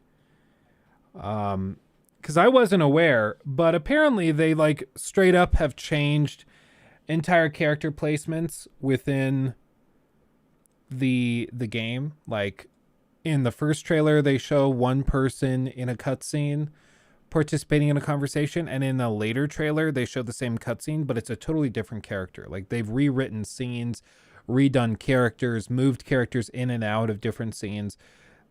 A lot's changed. You know, and so it makes me really wonder if it's being changed, like they didn't expect the reception to be so crazy positive, so they initially were very limited on scope, and then they decided to go balls to the walls once they saw that this was going to sell gangbusters. Or was it kind of the opposite, where they're like, holy crap, a lot of people want this, we need to really polish and refine this, let's cut stuff. I don't know, but stuff's changed is the main thing. What does that imply, that characters are being shifted around? Well, I mean, to me, it would imply that they're rewriting stuff, for one. Is kind of the main thing. They're rewriting a lot of stuff, which I'm not opposed to. I think you can easily rewrite stuff, and I think that's okay. But the reason why I think that that's important is because if people are going to be looking at those scenes, trying to infer from the first couple of trailers what the final game is going to deliver and provide, they might be in for a rough go of it, because so much has changed, you know? Because a lot has. Pretty clearly. I mean, he's even saying some of the spells they showed in that first reveal trailer might not be in the game anymore. They might have scratched that because maybe they found it was too overpowered or just didn't work, you know? So there's all sorts of stuff that shifts around.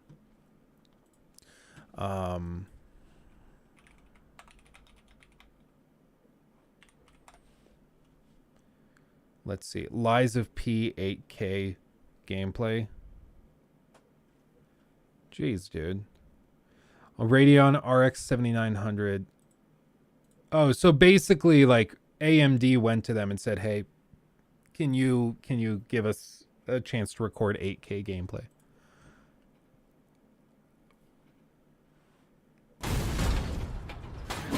Gameplay footage captured on an AMD Radeon RX 7900 XTX graphics card at ultra settings and 8K resolution. 8K. That's insane. They have a Lies of P with a pro playing too. A pro meaning like one of the devs. Yeah, Luke needs to nap with little Lachlan. You're not kidding, dude. I'm so tired.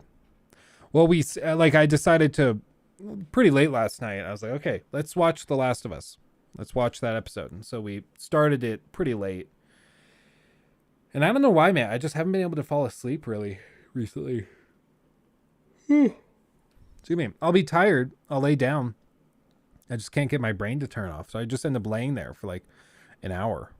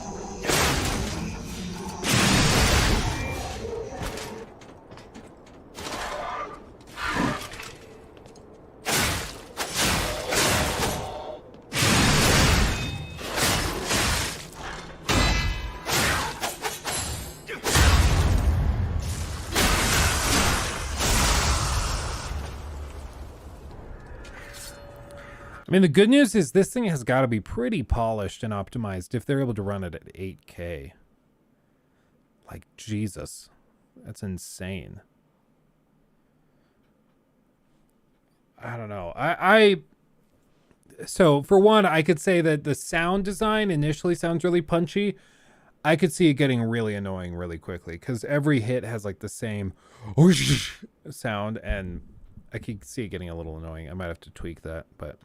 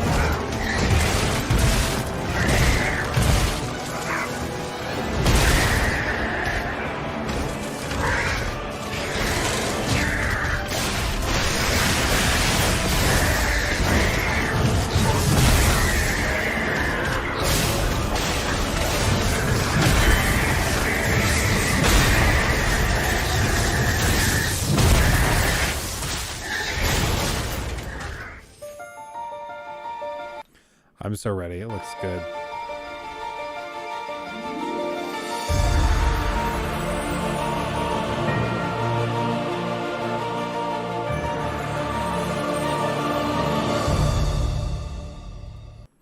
How much is the 7900 XT? Is that the 4090? Like their version of it?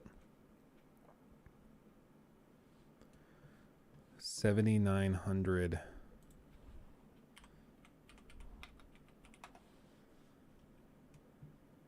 No, it's like half the price of a 70 or of a 4090. Wow. Oh, comparable to the 4080? Okay. So it's more of 4080 performance. Then that's pretty comparable in terms of price. They're burning so bad. Oh, like overheating. Well, my new PC is supposed to get here. It's supposed to come back in November, but it's been delayed all this time because the parts that they needed kept melting because NVIDIA has like issues with quality control on some of these things. Or it wasn't NVIDIA. It was like their design docs left the door open for some design flaws and weaknesses to come in. And so it all kind of fell apart and came together that way. No, like catching on fire for some reason. Oh, that's a problem. Yeah, that's an issue. While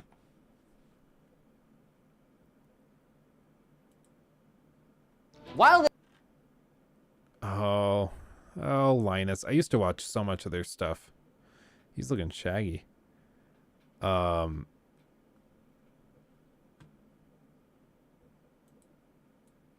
800 NVIDIA's line 2. Yeah, the 4070 Ti sounded like a mess.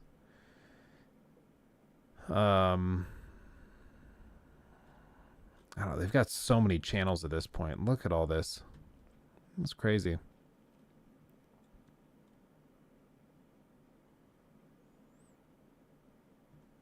The WAN show has like a million viewers regularly. That's crazy.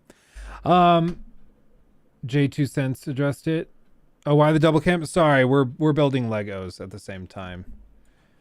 J's 2 cents. About the 67 or no, the 8700 XT, is that what it was? GPU ending, when will it end? Fixing broken. No.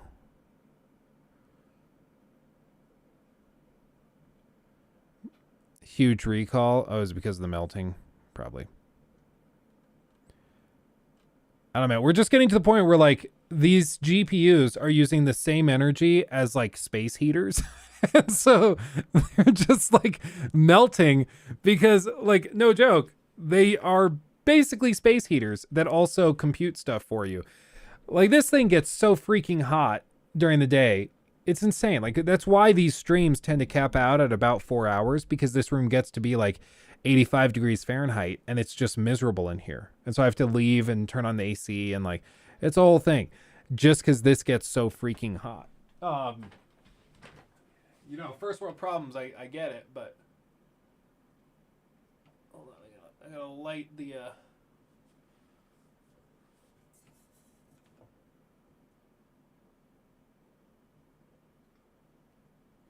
I gotta get another spotlight. I think that's what I gotta do. Gotta get another, whatever they call it, Fresnel, whatever. Okay. So this piece is done. Oh, so that's gonna go right here. Oops.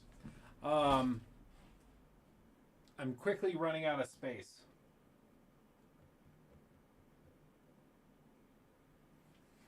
I also have just a ton of crap laying around. I've got the box from the Red Bull. I've got an extra monitor down here. I've got the box for the rest of the Lego pieces over there. I have too much crap in here. I have to gut it. I'm going to have to go through. But it really makes you appreciate how freaking huge that Titanic is going to be when it's done.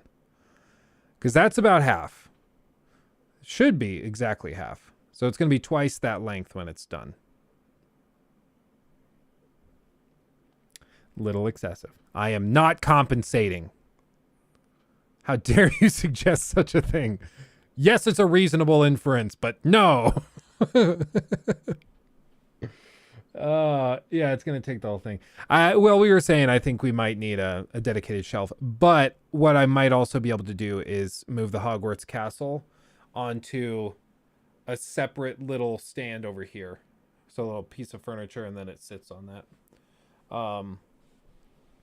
Because ultimately, like, basically, I mentioned this before, but Vil, my bearded dragon who lives right here, right out of camera range, he may be finding a new home soon. It's a bummer, but he needs somebody that, for one, can play with him a little more, and two, I don't think being in the room with the bright lights and all this is probably great for him. And three, I mean, he literally has heat lamps and stuff, and so it regularly makes this room super, super hot, and that just makes it very difficult to use as an office, and we don't have anywhere else in the house that he can go because we have cats, and cats, let's just say, don't like lizards. So we're going to see if we can find some place that will adopt him, as sad as that is. But there's a couple reptile sanctuaries that adopt them and take care of them really, really well. One of them we've bought a ton of his crickets and food from, so we'll probably try to check those out. Why don't I play with him right now? I can try to take him out, but he doesn't, like, his version of play is that I have to get a big cardboard box, and then I let him run around in that. Usually, like, what I can also do is put over like chicken wire over a box, and then he goes in the backyard when it's warm, and he loves that, to make sure birds don't get him. Because we have big hawks and owls here, so they will scoop him up if they see him just like crawling through the yard. But he, unlike Khaleesi, my last bearded dragon, he does not like hanging out. Khaleesi, I could set on my shoulder and she would just sit there and hang out with me while I filmed videos and did stuff. He freaks out. He like will leap off and jump to the floor and writhe and scratch and try to bite you. He's kind of a grumpy little curmudgeon. I love him, but he's just a little grump. So it's a little tricky. Adam, greetings from Denmark. Awesome.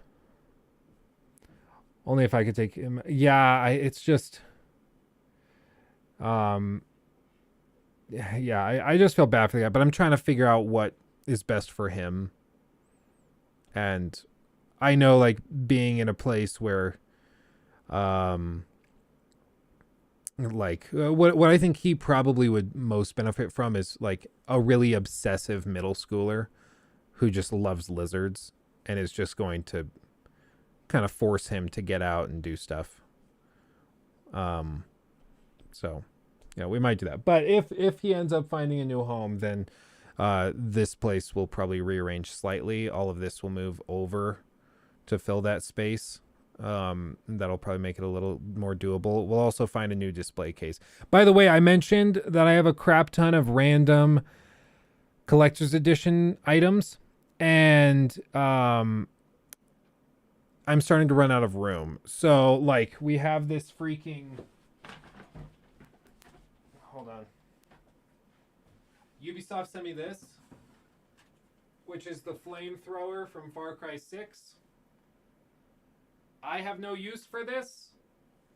I don't have room for it. So if anybody out there wants it and is willing to pay shipping, I'll pack it up and send it to you. Okay? Because I don't know what to do with it. And it's freaking huge.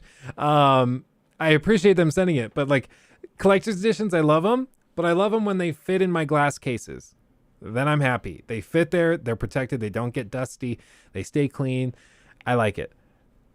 A massive fake flamethrower. I don't know what to do. So, yeah. Is this the auction channel? Basically at this point, Ross. Yeah. So, yeah. If like no cap, no joke. If anybody wants that, I also have some Watch Dogs Legion stuff that I would probably toss in there as well. So if you're interested in that stuff, no joke, send me like a Discord DM and I will send it to you, so long as you pay for the shipping. The reason I have to clarify that is because if I don't clarify that you pay for shipping and I'm like, I'll just cover it, I'm going to get the one guy that reaches out who lives in Antarctica or something, and it's going to be like $600 to ship it, but then I've already committed to shipping it to him. So I just want to say now, like, I don't care where in the world you live, but as long as like you're willing to pay the shipping for it, like then we're good. If you're in the States, it won't be expensive at all. If you're in Canada, probably not very expensive. If you're overseas, it might be a little pricier. I'm not sure, but yeah. If you're interested, no joke, send me a Discord DM. We have our links to the Discord channel in the description, so reach out. Curse of being a Brit. Oh, I've heard it's worse being in freaking Australia. Rocky was saying that Rocky and Imperium were saying that it was going to be something insane, like hundreds and hundreds of dollars to ship it to Australia. Oops, sorry. I was pulling this up to make sure that I have the links. Yeah, if you go to... No, it's not in the description. I've been telling people it's in the description all this time and it's not. Oh, God. Okay, well, sorry, everybody. Here. This is... Here. God. This link tree will take you to all of my social links, and in that it will also have the link to the Discord so that you can join. And then just from there, you'll see me as a member there. You'll see me, and you can send me a DM if you want it.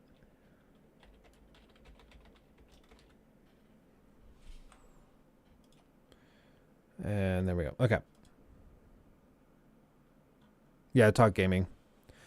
There we go. Okay, now it's in the description, and it's that Linktree link. There we go. Sorry, we're terrible. We're terrible. So we're calculating shipping from Denver. Yeah, just do that.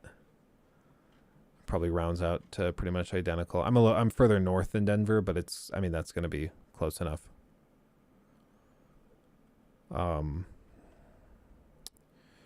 So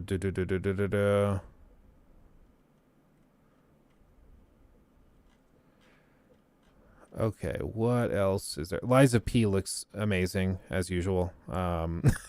Like, I'm pumped for it. I think it'll be kind of like The Surge. Like, it'll be a really solid,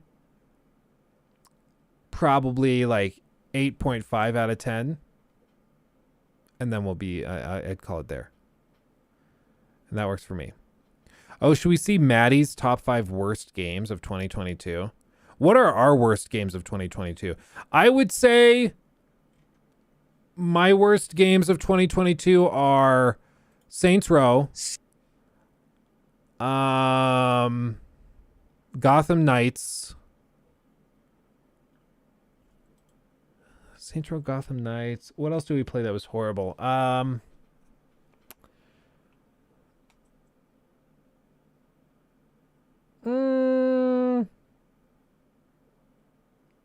Callisto Protocol I thought was fine, but really broken at launch. So I guess we could say that in terms of launch quality was really bad. Evil West, yeah, I thought Evil West was thoroughly lackluster. Which was funny because like Skill Up loved it, and I was like, no, it's like pretty rough. It's on Game Pass, which is its one saving grace. Every other aspect of it is like really, really rough. Every single year is Valhalla. Yeah, I mean at this point it kind of feels that way. It never ends. Nikki never finished it, by the way. Nikki's still going. She started having fun and then she stopped having fun really quickly and she just hasn't finished it. She's like, it just feels like the game is just going on forever. Yep. That's oh, come on. That's Valhalla for you. That's Assassin's Creed Valhalla. It's a bummer, but that's just how it is. The game that never ends. Not in a good way. It would be one thing if it never ended and it was like, oh, never end. This is amazing. But no, it just never, it doesn't die.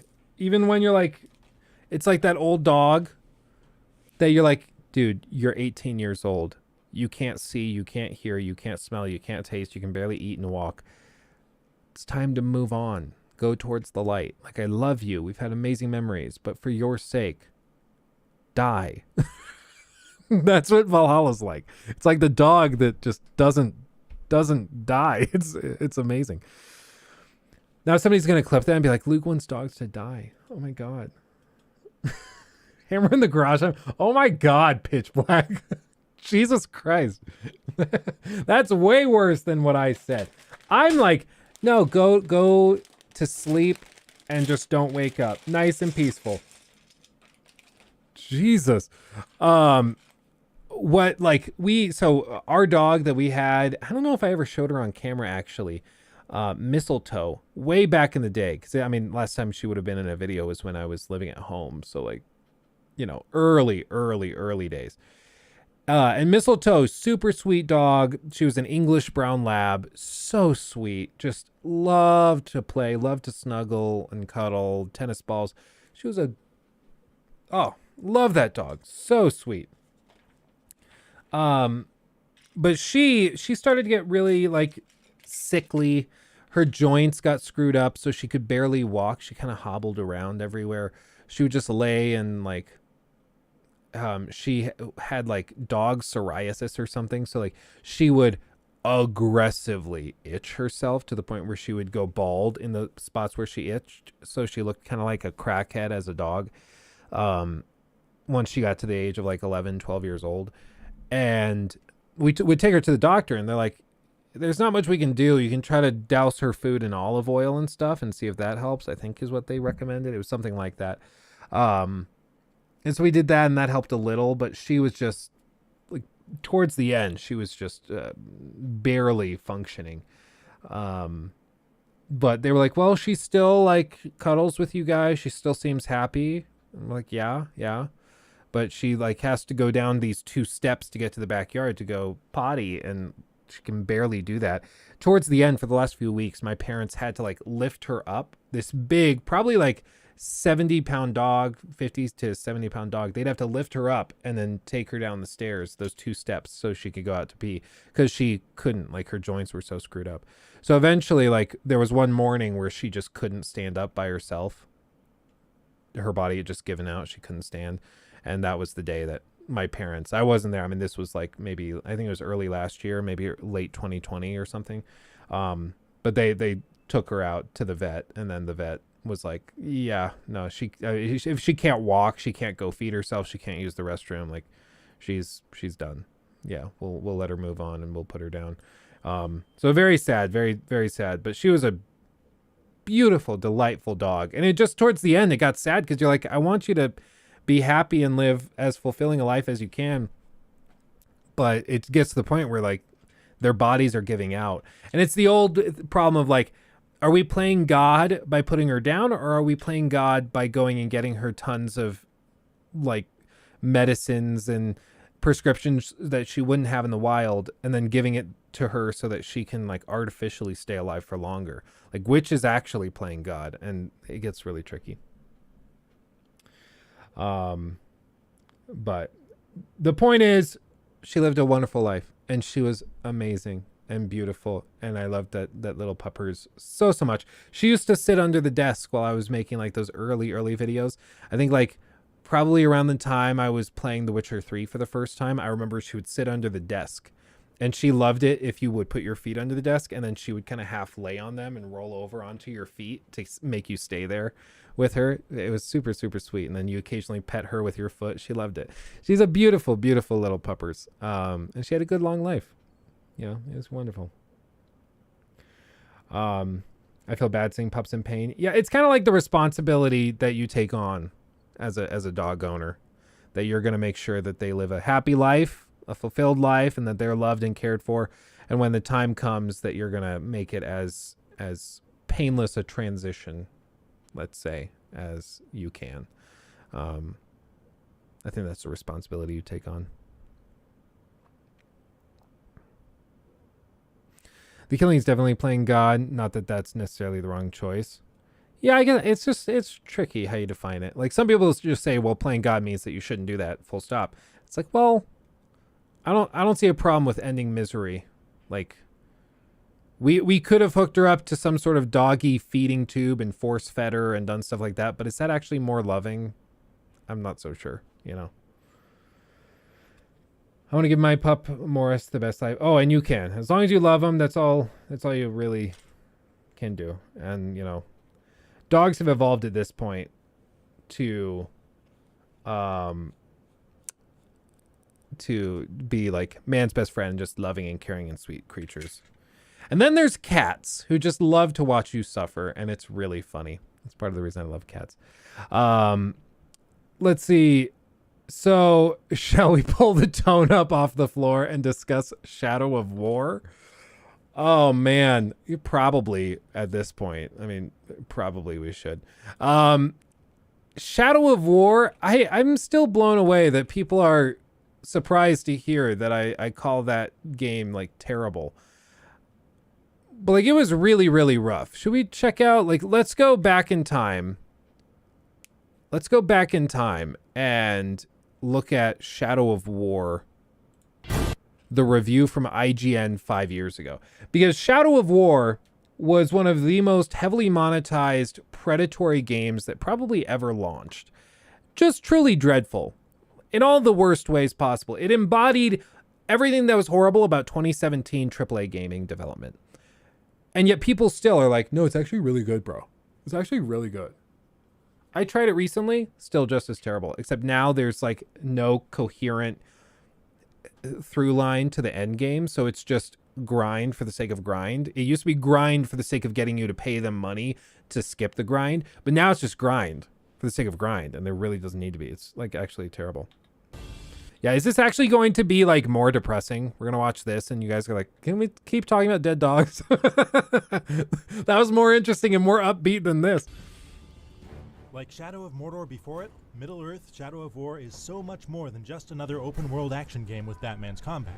Its amazing nemesis system makes just about every encounter with a named enemy a memorable battle, and the new fortress sieges give it legs beyond the campaign through asynchronous multiplayer. You cannot kill the machine. The steel remains forever. This story plays just as fast and loose with Lord of the Rings lore as last time.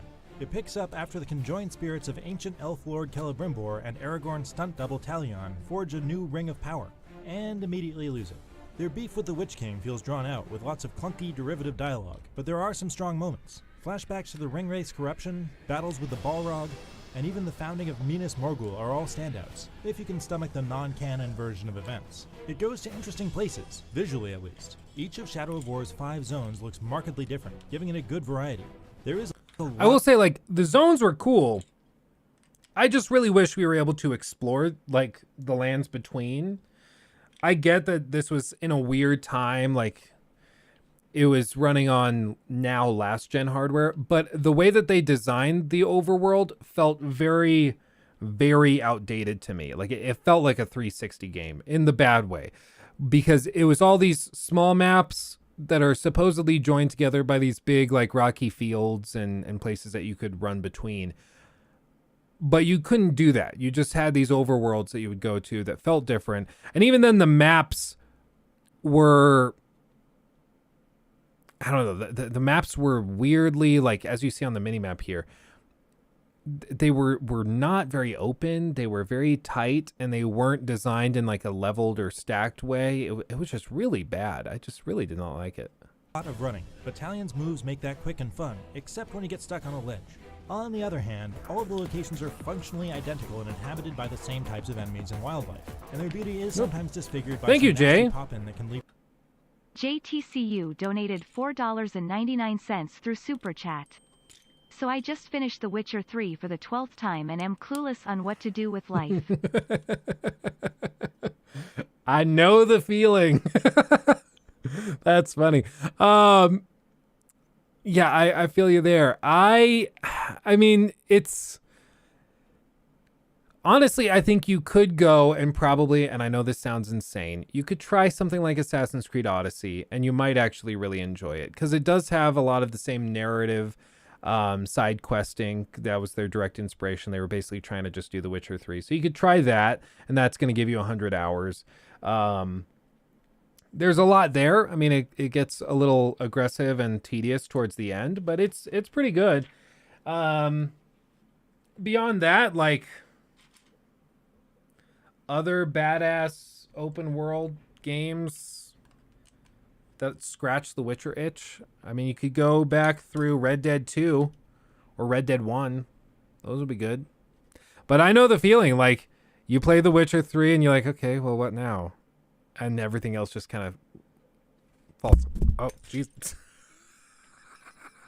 What? the noise dampening foam fell from on top of me. Huh. Well, I mean, well, there you go. I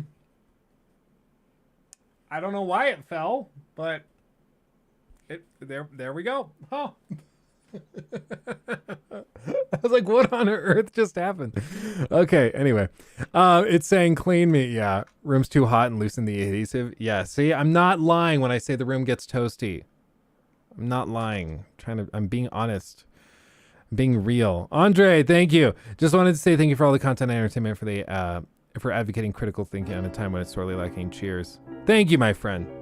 And I will continue to do it. I've been pleasantly surprised at, for one, the response to these like skeptical look videos. I feel like it's scratching an itch in the industry that I always felt like was there, like we needed to address it and we needed more critical thought. But for like, there's no nice way of saying this. Most gaming content nowadays is extremely brain dead. Most of it is built on accentuating and doubling down on hype for the sake of easy clicks. And it's about hopping on whatever the popular bandwagon is and just looping forward through that. And so it's disingenuous, it's brain dead, it's anti-intellectual, anti-thought, and it's very toxic, and I hate it with a passion. And so I started doing these like critiques, and people responded really well to those. Then we started doing these critical look videos and skeptical look videos, and those have started doing really well. And I think it's because people really want that out of their gaming coverage, but they've only ever had like the most brain dead takes from the most ridiculous YouTubers. And so it's weirdly special to have somebody come in and be like, no, that's like the leap in logic you're making there is a fallacy and you can't do that. That's irrational. And then, you know, it's just because people are not used to having anything like that in the gaming space. And so we're going to start seeing a lot of it. Like, you're going to start to see a lot of the bigger YouTubers ironically jump on this bandwagon now and start to try to be critical and skeptical. But I bet you money this is what's going to happen. People are going to start doing it, but they don't, as we saw with the Podcast Now guy, they don't understand skepticism. They think skepticism is cynicism, so they're going to completely miss the mark, and you're going to see a ton of people making some hilariously awful videos trying to be skeptical of stuff and instead just being cynical pricks. And it's going to be funny, and it's going to give people the impression that to be skeptical, you just have to be cynical and say everything sucks. So it's going to be interesting. It's going to be really, really interesting. But we'll see. You clipped it? Good. That's so funny. Luke, don't say anything bad about Shadow War because Hogwarts Legacy review code. Yeah. No, I mean, at this point, I'm already braced to not get the Hogwarts Legacy review code because I found out some of the dev team did see my skeptical look video, which I don't think was bad. I think they would agree with all of that. But also, they saw my collector's edition video, which I unabashedly teased the ever-living crap out of them because it's a horrible collector's edition. And even like the most diehard fans agree with that. So I think the odds are slim that I end up getting the review code. But we're trying. I mean, we're trying to get in contact with them and get lined up for it however we can. We'll see. I hope. It'd be great, but... Wyatt, good to see you. Right now we're going through Shadow of War, and we're talking about that because that was another Warner Brothers game.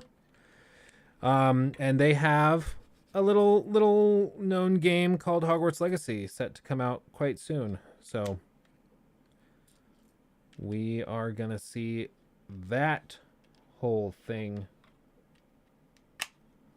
very soon. But let's see it. Get the review code for Forsaken, or Forspoken.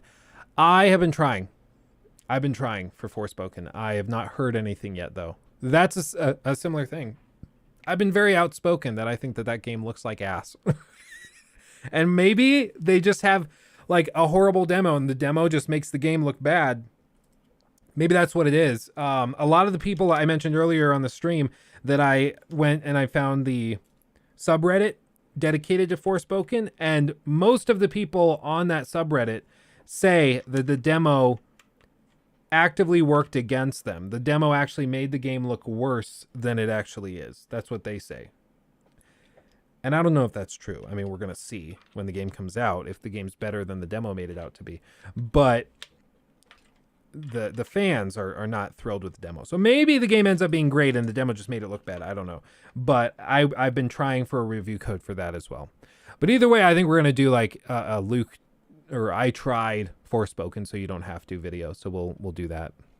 So you don't have to spend your money. Early thoughts on Avowed. I'm very interested. Obsidian's been doing really, really good stuff recently, but it's weird that we haven't heard anything since the announcement. Forsaken's a better name. Oh, dude, for real. Every time I type it into Google to like look up news for it or something, they think it's a typo. Can we do Luke tours where Luke goes around studios and asks them why you do that? Like the Hogwarts Legacy collector's rubbish. That actually would be very funny. Why you do this? Why did you do this? This was stupid. Why would you do this to everybody? Then people would freak out. Luke shouldn't have been invited. He's too mean. He's too critical. You should have invited me. It's okay. I'll suck your dick. I'll be your best friend. just invite me. I'm cool. I'm chill.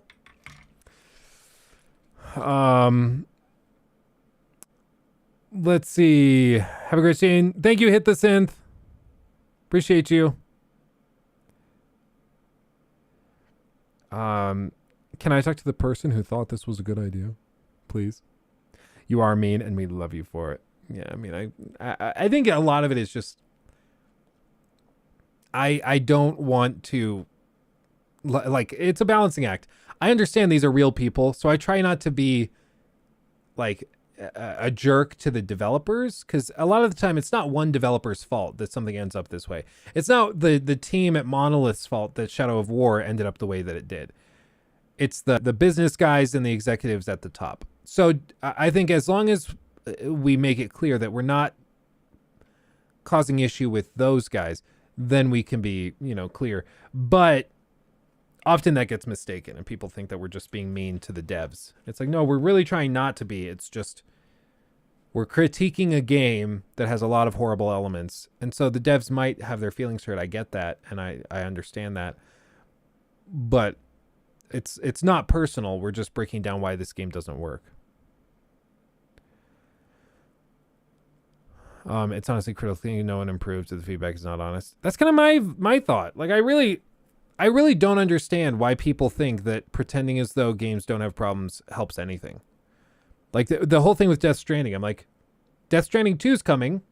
I want that game to be good. So I'm going to hold their feet to the fire. And I'm going to describe all the ways that Death Stranding 1 sucked, while also doubling down on the things I think that worked. And hopefully they learn from it and move forward. Otherwise, you just get Death Stranding 2, and it's all the worst parts of Death Stranding 1 exacerbated and made way, way worse. Which is what we're going to get. That's what it's going to end up being. Because none of Kojima's fans actually spoke out and said, hey, this doesn't work. All of them just sucked up to him. And call him like a triumph and a genius and a breath of fresh air in an industry that's starved of creativity. It's like, no, it's just nonsense. Like we said before. Is this breathtaking? Is this intelligent? Is this profound? Or is it just stupid? And most of the time with him, it's just freaking stupid. Anyway. Terrain textures looking like something out of Minecraft. It still has popping issues. I tried it recently. The main story is a sideshow to the one created by each encounter with hundreds of randomly generated Uruk captains. It's great to constantly run into colorful characters like these guys. I sing this song with all my breath. Take heed, for this interlude ends with your death. Each has their own random combination of a huge selection of strengths to counter and weaknesses to exploit. They're full of surprises and personality, so much so that I'm still seeing new faces, voices, and even armor elements after 50 hours.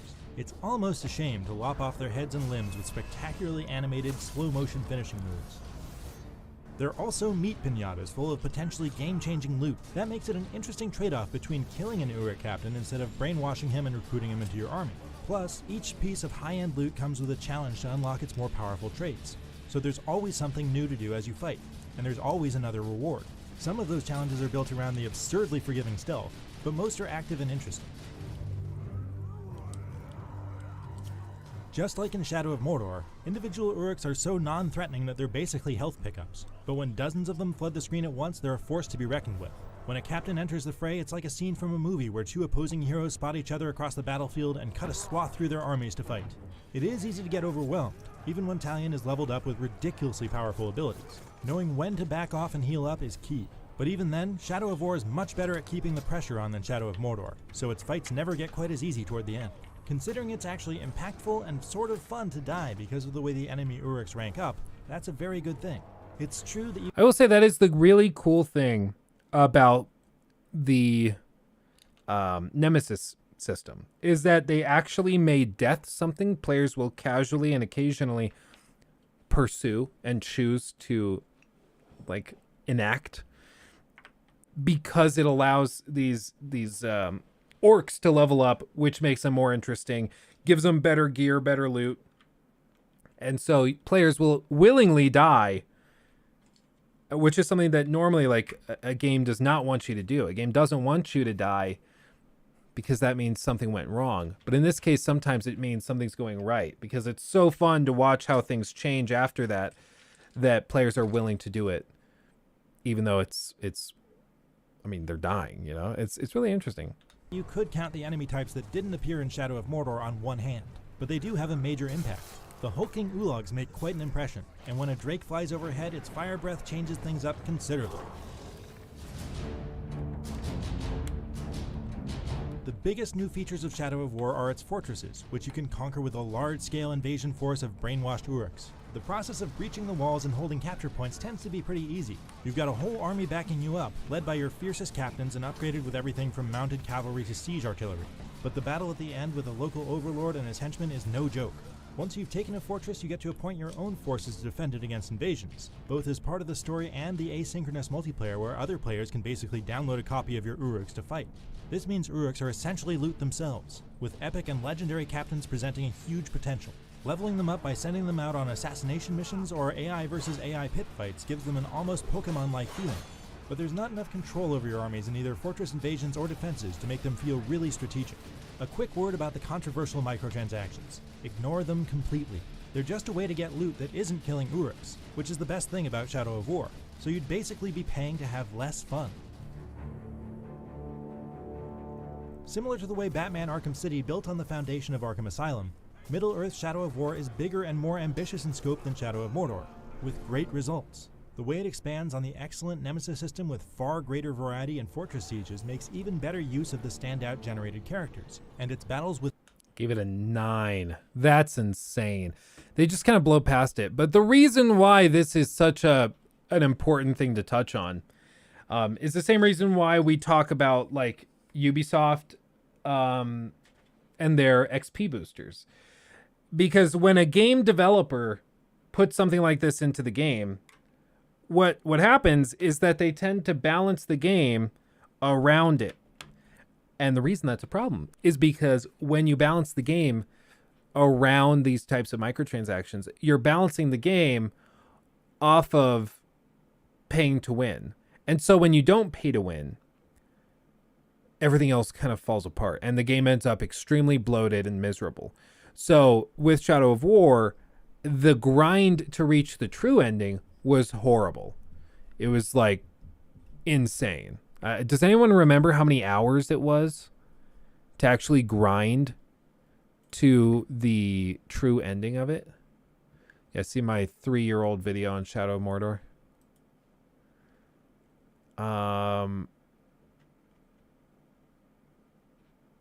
Overlord was battle for the Citadel of Mordor.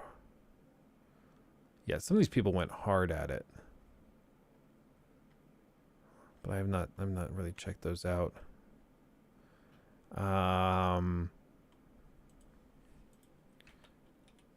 Grind. I thought it was way more than 20, 30 hours.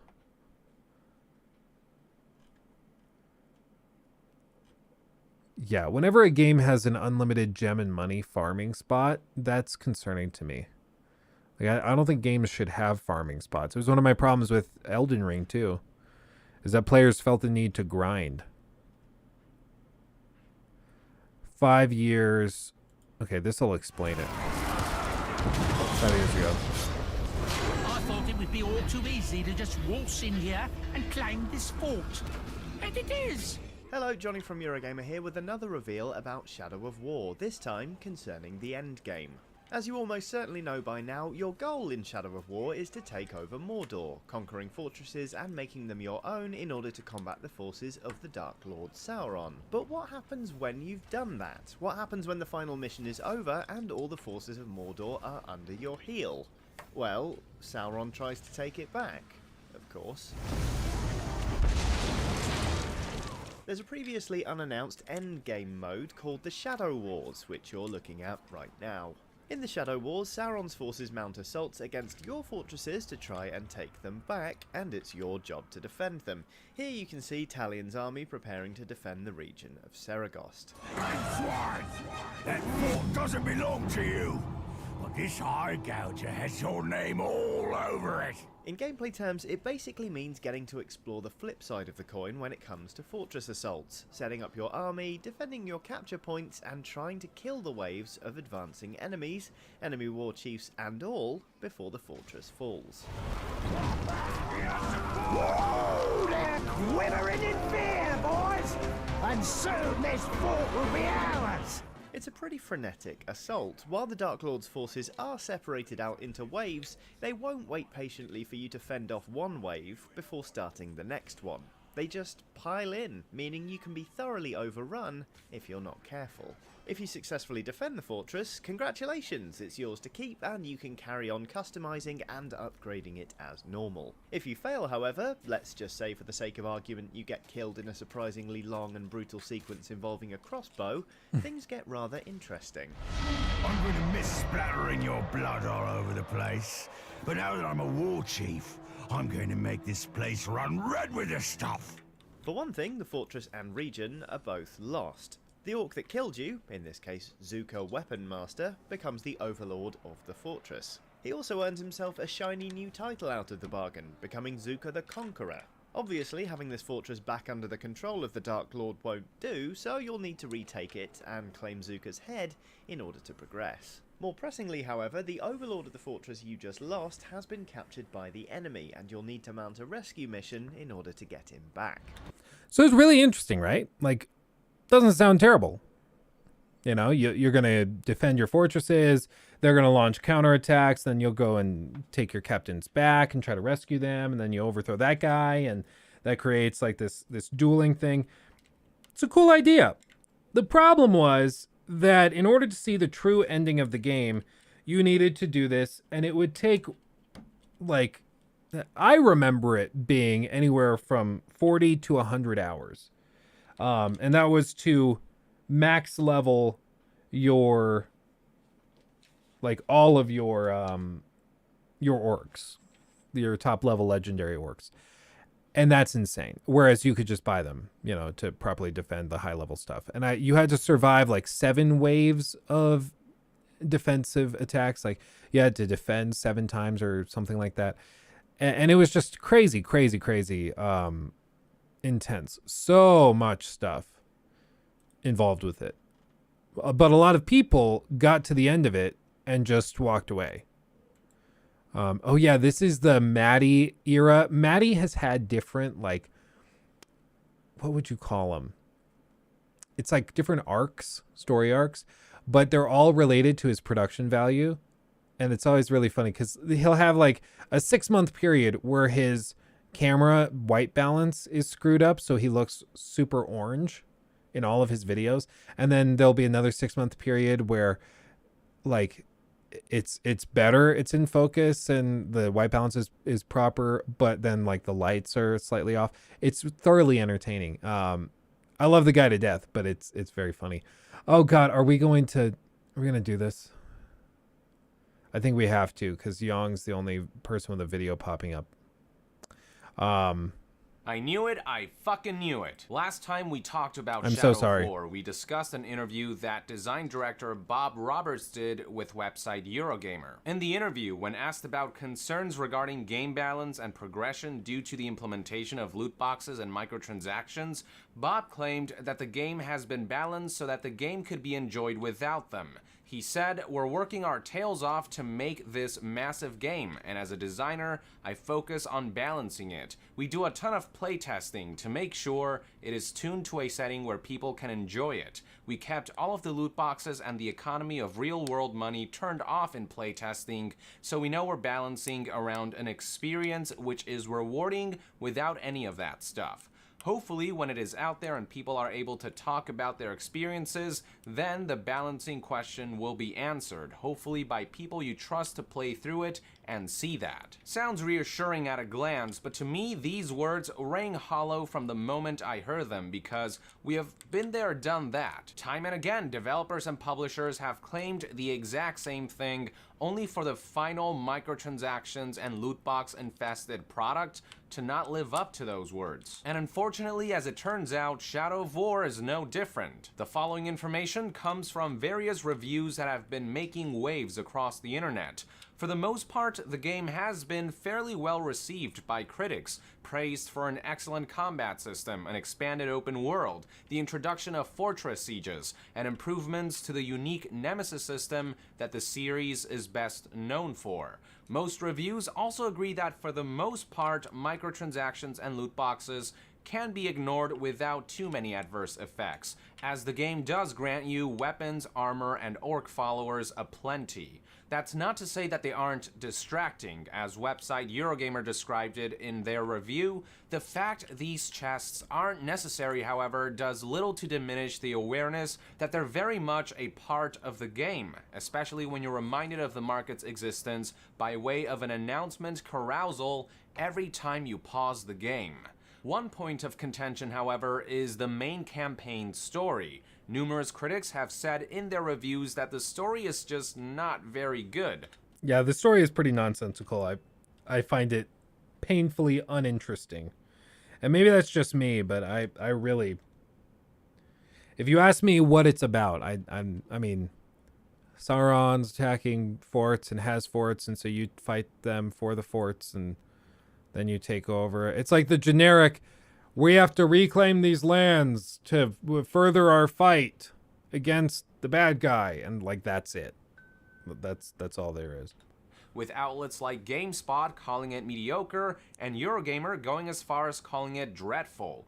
Even more unfortunate is how Shadow of War handles its true ending. The game apparently has a regular ending and then a hidden true ending that you can only unlock by meeting certain conditions. A NeoGAF user going by the name of Chairman Chuck did a fantastic job of compiling some quotes from reviews detailing exactly what unlocking the true ending entails.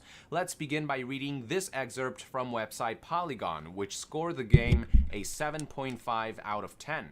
Here's what they said. Shadow Wars, the name of the game's fourth act, is spoiled by two major issues. First, it's not just post-game content. While the main plot of Shadow of War wraps up in relatively tidy fashion before Act 4 begins, Monolith has confirmed that there is a true ending hidden behind Shadow Wars. I love the idea of offering dozens of hours of grindy yet fun content for players who really adore this game to sink their teeth into. But that works better as an option rather than a looming obligation for completionists. Having the game's real finale locked away behind those dozens of hours. Finale. Hours that, while fun, are devoid of story missions, side quests, cutscenes, or other distractions that help mix up the pace. Young's ads and new videos are kind of grating. I didn't know he did ads. I haven't watched a new Young video in, I'm not joking, probably like 2 years. I don't think. Because I can't think of any time I've ever seen him do an ad read. I mean, I'm fine with him getting that check, getting that fat stack. More power to him. I'd say with his numbers, he should be, making some good money doing it. But it's, at least he left the door open. I always feel bad for Carrick from ACG because he made his catchphrase giving you reviews that aren't 2 minutes long or filled with sponsored bullcrap. And so right there, he can never do a sponsorship without it feeling like he's going back on what he said. Even though sponsorships are fine. Who cares? If it's a sponsored review, sponsored by the publisher, yeah, that's a problem. But I've never heard of that, where they ask you to review it and they're paying you to do it. I've seen, we'll pay you to play our game. We had that for Naraka Blade Point. They said, hey, can we pay you to play the game, say whatever you think, but just play it? I was like, yeah, sure, whatever. I don't care. I'll play it. I've actually played it before and actually kind of like it. So, yeah, let's do it.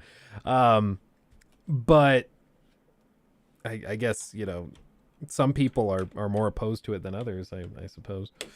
Because it's apparently a controversy. Digital Foundry does sponsored reviews? Oh, well, there you go.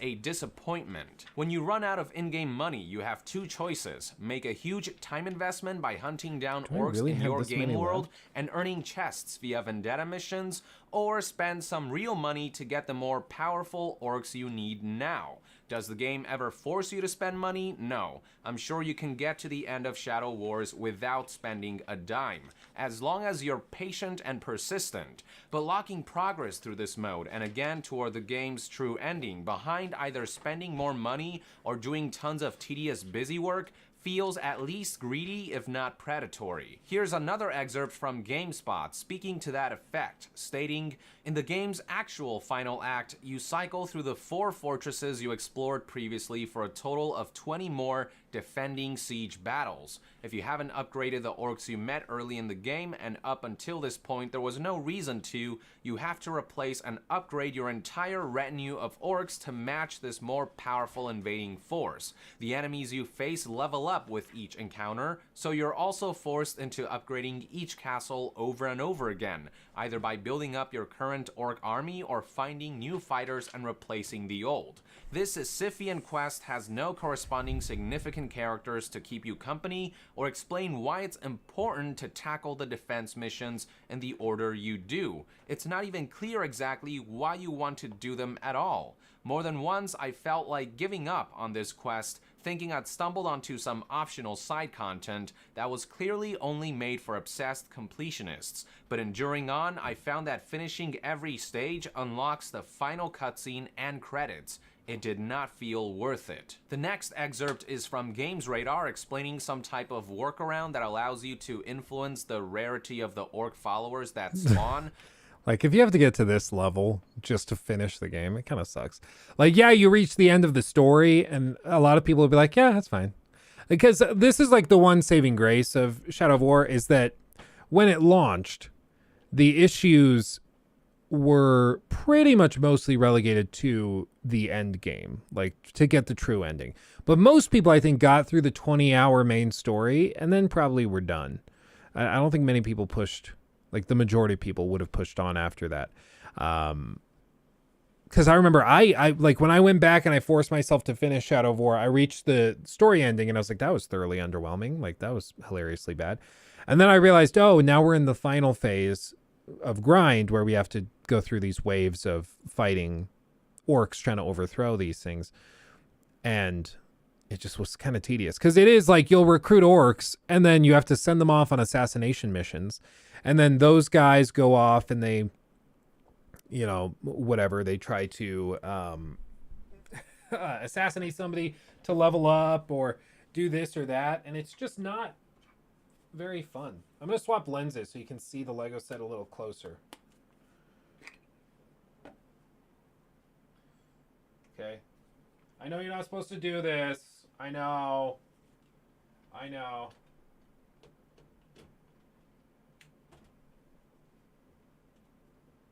I'm the vest. Is it brought vest? Okay. See, then we can zoom in. Nice and close. No! Come on, you.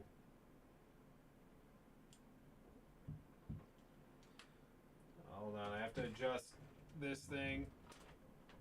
And then I have to screw this back in. And then I have to angle that down. Okay. Why? Well, come on, focus. Focus. Focus. There we go. So that works. Now you can actually like see what I'm doing. Isn't that nice? Damn, apparently Callisto Protocol failed to recoup its $160 million budget. How the hell did they spend $160 million? That's what I want to know. How do you do that? That is so much money. Like, I get it. It was a new studio. They probably spent a lot of money on that stuff. But, like, dear God, that is so much money. Marketing, I think, was a big part of it. They spent a lot on marketing. Let's be real. How much did they pay Josh? Normally, for this kind of thing, my understanding was that they would offer, like, a percentage. So they would say, hey, if it does, you know, 10 million, you'll make 5% of that.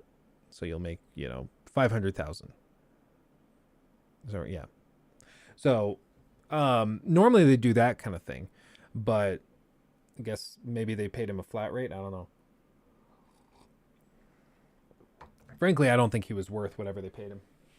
They could have gone with a no-name actor and it would have been just as good.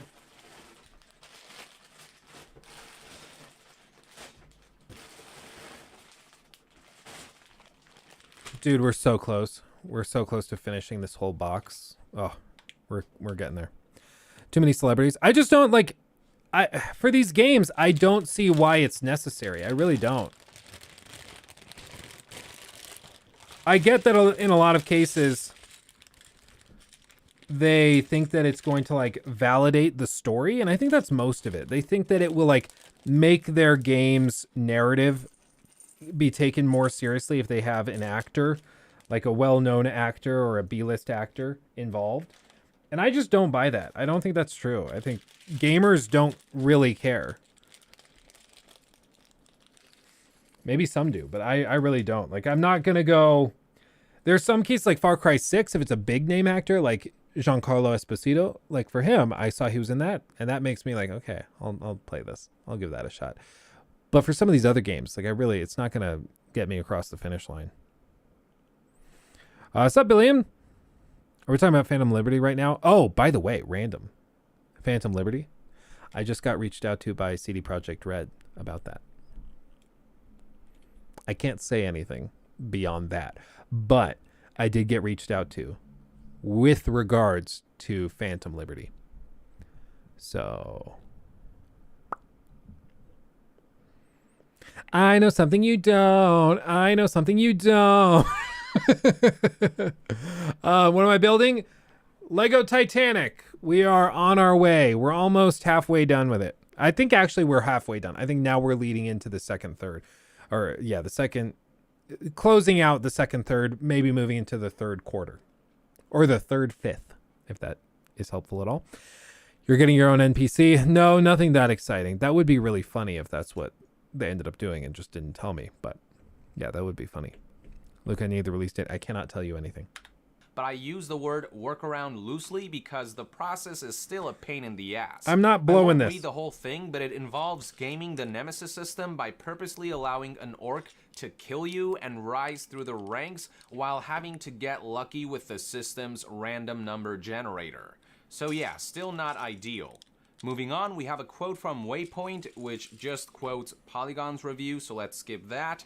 Last but not least, the NeoGAF user also gathered a quote from Eurogamer Review's comment section. Here's what the user said. A word of warning about microtransactions. If you want to complete the endgame and see the true ending, be prepared to buy the XP boost from the store while you're playing the campaign or face a 40 to 50 hour grind. 40-50. I finished the story in about 15 hours and agreed that it's awful and have been grinding for 8 hours a day for the past 4 days just to level up enough to finish the Shadow of War endgame content. And That's something I just don't get. Like, some players are fine with 8 hour a day grinding for a game that they don't like. I don't understand that. I seriously don't get it. If you hate it, put it down. You know, it's not even like, oh, this is the one game I get to play a year. Like, these are pretty hardcore gamers. If they can justify spending 8 hours in a day playing it. You know, it's not like they're spacing it out. But he's saying he doesn't like the game and he's playing it for 8 hours a day. It's one thing if you're a YouTuber making a video like on how terrible it is. I get that. But with this, I really don't understand this attitude. I don't get it. It is indescribably tedious. There it is, folks. Don't mind that the game is basically charging for single-player cheats and shortcuts, which used to be free back in the day. Don't mind that these loot boxes might affect the balance of ranked online multiplayer. And don't mind that loot boxes will have people gambling for their rewards rather than having them pick out what they want. The game's true ending is also affected by this bullshit as well. From what these people are saying, it looks like Shadow of War's post-game has been purposely paced to be a grind so that players will be tempted to purchase loot boxes via microtransactions to hasten the painstaking process of unlocking the game's true ending. It's pay or grind. So yeah, for those who had any doubts that microtransactions and loot boxes would have no influence on the game balance and progression whatsoever, there it is, clear as day. It's yet another example of a purposely diluted, overstretched experience as a result of greedy business practices. It's a damn shame really, because according to the reviews, Shadow of War is an otherwise great game that improves upon the original in almost every way. If you can get past the microtransactions, there is actually a great game in there, but it's tainted by the familiar scent of predatory publishers with intentions of exploiting players' frustrations and impatience to leech and milk money. I know some will inevitably argue that at least it's mostly optional and can mostly be ignored until you have to unlock the true ending, but excusing these practices, no matter how minor they may seem, is still an endorsement of them. If we keep giving publishers a pass, it'll just encourage them to keep pushing the boundaries of what they can get away with a little further each time. And before we know it, shit like this will become standard. You'll look back and wonder, how the hell did we get here? How is this normal now? We've already seen these kinds of steady pushes happen from Destiny 1 to Destiny 2 with shaders, from NBA 2K17 to NBA 2K18 with VC or virtual currency, from Forza Motorsport 6 to Forza Motorsport 7 with prize crates, and now from Shadow of Mordor to Shadow of War with loot chests. I really think what it is, like, you've noticed loot boxes are not really a mainstay nowadays in terms of monetization of games, and I do find that interesting because they were all the talk. It was all over the place in 2017. Pretty much any major new AAA release had loot boxes. I mean, let's be real. They pretty much all had it. And at some point, these executives realized that it just wasn't worth the trouble, so they would find different ways to do it. And interestingly, they usually chose to go the route of like just offering you straight up the pack and letting you buy it. Like in Call of Duty now, people will pay $20 for the skin on one gun and then like a matching camo or something. And they'll pay, again, $20 for that when they bought the game for just 3 times that, or they like got the game for free because they play it on multiplayer. Like, it's insane to me. Oh, it's a babe. Oh, thank you. What's this? It's a spicy chai with oat milk. Spicy chai. I got it iced because before I went grocery shopping. Oh, yeah. I didn't want it to go. I appreciate that. Thank you. How's baby? Trying to fall asleep. Oh, yeah. He's just kind of irritable. Yep. I found a whole chicken, full raw chicken, on sale for $8. A whole raw chicken? So I'm gonna put in a pot and make some stock. She's such a mom now.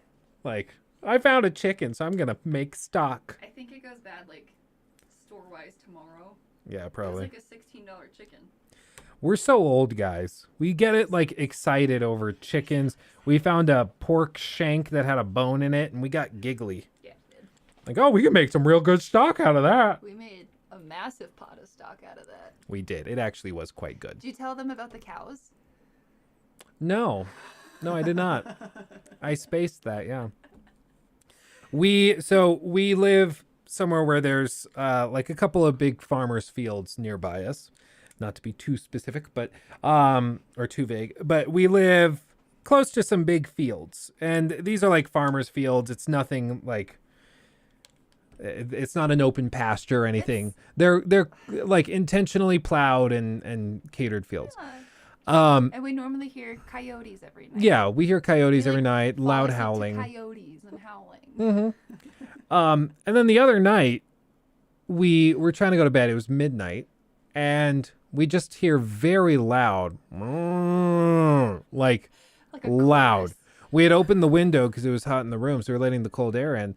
And it's like they were right outside the window, and we're on the second floor. So like, and there's the whole backyard. So they were like pretty far away, and it sounded like they were right there. All these cows. And then we start to hear some like insane screaming. Like blood curdling screaming. And Luke's playing The Last of Us Part 2. Yeah. So I actually had to look at him and be like, is that the game or is that this? It's like, no, that's not the game. That's real life. And it was these like ranch hands that were freaking out, screaming bloody murder at each other to try and figure out how to get these cows collected, because apparently the cows like burst through a fence or something and stormed this farmer's field. And so there were just like dozens of cows hanging out in this field in midnight when they weren't supposed to be there. And so these ranch hands were trying to collect the cows and get them back onto their land, hopefully before the farmer noticed and got really pissed. And so they're just screaming, "Leroy, get back over here. We got to get it." Like, it sounded like the apocalypse was starting. It was all on top of like a whole bunch of like cows just like singing over each other. Yeah.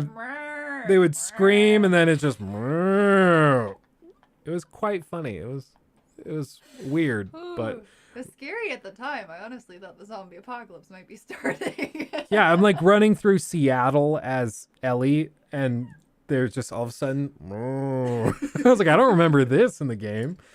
I don't remember this at all. It was entertaining, you know? It was good. 6 of these. We're almost there. We're making progress. Why is this fun? So I have lots of... Nikki's such a girl. She just asked, why is this fun? Girls don't get Legos. Okay, some girls do, but she does. Kits, so I'm gonna order it. Oh, they didn't have. You have to project into the microphone, Nikki. Project to the house. They did not have any cabinet paint, so you are having to restart and look online. Yeah. Bummer. That's what I said. That sucks. You're such a romantic. I'm trying to make it clear so everybody can hear. You make me feel so beautiful. I don't know what that has to do with it. Yeah, she heard it on a TV show or something. Yeah, that's fine. What did you think of the Last of Us show? For everybody, I thought they did very well by the game. Like, for people who had played the game, I think it stood on its own as a TV show. But like they included a lot of the game. There was a lot where I was like, "Whoa, that was in the game. That was in the game. Holy cow!" And I feel like TV shows they don't tend to do that. Like The Witcher, I think we were like searching for things that were in the books or the game. And The Last of Us, it was like that first episode was the beginning of the game. Like almost spot on, other than like tutorials and whatever. And I mean lack of spores, but. Yeah, and I will say they paid a lot of attention to detail, but I did notice one plot hole, one screwed up dialogue line. They show Sarah in school on the day of her father's birthday when everything goes to crap, and they specify it's September 26th, 2003. Thank you so much for the $2, Rari. I'll mention that in just a second. But if we ask Alexa, what day of the week was September 26th, 2003? September 26th, 2000 was on a Tuesday. I said, Alexa, what day of the week was September 26th, 2003? September 26th, 2003 was on a Friday. A Friday. And you're saying 2013. 2013 is what it was in the games.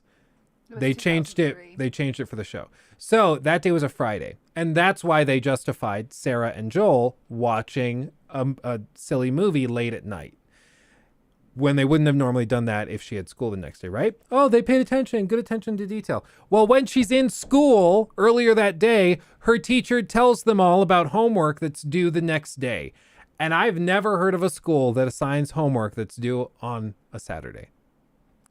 Boom, plot hole. Plot hole. I think it is.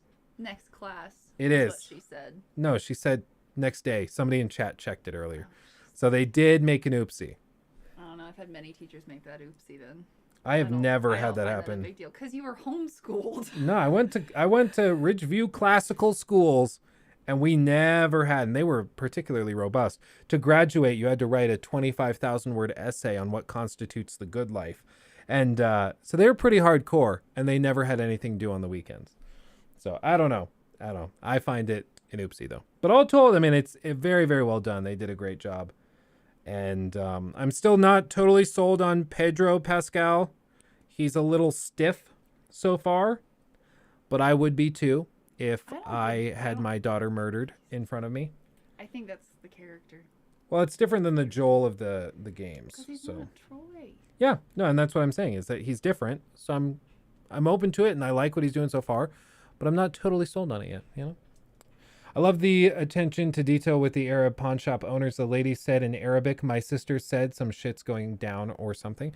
Oh, that is a good detail. I kind of forgot about that. But yeah, she does speak in Arabic.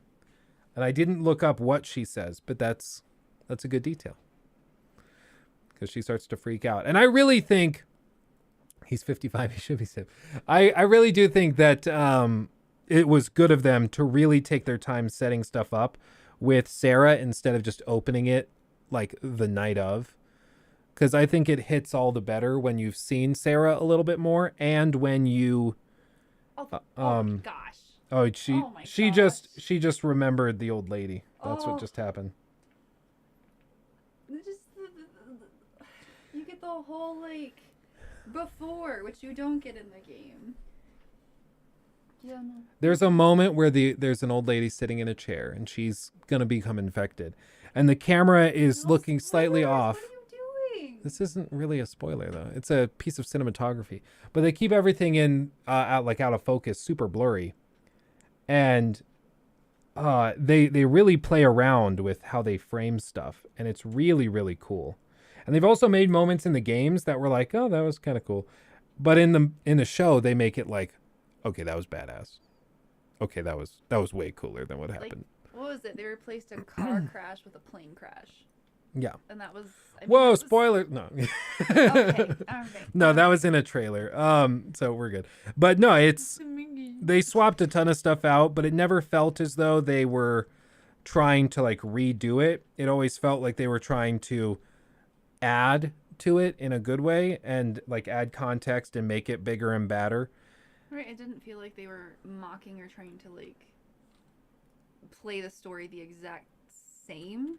It felt like in honor of the story, and it wasn't offensive in any way. It felt like they were telling the same story, just with different people telling the story. And they made Marlene actually like not a freaking dumbass in this one, which I appreciate. Because Marlene, like, her character only really works and the Fireflies only really work if she's moderately competent. But in the games, she's like a bumbling buffoon who's getting all of her soldiers and people killed.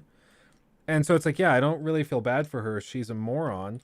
But in this show, like, they actually take time to explain, okay, she's doing these bombings not just to get her men killed, or to make a scene or just be a naughty little terrorist, but she's doing it intentionally to try to divert because they're going to try to bug out with Ellie.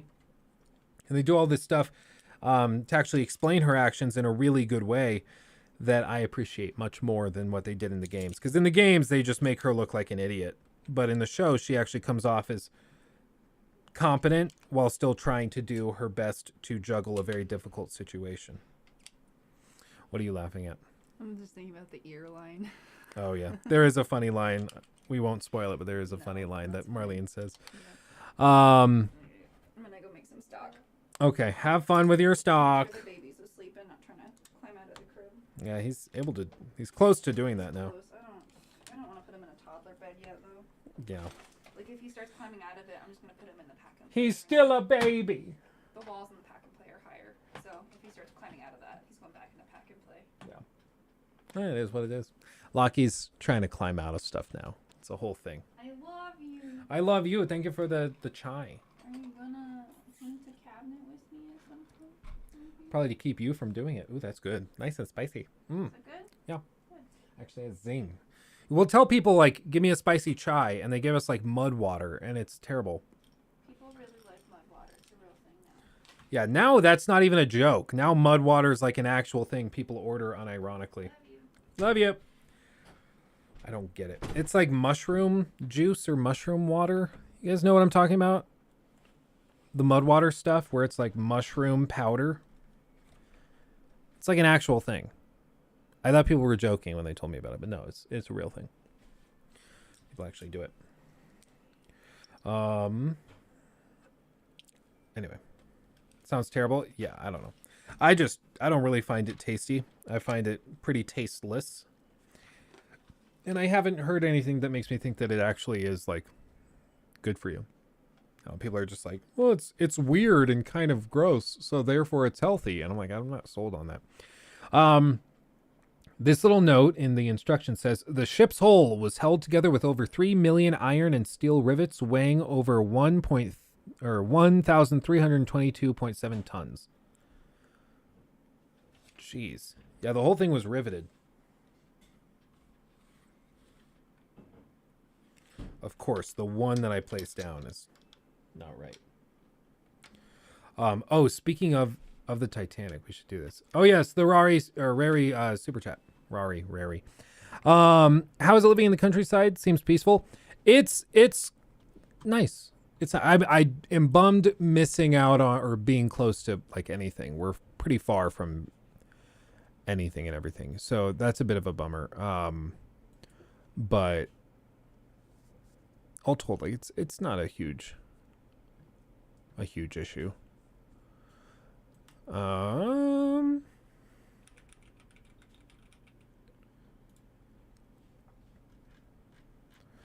Where is it? Miles. No, I want Miles' video.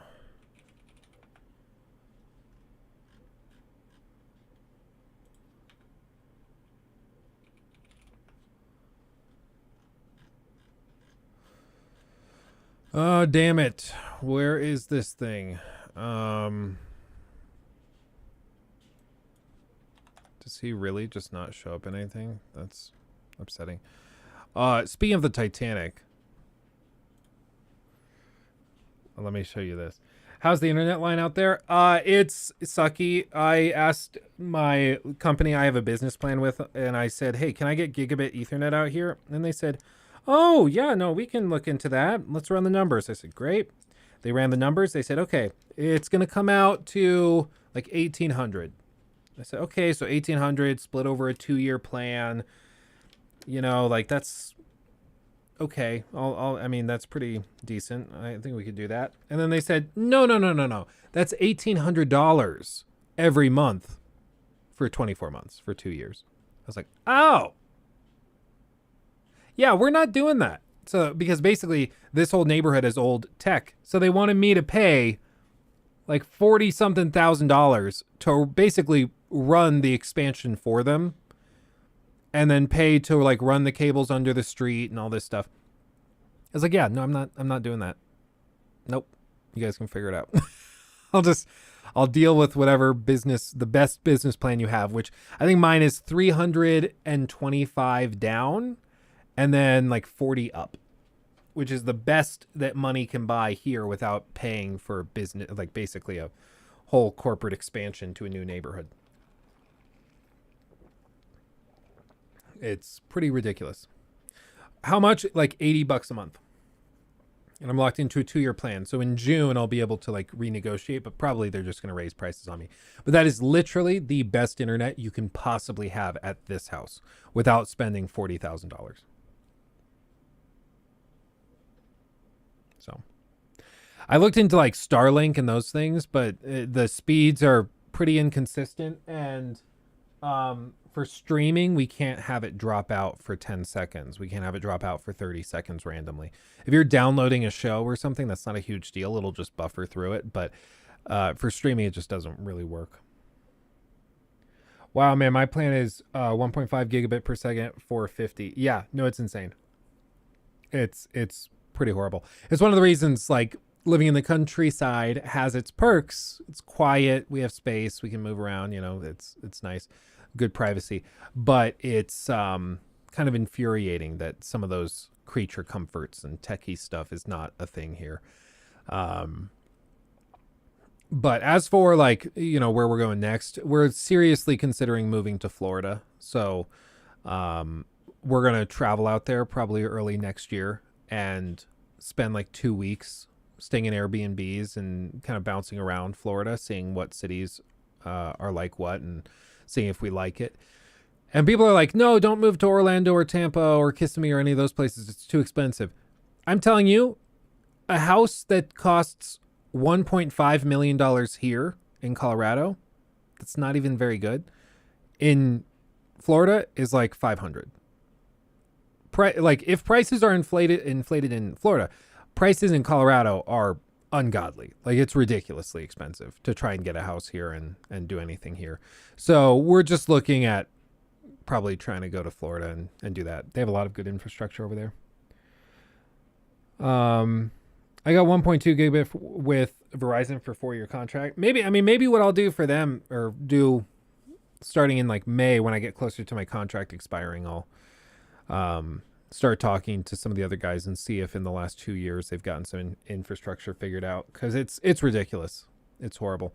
And like I have the business plan, but I have a friend who lives maybe like 3 or 4 blocks away, and he said that he has the same company, but he doesn't have the business grade plan. And he said that he has outages probably 2 to 3 times a night. He'll be playing Apex. He's like hardcore on Apex. And he'll just have like all of his internet drop out randomly. And it's just a normal thing. It's like, oh, that's a bummer. Anyway, reboot. So there's, living out here has its restrictions, but we'll see. Hurricanes always keep me from moving to Florida. There's that. I mean, we'd be pretty far inland. I don't think we'd live on the coast, because the coast starts to get really expensive too. Because we like the main thing is we'd like space, probably enough bedrooms where the kids can have their own. And then I'd like to have, you know, of course, a studio for all of this. That's a little bit bigger. That would be great. And if we could have a pool as well, that would be amazing.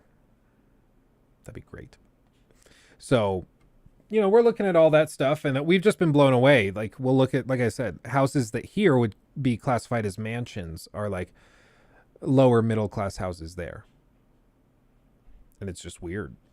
It's crazy, but the markets are that different.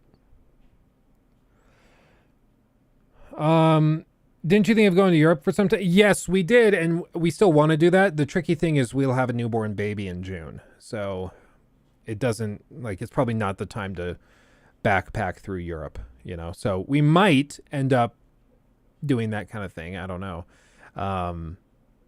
when the time comes, but until then, I don't want to commit to it. Texas will suit you. I grew up in Texas. The one thing I hate about Texas are tornadoes. I cannot stand tornadoes. I prefer hurricanes to tornadoes. They like scarred me growing up. We lived in McKinney, which is like maybe 20 minutes northeast of like the Dallas-Fort Worth area. And if I remember correctly. And McKinney would have crazy rainstorms, thunderstorms, and ridiculous tornadoes all the time. I don't know if I could do it. I don't know. I'm a bit newer to the channel, and I have to ask why you have a pyramid on yourself. Oh, you're fine, Luke fan. I appreciate you. The pyramid is the Lego Pyramid of Giza. So it's a Lego set that is the Pyramid of Giza. I love ancient Egyptian history. I love ancient Egypt just as a place and a period of history. I find it fascinating. So I got the Lego set and we built it, and now it's in the display case. So that's fine. Yeah, good question. People ask me, I can't even tell you how many times I get asked though. People are like, where did you find the Lego set for Assassin's Creed Origins like that? I'm not joking. I got an Instagram DM asking me where I got that Assassin's Creed Origins Lego set. Like, people are Googling that instead of Pyramid of Giza Lego set. Like, it, and they can't find it. It's amazing. Have you heard of the game Warlander on Steam? It releases 24th. It's a successor to Happy Wars, Xbox first gold game. Looks kind of fun and interesting. PS Live reveal. Interesting, Alan. We'll add that to the list of things to touch on. We might not get to it today. Oh, yeah, because it's already 2. So we won't get to it today, but we'll try to add it to the list. So Jacob, when you're seeing this while you're editing, add that to the to-do list. But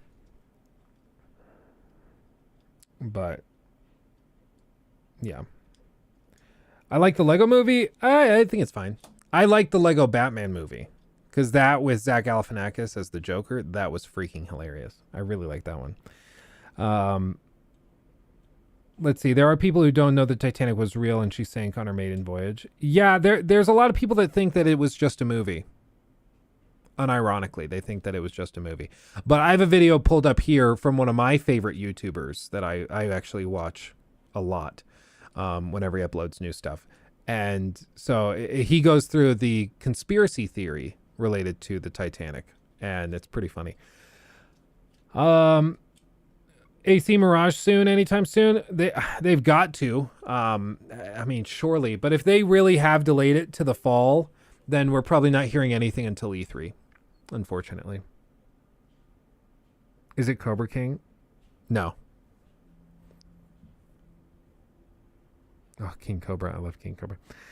Don't move to Oklahoma. It's crazy over here, Tornado City. Yeah. No, I remember one time we were moving from Texas to Minnesota. We drove through Oklahoma, and in the time we drove through it, there were like 3 tornadoes in the span of like a day because we stayed at a hotel. It was insane. I was like, I don't know how people do this.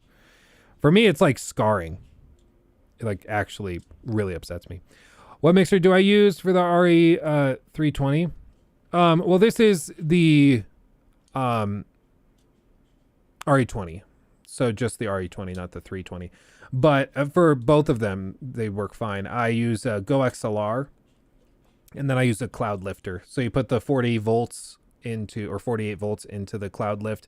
It brings it up like 25 dB, and You know, but it's got enough juice that you could do it without a cloud lifter and it'd be fine. But this is a dynamic microphone, so it's really good at catching audio right in front of it. But once you move off, it really starts to drop off and it's not catching that anywhere near as loudly. But when you get back close to it, it starts to really pick it up. So for me, it's perfect since I have the gaming PC with fans and sometimes I have the AC going. And so it works really, really well.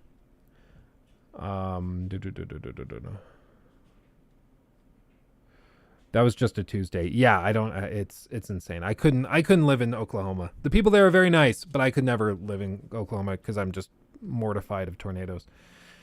Is there any criteria, anything for what games you play on stream and what games are YouTube videos? The main thing, stream. It has to be something that's gonna keep people engaged. I found that people generally really like the just chatting sections more. We've played one-off games. You know, and I think the one thing is if it has viewer participation, that's great. If it's a popular game that's driving a lot of clicks recently, that's great. But it's kind of a balancing act to find it. And sometimes we'll play a game and it just doesn't do well on stream, so we don't play it again, but I'll play it privately. And then other times we try a game casually offhand and it's really, really successful. So you never know. As for like what videos make it onto the main channel, pretty much it just has to be a video that based on my experience and expertise in YouTubing, I want to make sure that any video I put out has the potential to do at least 100,000 views, preferably closer to a 250,000. And there's just only so many games that can do that. So I'll get asked all the time, can you do a video on like Pajama Sam 3? And I'm like, I could, yes. Will I? Almost certainly not. Because if I put that out, it will absolutely tank. And you know, when we're negotiating with sponsors, they look at the last 10 videos we've uploaded to see average view counts. And if one of them is at 10,000 and all the others are at 100, they're like, how do we know that this video that we're going to pay you a lot of money for is not going to end up as the 10,000 view one? And so you just have to be consistent.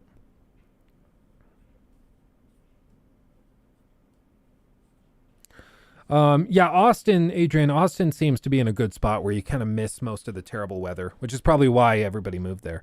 But I've heard Austin also has been crazy inflated with the pricing. It's like Boulder in Colorado, but in Texas.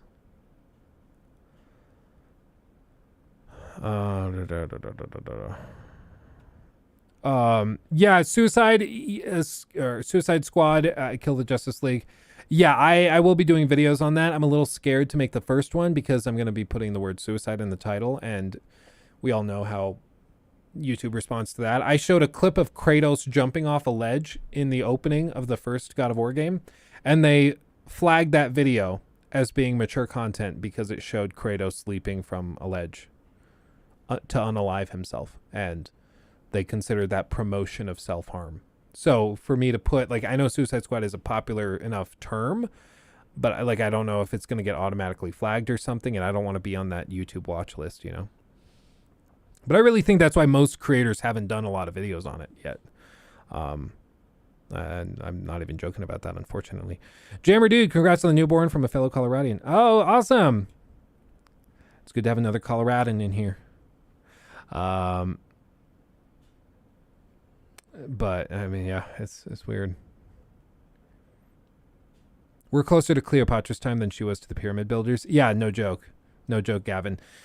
Pyramids probably around 2400 BC.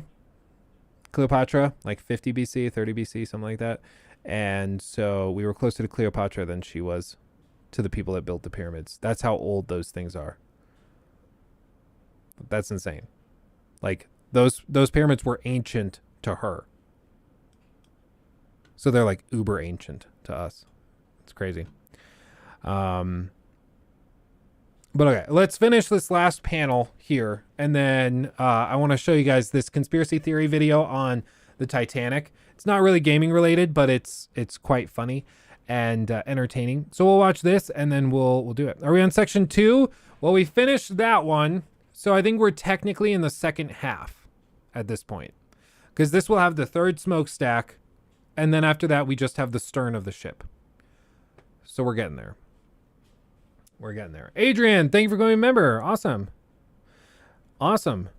But okay, let's do this. This guy's name is Miles Power. If you don't know him, he is a full-time chemist I freaking love his stuff. He does like debunks of quack science and stuff. I love his stuff. I've watched him for a long time. He uploads pretty rarely because he has a full-time job as a chemist, but he's recently been doing like debunks of like Holocaust deniers and stuff. So it's thoroughly entertaining to see him break this stuff down. And this one is a conspiracy theory related to the Titanic that some people have, which is kind of wacky, but I mean, you'll see him pitch it and then he'll explain why it doesn't make any sense. So here we go.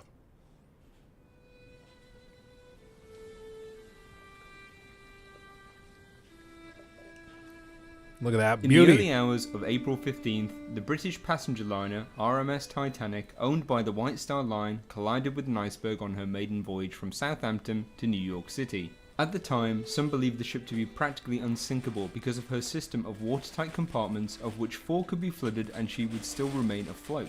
However, the iceberg tore a series of holes along the side of the hull, flooding 6 compartments, which sealed the ship's fate. Less than 3 hours after the collision, Titanic lay at the bottom of the Atlantic Ocean. Or did it? There's a rather interesting conspiracy out there that states that Titanic was actually swapped with her sister Olympic and that she was purposely sank as a part of an insurance scam. Oh yes. And I've met many people that unironically believe this, okay? So they're going to break this down and explain how some people think that it was sunk intentionally as part of an insurance scam.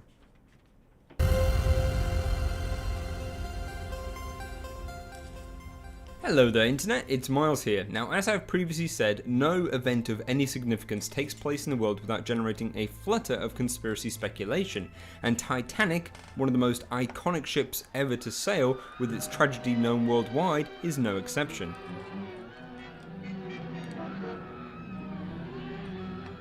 Some believe that it was sank not by an iceberg, but by a torpedo from a German submarine.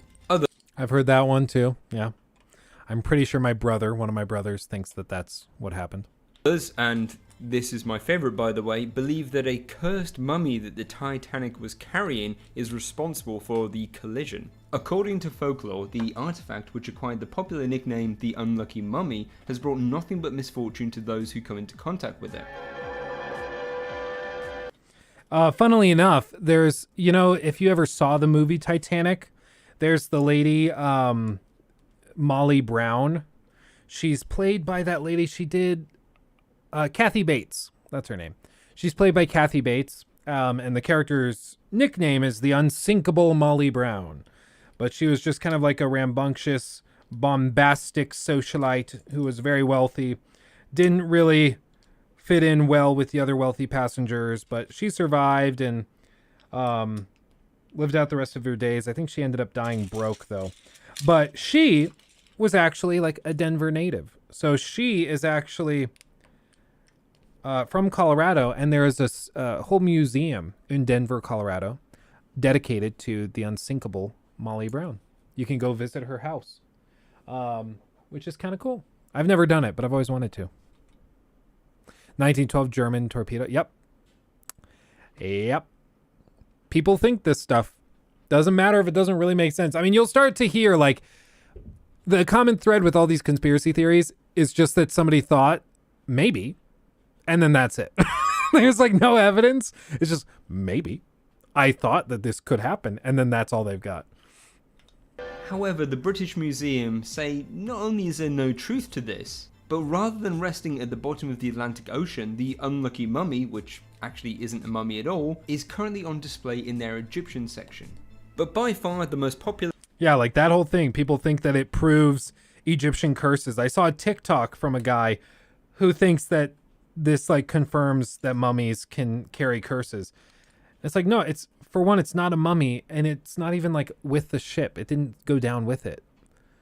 Like it wasn't even on it. It's like, what are you talking about? It's just like people make stuff up and they're like, that good enough? The conspiracy out there regarding the Titanic comes from this chap here, Robin Gardner, and his book Titanic, the Ship That Never Sank, where he theorizes, as I said at the beginning, that Titanic was actually swapped with Olympic and that she was purposely sank as an insurance scam. To say reading the book is tedious would be a huge understatement. it is quite possibly one of the most boring conspiracy books I've ever read. Now, the reason for that is because it is mostly filler. Only a very small percentage of this book is actually dedicated to the actual conspiracy. And I think that's to hide the fact that there isn't hardly any evidence for this conspiracy. To show you how boring it is, look at this. There's an entire page dedicated to the provisions on board the Titanic, which has nothing to do with the conspiracy. 800 cases shelled walnuts, Titanic? Yes. 3,000 dozen fresh eggs, Titanic? Yes. It's all Titanic, this. All Titanic.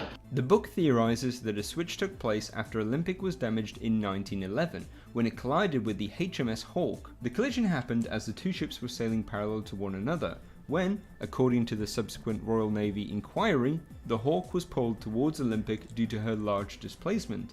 The Hawke's bow, which was designed to sink ships by ramming into them, punctured Olympic's starboard side, both above and below the water, flooding two of her watertight compartments and twisting her propeller shaft. Engineers spent 2 weeks patching her up before she limped back to Belfast for further repairs. According to the book, this is where it was discovered that the damage to Olympic was actually far greater than anyone imagined. Apparently her keel had been warped, giving her a constant list, and the repairs necessary to correct this would be totally uneconomical. Now, by this time, she'd only made 4 journeys to and from Southampton to New York, so the White Star Line were facing, at least according to the book, a massive loss here. It was at this time that a plan was hatched to not only replace Olympic with a fully working ship, but also to claim the insurance of a brand new ship. Now, all they had to do was swap Olympic with her sister ship Titanic, stage an accident and sink her, and then claim on the insurance.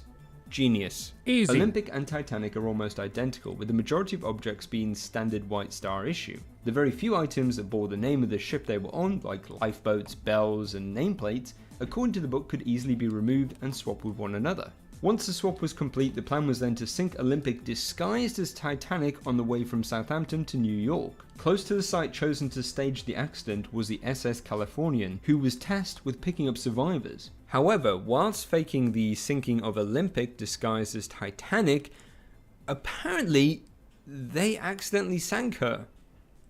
Oops. That's quite a fail, really. So, according to the book, and this is where it gets a little bit confusing, there was another ship involved. So we have Olympic disguised as Titanic, we have the Californian that is just round the road, and then we have a third ship, a smaller ship, that apparently crashed into the Olympic. It wasn't an iceberg, it was this third smaller ship. Now, it went off, limping away, and it fired its distress rockets. Now, the Californian that was tasked with picking up survivors saw these distress rockets and was a little confused and was like, oh, what's going on here?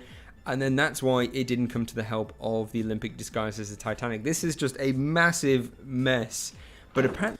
See how, like, it starts with, they have an idea. What if the Titanic was actually the Olympic, and it was intentionally sunk as part of an insurance scam? Then they're like, oh, that sounds awesome. That could totally be what it was. And then they start to look into it, and they're like, okay, well then, so like, did they intend to kill like 1,200 people? Did they want to do that? Was that part of it? And it's like, no. They were going to get everybody off. There was going to be a ship nearby to help save everybody, and then they would just collect on the insurance, but then they made an oopsie, and another ship crashed into the Titanic, which ended up sinking it faster than intended, so... The California, that was supposed to rescue everybody, but accidentally they went to the wrong ship and rescued those guys, which left everybody else on the Titanic to die and drown. So, big oopsie. Big misunderstanding. You know, I would have gotten away with it too if it weren't for that damn little skipper that ran into me. It just starts with one idea. And then, like, when like a normal, well-adjusted person should look at it and be like, okay, you know what? This just doesn't make sense. I guess that's not true. These types of people double down on it. And they're like, nope, definitely what happened. Definitely what happened. And we just can't see the truth of it. It's such a great conspiracy that they've taken into consideration all of this. And they want it to sound a little crazy so that if you believe it and you figure it out, then you sound crazy. The fact it sounds crazy is actually evidence that it's true. which is also something I've heard people say. Reminds me of people on my Instagram. There's a block button.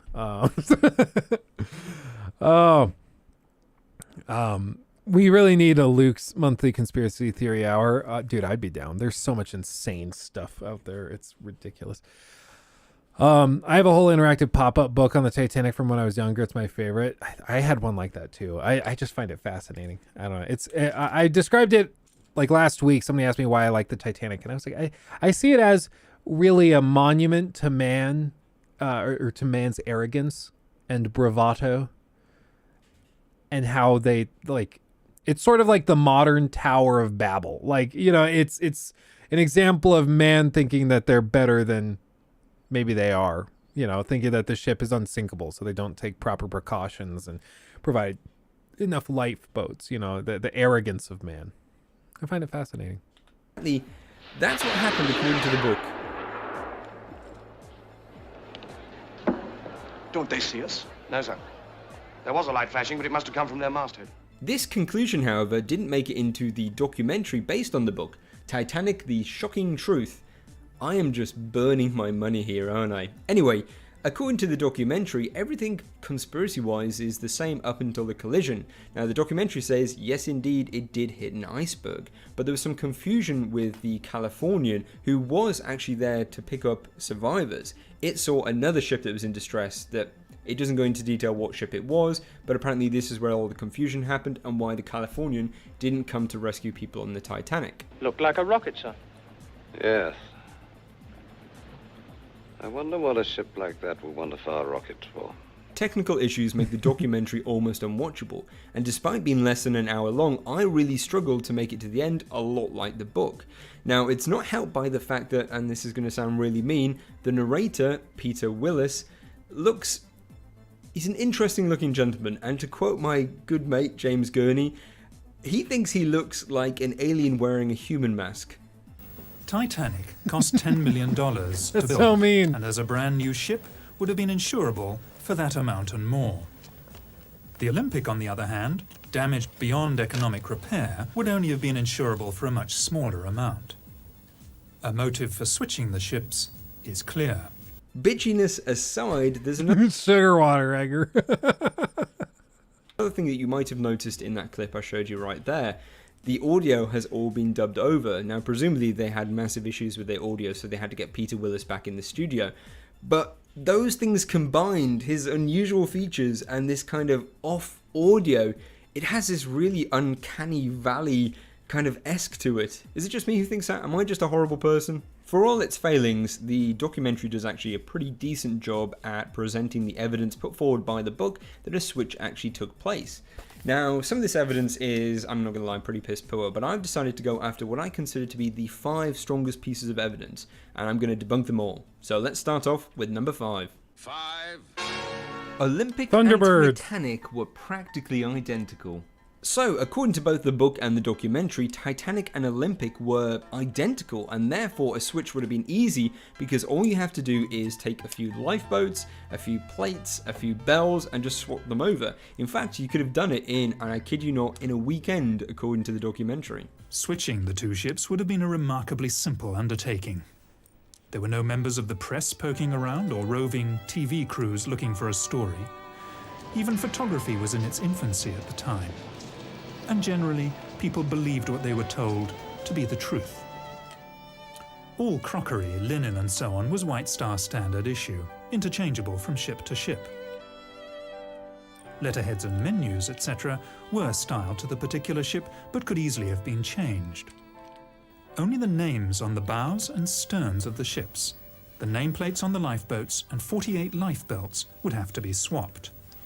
This could easily have been achieved using a very small crew, literally over a weekend.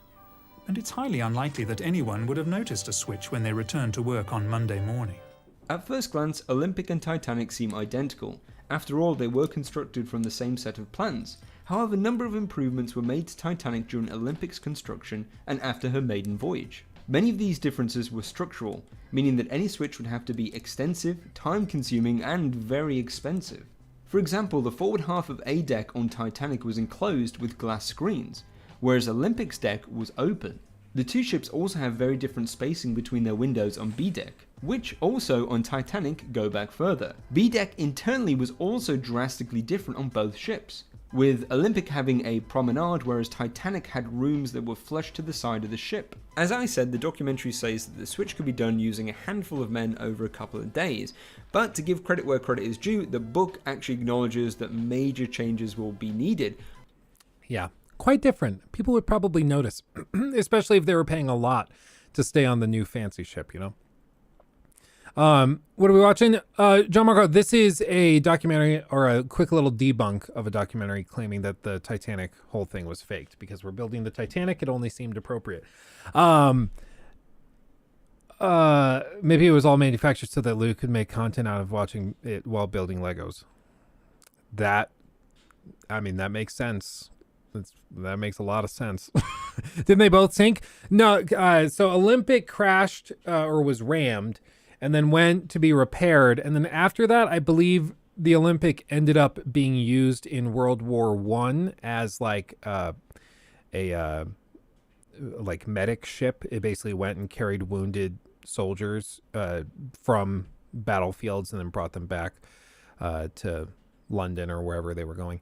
So it was like a medic transport ship during the war. And then after that, it had a good long life. And eventually, I think it was retired. We could check where it ended up at the end of it. I didn't think that it ended up sinking, but maybe it did. But doesn't go into much detail about the Olympic. Post Titanic strike, 19 Dacious server. Post-war, last year's retirement in 1934.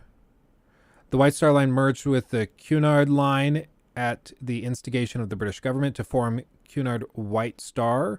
This merger allowed funds to be granted for the completion of the future Queen Mary and Queen Elizabeth. When completed, these two new ships would handle the Cunard White Star's express service, so their fleet of older liners became redundant and were gradually retired. Olympic was withdrawn from the transatlantic service and left New York for the last time on April 5th, 1935. Returning to Britain to be laid upon in Southampton. The new company considered using her for summer cruises for a short while, but this idea was abandoned and she was put up for sale. Among the potential buyers was a syndicate who proposed to turn her into a floating hotel off the coast of France, but this came to nothing. After being laid upon for 5 months alongside her former rival, she was sold to Sir John Jarvis for Member of Parliament for 97.5 thousand to be partially demolished at Jarrow to provide work for the depressed region. Between 1935 and 1937, Olympic superstructure was demolished, and then on the 19th of September 1937, her hull was towed to Toss W. Ward's yard at Inverkeithing for final demolition, which was finished by late 1937. At that time, the ship's chief engineer commented, quote, "I could understand the necessity if the old lady had lost her efficiency, but the engines are as sound as they ever were."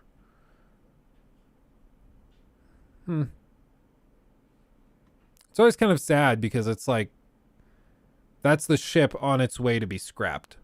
Like, it's still quite impressive, but they were just massive steel ships, and so they didn't have a lot of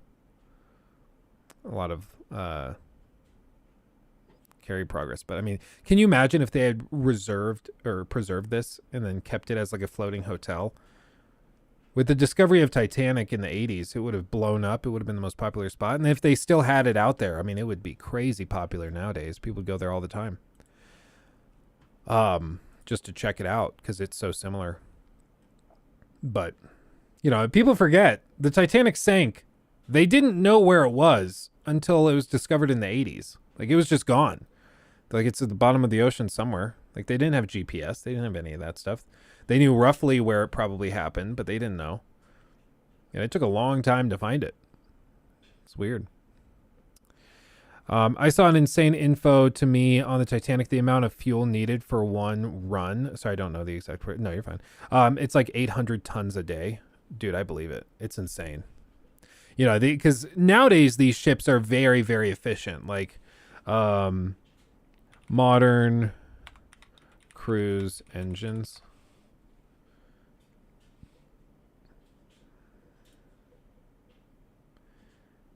Yeah, like the modern stuff to get these engines working, to drive these ships, are insane. You know, but back then these were all coal-powered like boilers and stuff. Those huge aircraft carriers, they use nuclear energy. Like, it's insane what they can do now, but back in the day, I mean, they were literally shoveling coal to keep it moving, which is pretty wild. But anyway, we'll let them finish going. Out these changes, or how hard it would be to do, or the number of people required to make these changes. No, it doesn't mention any of that, because if it did, it would just all fall apart. Oh yeah, Violet Jessup. Yeah, she survived the Titanic and then the Britannic. She just had bad luck. I'm not traveling with her. She just knows how to pick them. Yeah, it's pretty insane. She lived, I mean, quite the life. Gee whiz. Both the documentary and the book mention one thing that apparently those that were tasked with swapping the two ships over totally forgot about, and that is the number of portholes on each ship. On the forward part of Sea Deck, Olympic was built with 16 portholes. The Titanic with 14. Somewhat mysteriously, the Titanic has acquired 2 extra portholes between its launch and its maiden voyage. This clearly points to the possibility that the 2 ships were switched. At launch, Titanic did indeed only have 14 portholes on her port side, on sea deck. However, in December 1911, during her fit-out, she had 2 added to light crew galleys and a washroom. What's interesting is that this time Olympic also only had 14 portholes. And it was not until March 1912, after the Titanic, that 2 additional portholes were added. See how, like, he didn't lie when he was describing it? He's like, Olympic had 16. It's like, yes, she only got the 16 after the Titanic sank. So, like, it's, if anything, the Olympic, it looks like the Olympic was outfitted to look more like the Titanic. It doesn't, like, the other way around. But this is why you just have to be so careful with content online, because so often it's just swapping around words or not telling you a piece of information that's important can cause the whole thing to fall apart. Because what he's saying is the Olympic had 16 portholes right here. And then the Titanic, when it left the construction yard, had 14.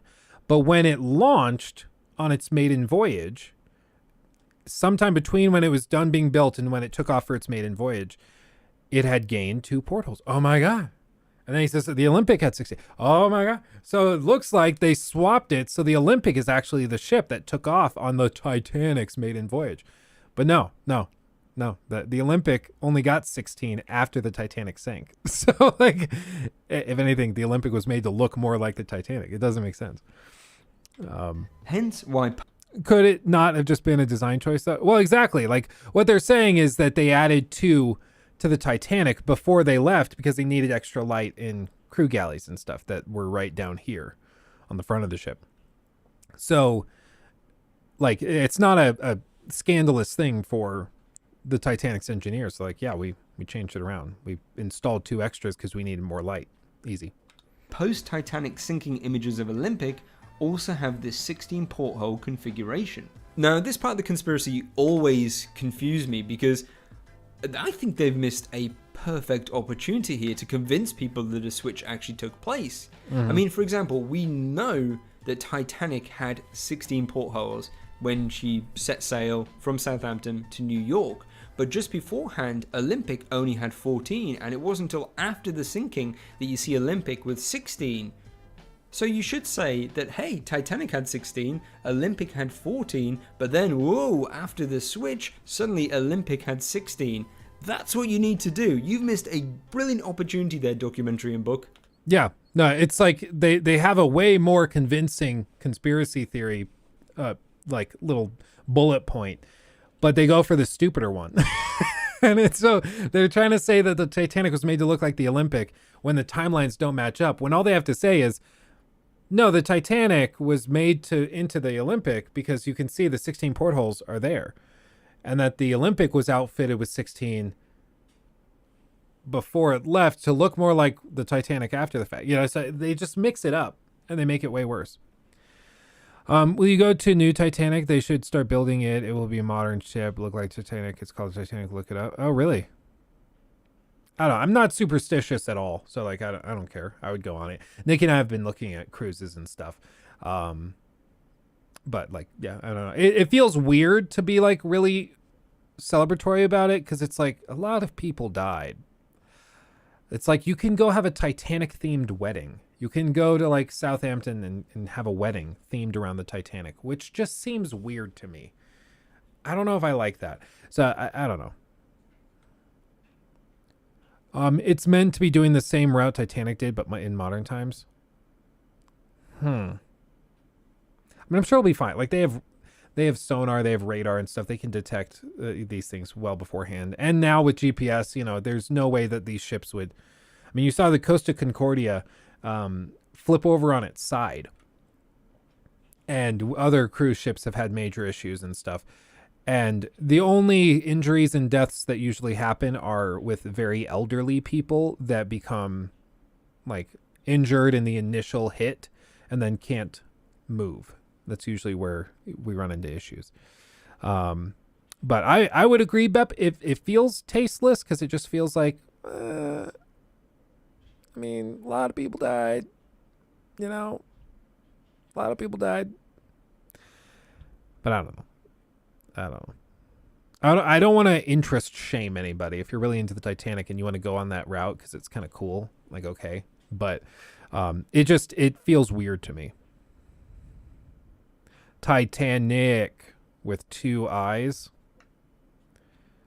That's amazing. That's wow. It's like when they did Red Faction Armageddon or Red Faction Gorilla, and then they did a remaster, but they called it the remastered version because it's on Mars. You know, it's like, well, I mean, I get what you're doing. Maybe that's pretty stupid. Look, it was pretty stupid. I think it's sad we no longer have any survivors left in the world. The last one passed away a few years ago. Yeah, and she was like a baby. I think she was an infant, like less than a year old on the ship, and then her mother carried her off.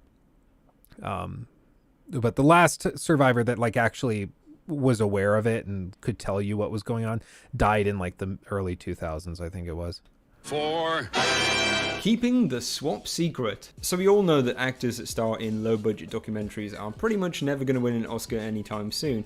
However, there is a scene in Titanic: The Shocking Truth that takes this bad acting and turns it up to 11. It's absolutely fantastic. Now, the scene takes place whilst the documentary is trying to describe how so many people could keep this secret.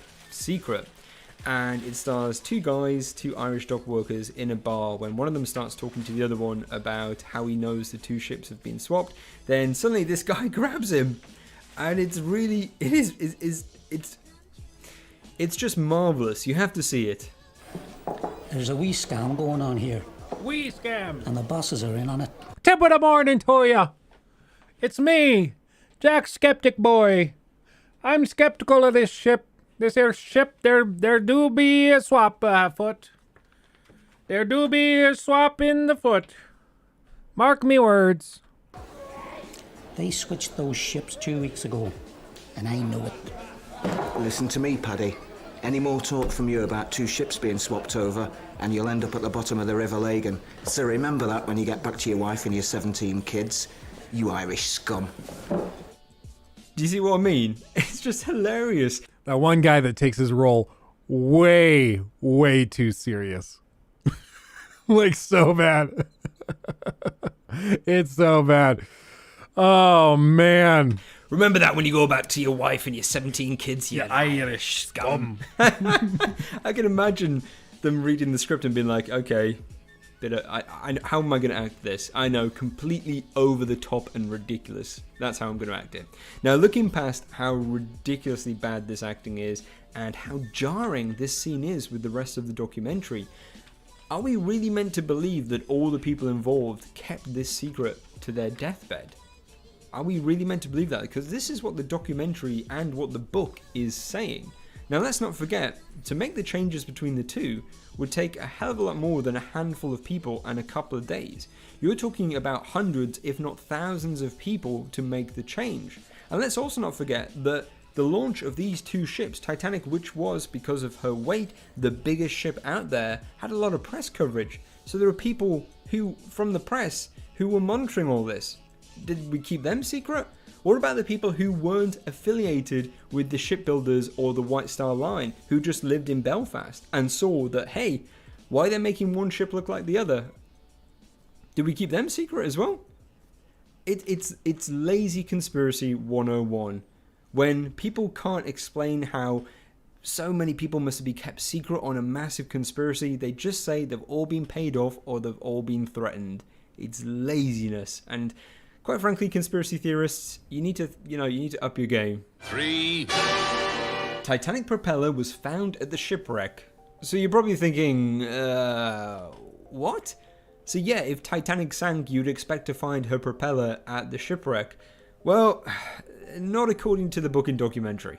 In order to get the Olympic back to sea and earning a profit as soon as possible, the starboard propeller, stamped with the Titanic's number 401 and not yet fitted to the Titanic, was fitted to the Olympic. This is a fact of some considerable significance, as we shall find out later. According to them, Olympic's starboard propeller was badly damaged after the collision with the Hawk and needed replacing. When she arrived back at Belfast, all resources were pulled from Titanic in order to return her back to service as soon as possible. To speed up repairs, the decision was made to install a propeller on Olympic that originally was going to be for the Titanic. When the wreck of the Titanic was discovered in 1985, pictures were taken of her starboard propeller and revealed the Titanic's yard number, 401, on the blade. This was the same blade given to Olympic after the accident with the Hawk, and therefore the ship at the bottom of the ocean is not Titanic. Examination of the starboard propeller reveals the number 01 stamped into the metal. In fairness, there is too much corrosion to make out the number 4 clearly, but remember the starboard propeller, numbered 401 for the Titanic, was put on the Olympic as part of the repairs after the collision with the Hawk. In reality, the collision with the Hawk damaged Olympic's propeller shaft and not her propeller. A replacement was taken from Titanic, allowing repairs to the Olympic to be finished within 6 weeks. It was a few months after the accident with the Hawk that Olympic damaged one of her propellers, which also needed to be replaced. However, this time they could not simply take Titanic's, as the two ships had different pitch propeller blades. Not that they would need to, because Olympic had spares, like Titanic. In fact, Titanic's spare propeller was turned into memorials. 2. Titanic, on her maiden voyage, was listing to port. According to the book and documentary, after the collision with the Hawk, Olympic was listing to port. And yeah, Golden Apple. Right after this, I wanna look that up because it's pretty insane how much it's already degraded. And I think I don't remember what the official statement was, but my understanding is that they've basically said that the Titanic is like now a memorial, full stop. So they're not going to treat it as like you can't go visit it. You certainly can't go and take items from it. It's considered like a sacred place. You don't go there. So I don't think you can even like dive on it now with like robots or anything. I think it's completely disallowed. But maybe I'm wrong on that. But I think I remember reading something about it. And coincidentally, the ship that left Southampton that was meant to be the... Well, James Cameron's James Cameron. James Cameron does what James Cameron does. Not because it's easy, but because he is James Cameron. Titanic on her maiden voyage was also listed to port. Now this is actually correct, and it's mentioned by survivors of the disaster, and you can also see it in pictures taken of the ship leaving Southampton. It's not unusual for ships even today to have a slight list due to improper balancing. However, Olympic didn't have a list because her keel wasn't warped by the incident with the Hawk, and in fact she operated for months after the incident with the Hawk and before Titanic's maiden voyage. Conspiracy theorists never talk about this or explain it. For the Switch conspiracy to work, you have to ignore the timing of events and the fact that Olympic was operating for months between her accident and before the damage to her propeller forced her back home to Belfast. It is here where the switch apparently took place, because up until this point, not only was Titanic not complete, but previous repairs to Olympic caused her maiden voyage to be delayed. So, if the accident with the Hawk damaged Olympic's keel so badly that she was unseaworthy, and the Titanic wouldn't be finished for a few months and wouldn't be seaworthy herself, what was making the journey to and from America and England? I don't know. That's just what they want you to think. Banana brains. Glad you dropped in. Yeah, dude, I love Miles Power. I've watched him for years and years and years. In fact, the day before, no, it was the morning of my wedding when I was like stressed out and really anxious, and it's, you know, it's an exciting but stressful day. To chill out on my drive to the venue that morning, I listened to a bunch of Miles Power videos. I think that's the first time I've ever told anybody that. But yes, that is what I like. This is my relaxation content. This is what I chill out to. But yeah, he's got great like videos on the Holocaust deniers. He's got great videos on the he's done stuff on like Jilly Juice, that crazy lady who thinks you can drink rotten cabbage water and regrow limbs. He's got great stuff. Really, if you have not subbed to him, you should go sub to him. It's thoroughly entertaining stuff. Letters fall off the shipwreck to reveal the name Olympic. Oh, this one's ridiculous. Okay. Right. This one has to be seen to believed. Watch this. And finally, a close look at the bow could reveal the most damning evidence of all. In 1986, the French National Oceanographic Institute... No, not the night of the wedding. Not the night of the wedding. The morning of the wedding. When I woke up and I'm driving to the venue to get married. That's what I did. I didn't get like back to the honeymoon suite and boot up Miles Power. examined the wreck with Dr. Robert Ballard. One of the things they checked was the name of the ship. In keeping with White Star tradition, both ships had their names engraved into the upper bow plates in letters 4 foot high. Examination of the wreck and the name Titanic shows that it is made of iron letters which have been riveted onto the original bow plates. With the passage of time, 2 of the letters have dropped off and been lost forever in the sediment of the seabed. At the place where they once were, engraved into the hull, are the letters M and P.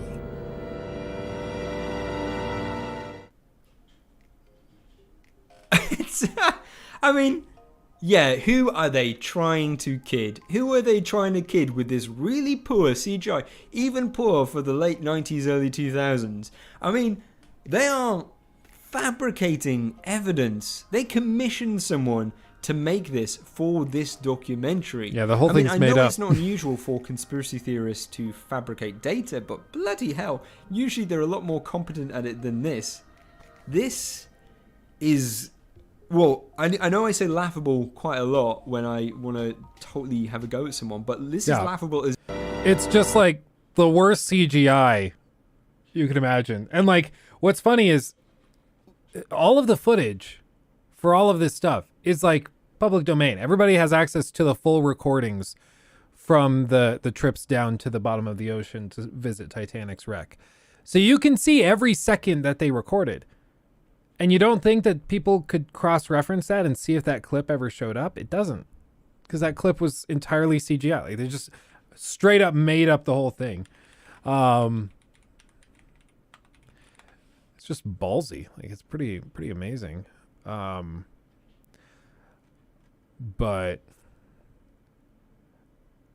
Oh, yeah, I think this is it. 1,000 meters down. The most famous wreck of all time. This is the bow of the Titanic, still recognizable more than 100 years after she sank. It's the first time people have been down to see it for them. They visit after 15 years of not being down there, and then they see like they see some crazy stuff. No, this is Ziggy's. This is like a local Colorado one. They're starting to expand a lot. You'll probably start to see this brand a lot more places because they're blowing up, but kind of like Dutch Bros, but I think the coffee's more consistent. It's not like really good one week and then horrible the next week. I've only ever had good experiences there. Themselves for nearly 15 years, But while some of the wreck is intact, other parts have disappeared altogether. Probably the most shocking area of deterioration was the starboard side of the officers' quarters, where the captain's quarters are. The captain's bathtub is a favorite image among Titanic enthusiasts, and that's now gone. That whole deck house on that side is collapsing, taking with its staterooms, and that deterioration is going to continue advancing. Despite the near-freezing temperatures this far down, life has found a way to thrive on the wreck, and that's causing the problems. Microbes are eating away at the metal. Stalactites of rust dangle from the ship, so fragile they crumble into a cloud of dust if disturbed. Amazingly, the portholes, though, are well preserved. The glass is still in place, even if all else around it is decaying, giving a tantalising glimpse into the Titanic's past. It's crazy. I mean, it looks like it's just melting. It's just doing it slowly over the course of a century. Like, it's wild. Any recommendations getting into coffee? I want to get info or get into it, but I'm scared to go straight for something super strong. To get into coffee, I don't know. I would start, like, literally just look up on YouTube, like, French press, like guide to French press or something like that. And there's a couple tutorials of guys that are coffee fanatics, and they show you how to just make really good, like really good French press. Super easy, super relaxed, and it's not super potent, not very acidic. I'd say go that route. You could go like the easy route of just like trying to get right into espresso and stuff, but it's kind of too much. But yeah, like learn how to make a good French press, and ooh, baby. You'll probably see this brand no more. No, I won't. I live in New York. Or see this brand more. No, I won't. I live in New England. Any coffee that isn't Dunkin's is heresy to the entire population of the Northeast. Dunkin's are our gods. Which is funny because here in Colorado, Dunkin' Donuts is considered like the crappiest of the crappiest coffee and donuts. Like, it's not considered good at all. It's considered like 7-Eleven donuts and coffee is probably superior to Dunkin' Donuts. And I know that might sound insane, but I'm just being real with you. Who has responsibility for the Titanic wreck? The guys who found it, the US or the UK? I don't actually know. I don't know. I would imagine that it's probably, I mean, it's in international waters, so it's probably like a joint agreement between like the UK and the US to protect the waters around it and to protect the wreck. But it is a weird gray area because it's in international waters, but it certainly needs protections. But as for who's going to enforce it, I don't know. Like, who would come to tell you to get out of there if you showed up on that site with a ship and a like submarine? I don't know. Coffee, put in a cup, pour hot water. Use good fair trade brand. If it's too strong, add water. There's like a whole process to it, though. I follow a couple people on TikTok who go crazy for it, and they like stir it with like thin needles, and then they compress it to an exact pressure of like 18 pounds per square inch. And then they take that and they have to put it into water, or they use water that's at like 208.7 degrees. Like, some people get crazy into it. Who has the equipment to get to the wreckage? I mean, if Netflix wanted to film a documentary, they could do it. Like, there's very few companies that probably have it, but there's like 3 or 4 companies out there, I'm sure, that have a submarine that could go. It's just a matter of like, who do you go to get approval for it? I don't know. And how do you monetize it and make it worthwhile? I think you could go and like turn it into a documentary. I can't imagine the trip would be more than like maybe $5 to $10 million when all is said and done. But you just go out there, you get images, videos, and then, you know, you just set it up as like the definitive documentary on the sinking of the Titanic. And, you know, I don't know. There's got to be a way. Ship of its time, setting sail from Southampton in 1912 on its maiden voyage, heading to New York. But it never made it. It sank after hitting an iceberg. 1,500 people lost their lives. These incredibly ornate slippers belonged to one of the Titanic's first-class passengers, Edith Rosenbaum, a fashion buyer who was on her way to New York She was one of the lucky ones. She survived, and she Is that like a dead baby cow? What is that thing on the left? Is that a rabbit? brought with her this musical toy pig that she Musical toy pig? What?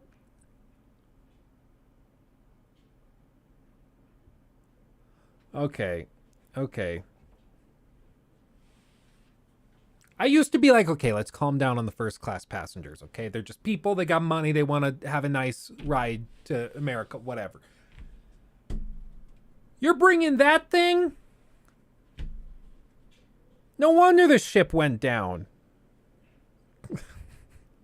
Is it like a bagpipe? I don't know.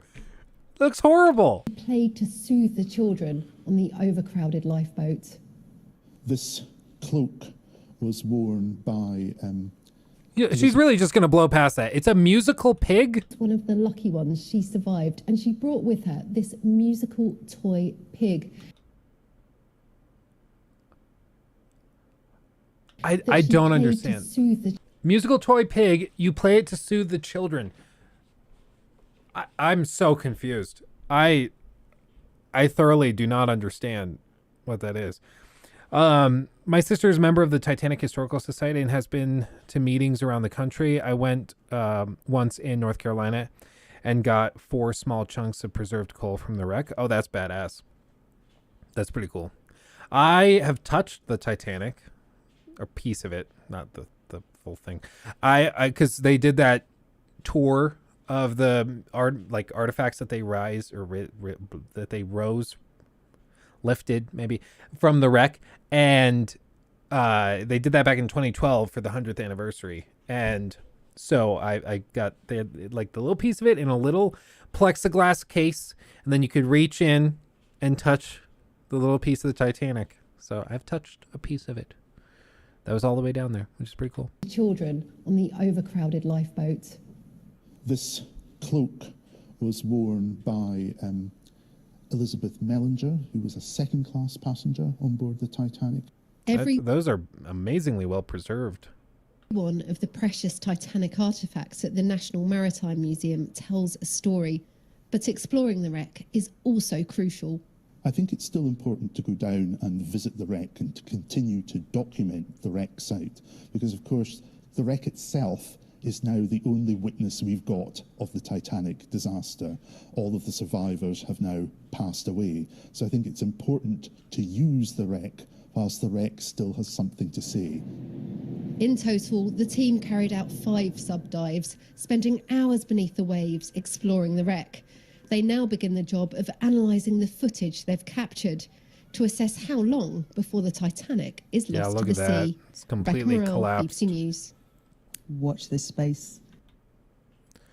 Yeah, that's pretty wild.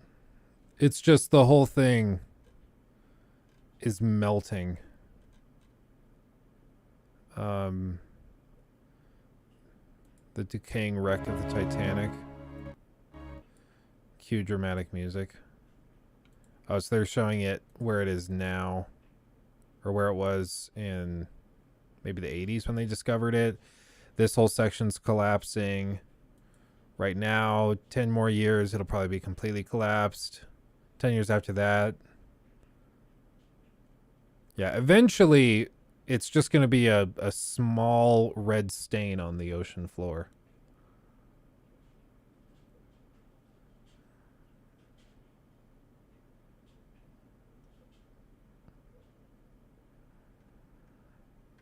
Yeah, I mean, I don't know how accurate this is, but I mean, I believe it. It's going to just slowly degrade. And it's going to start to, like, speed up as parts of it collapse, because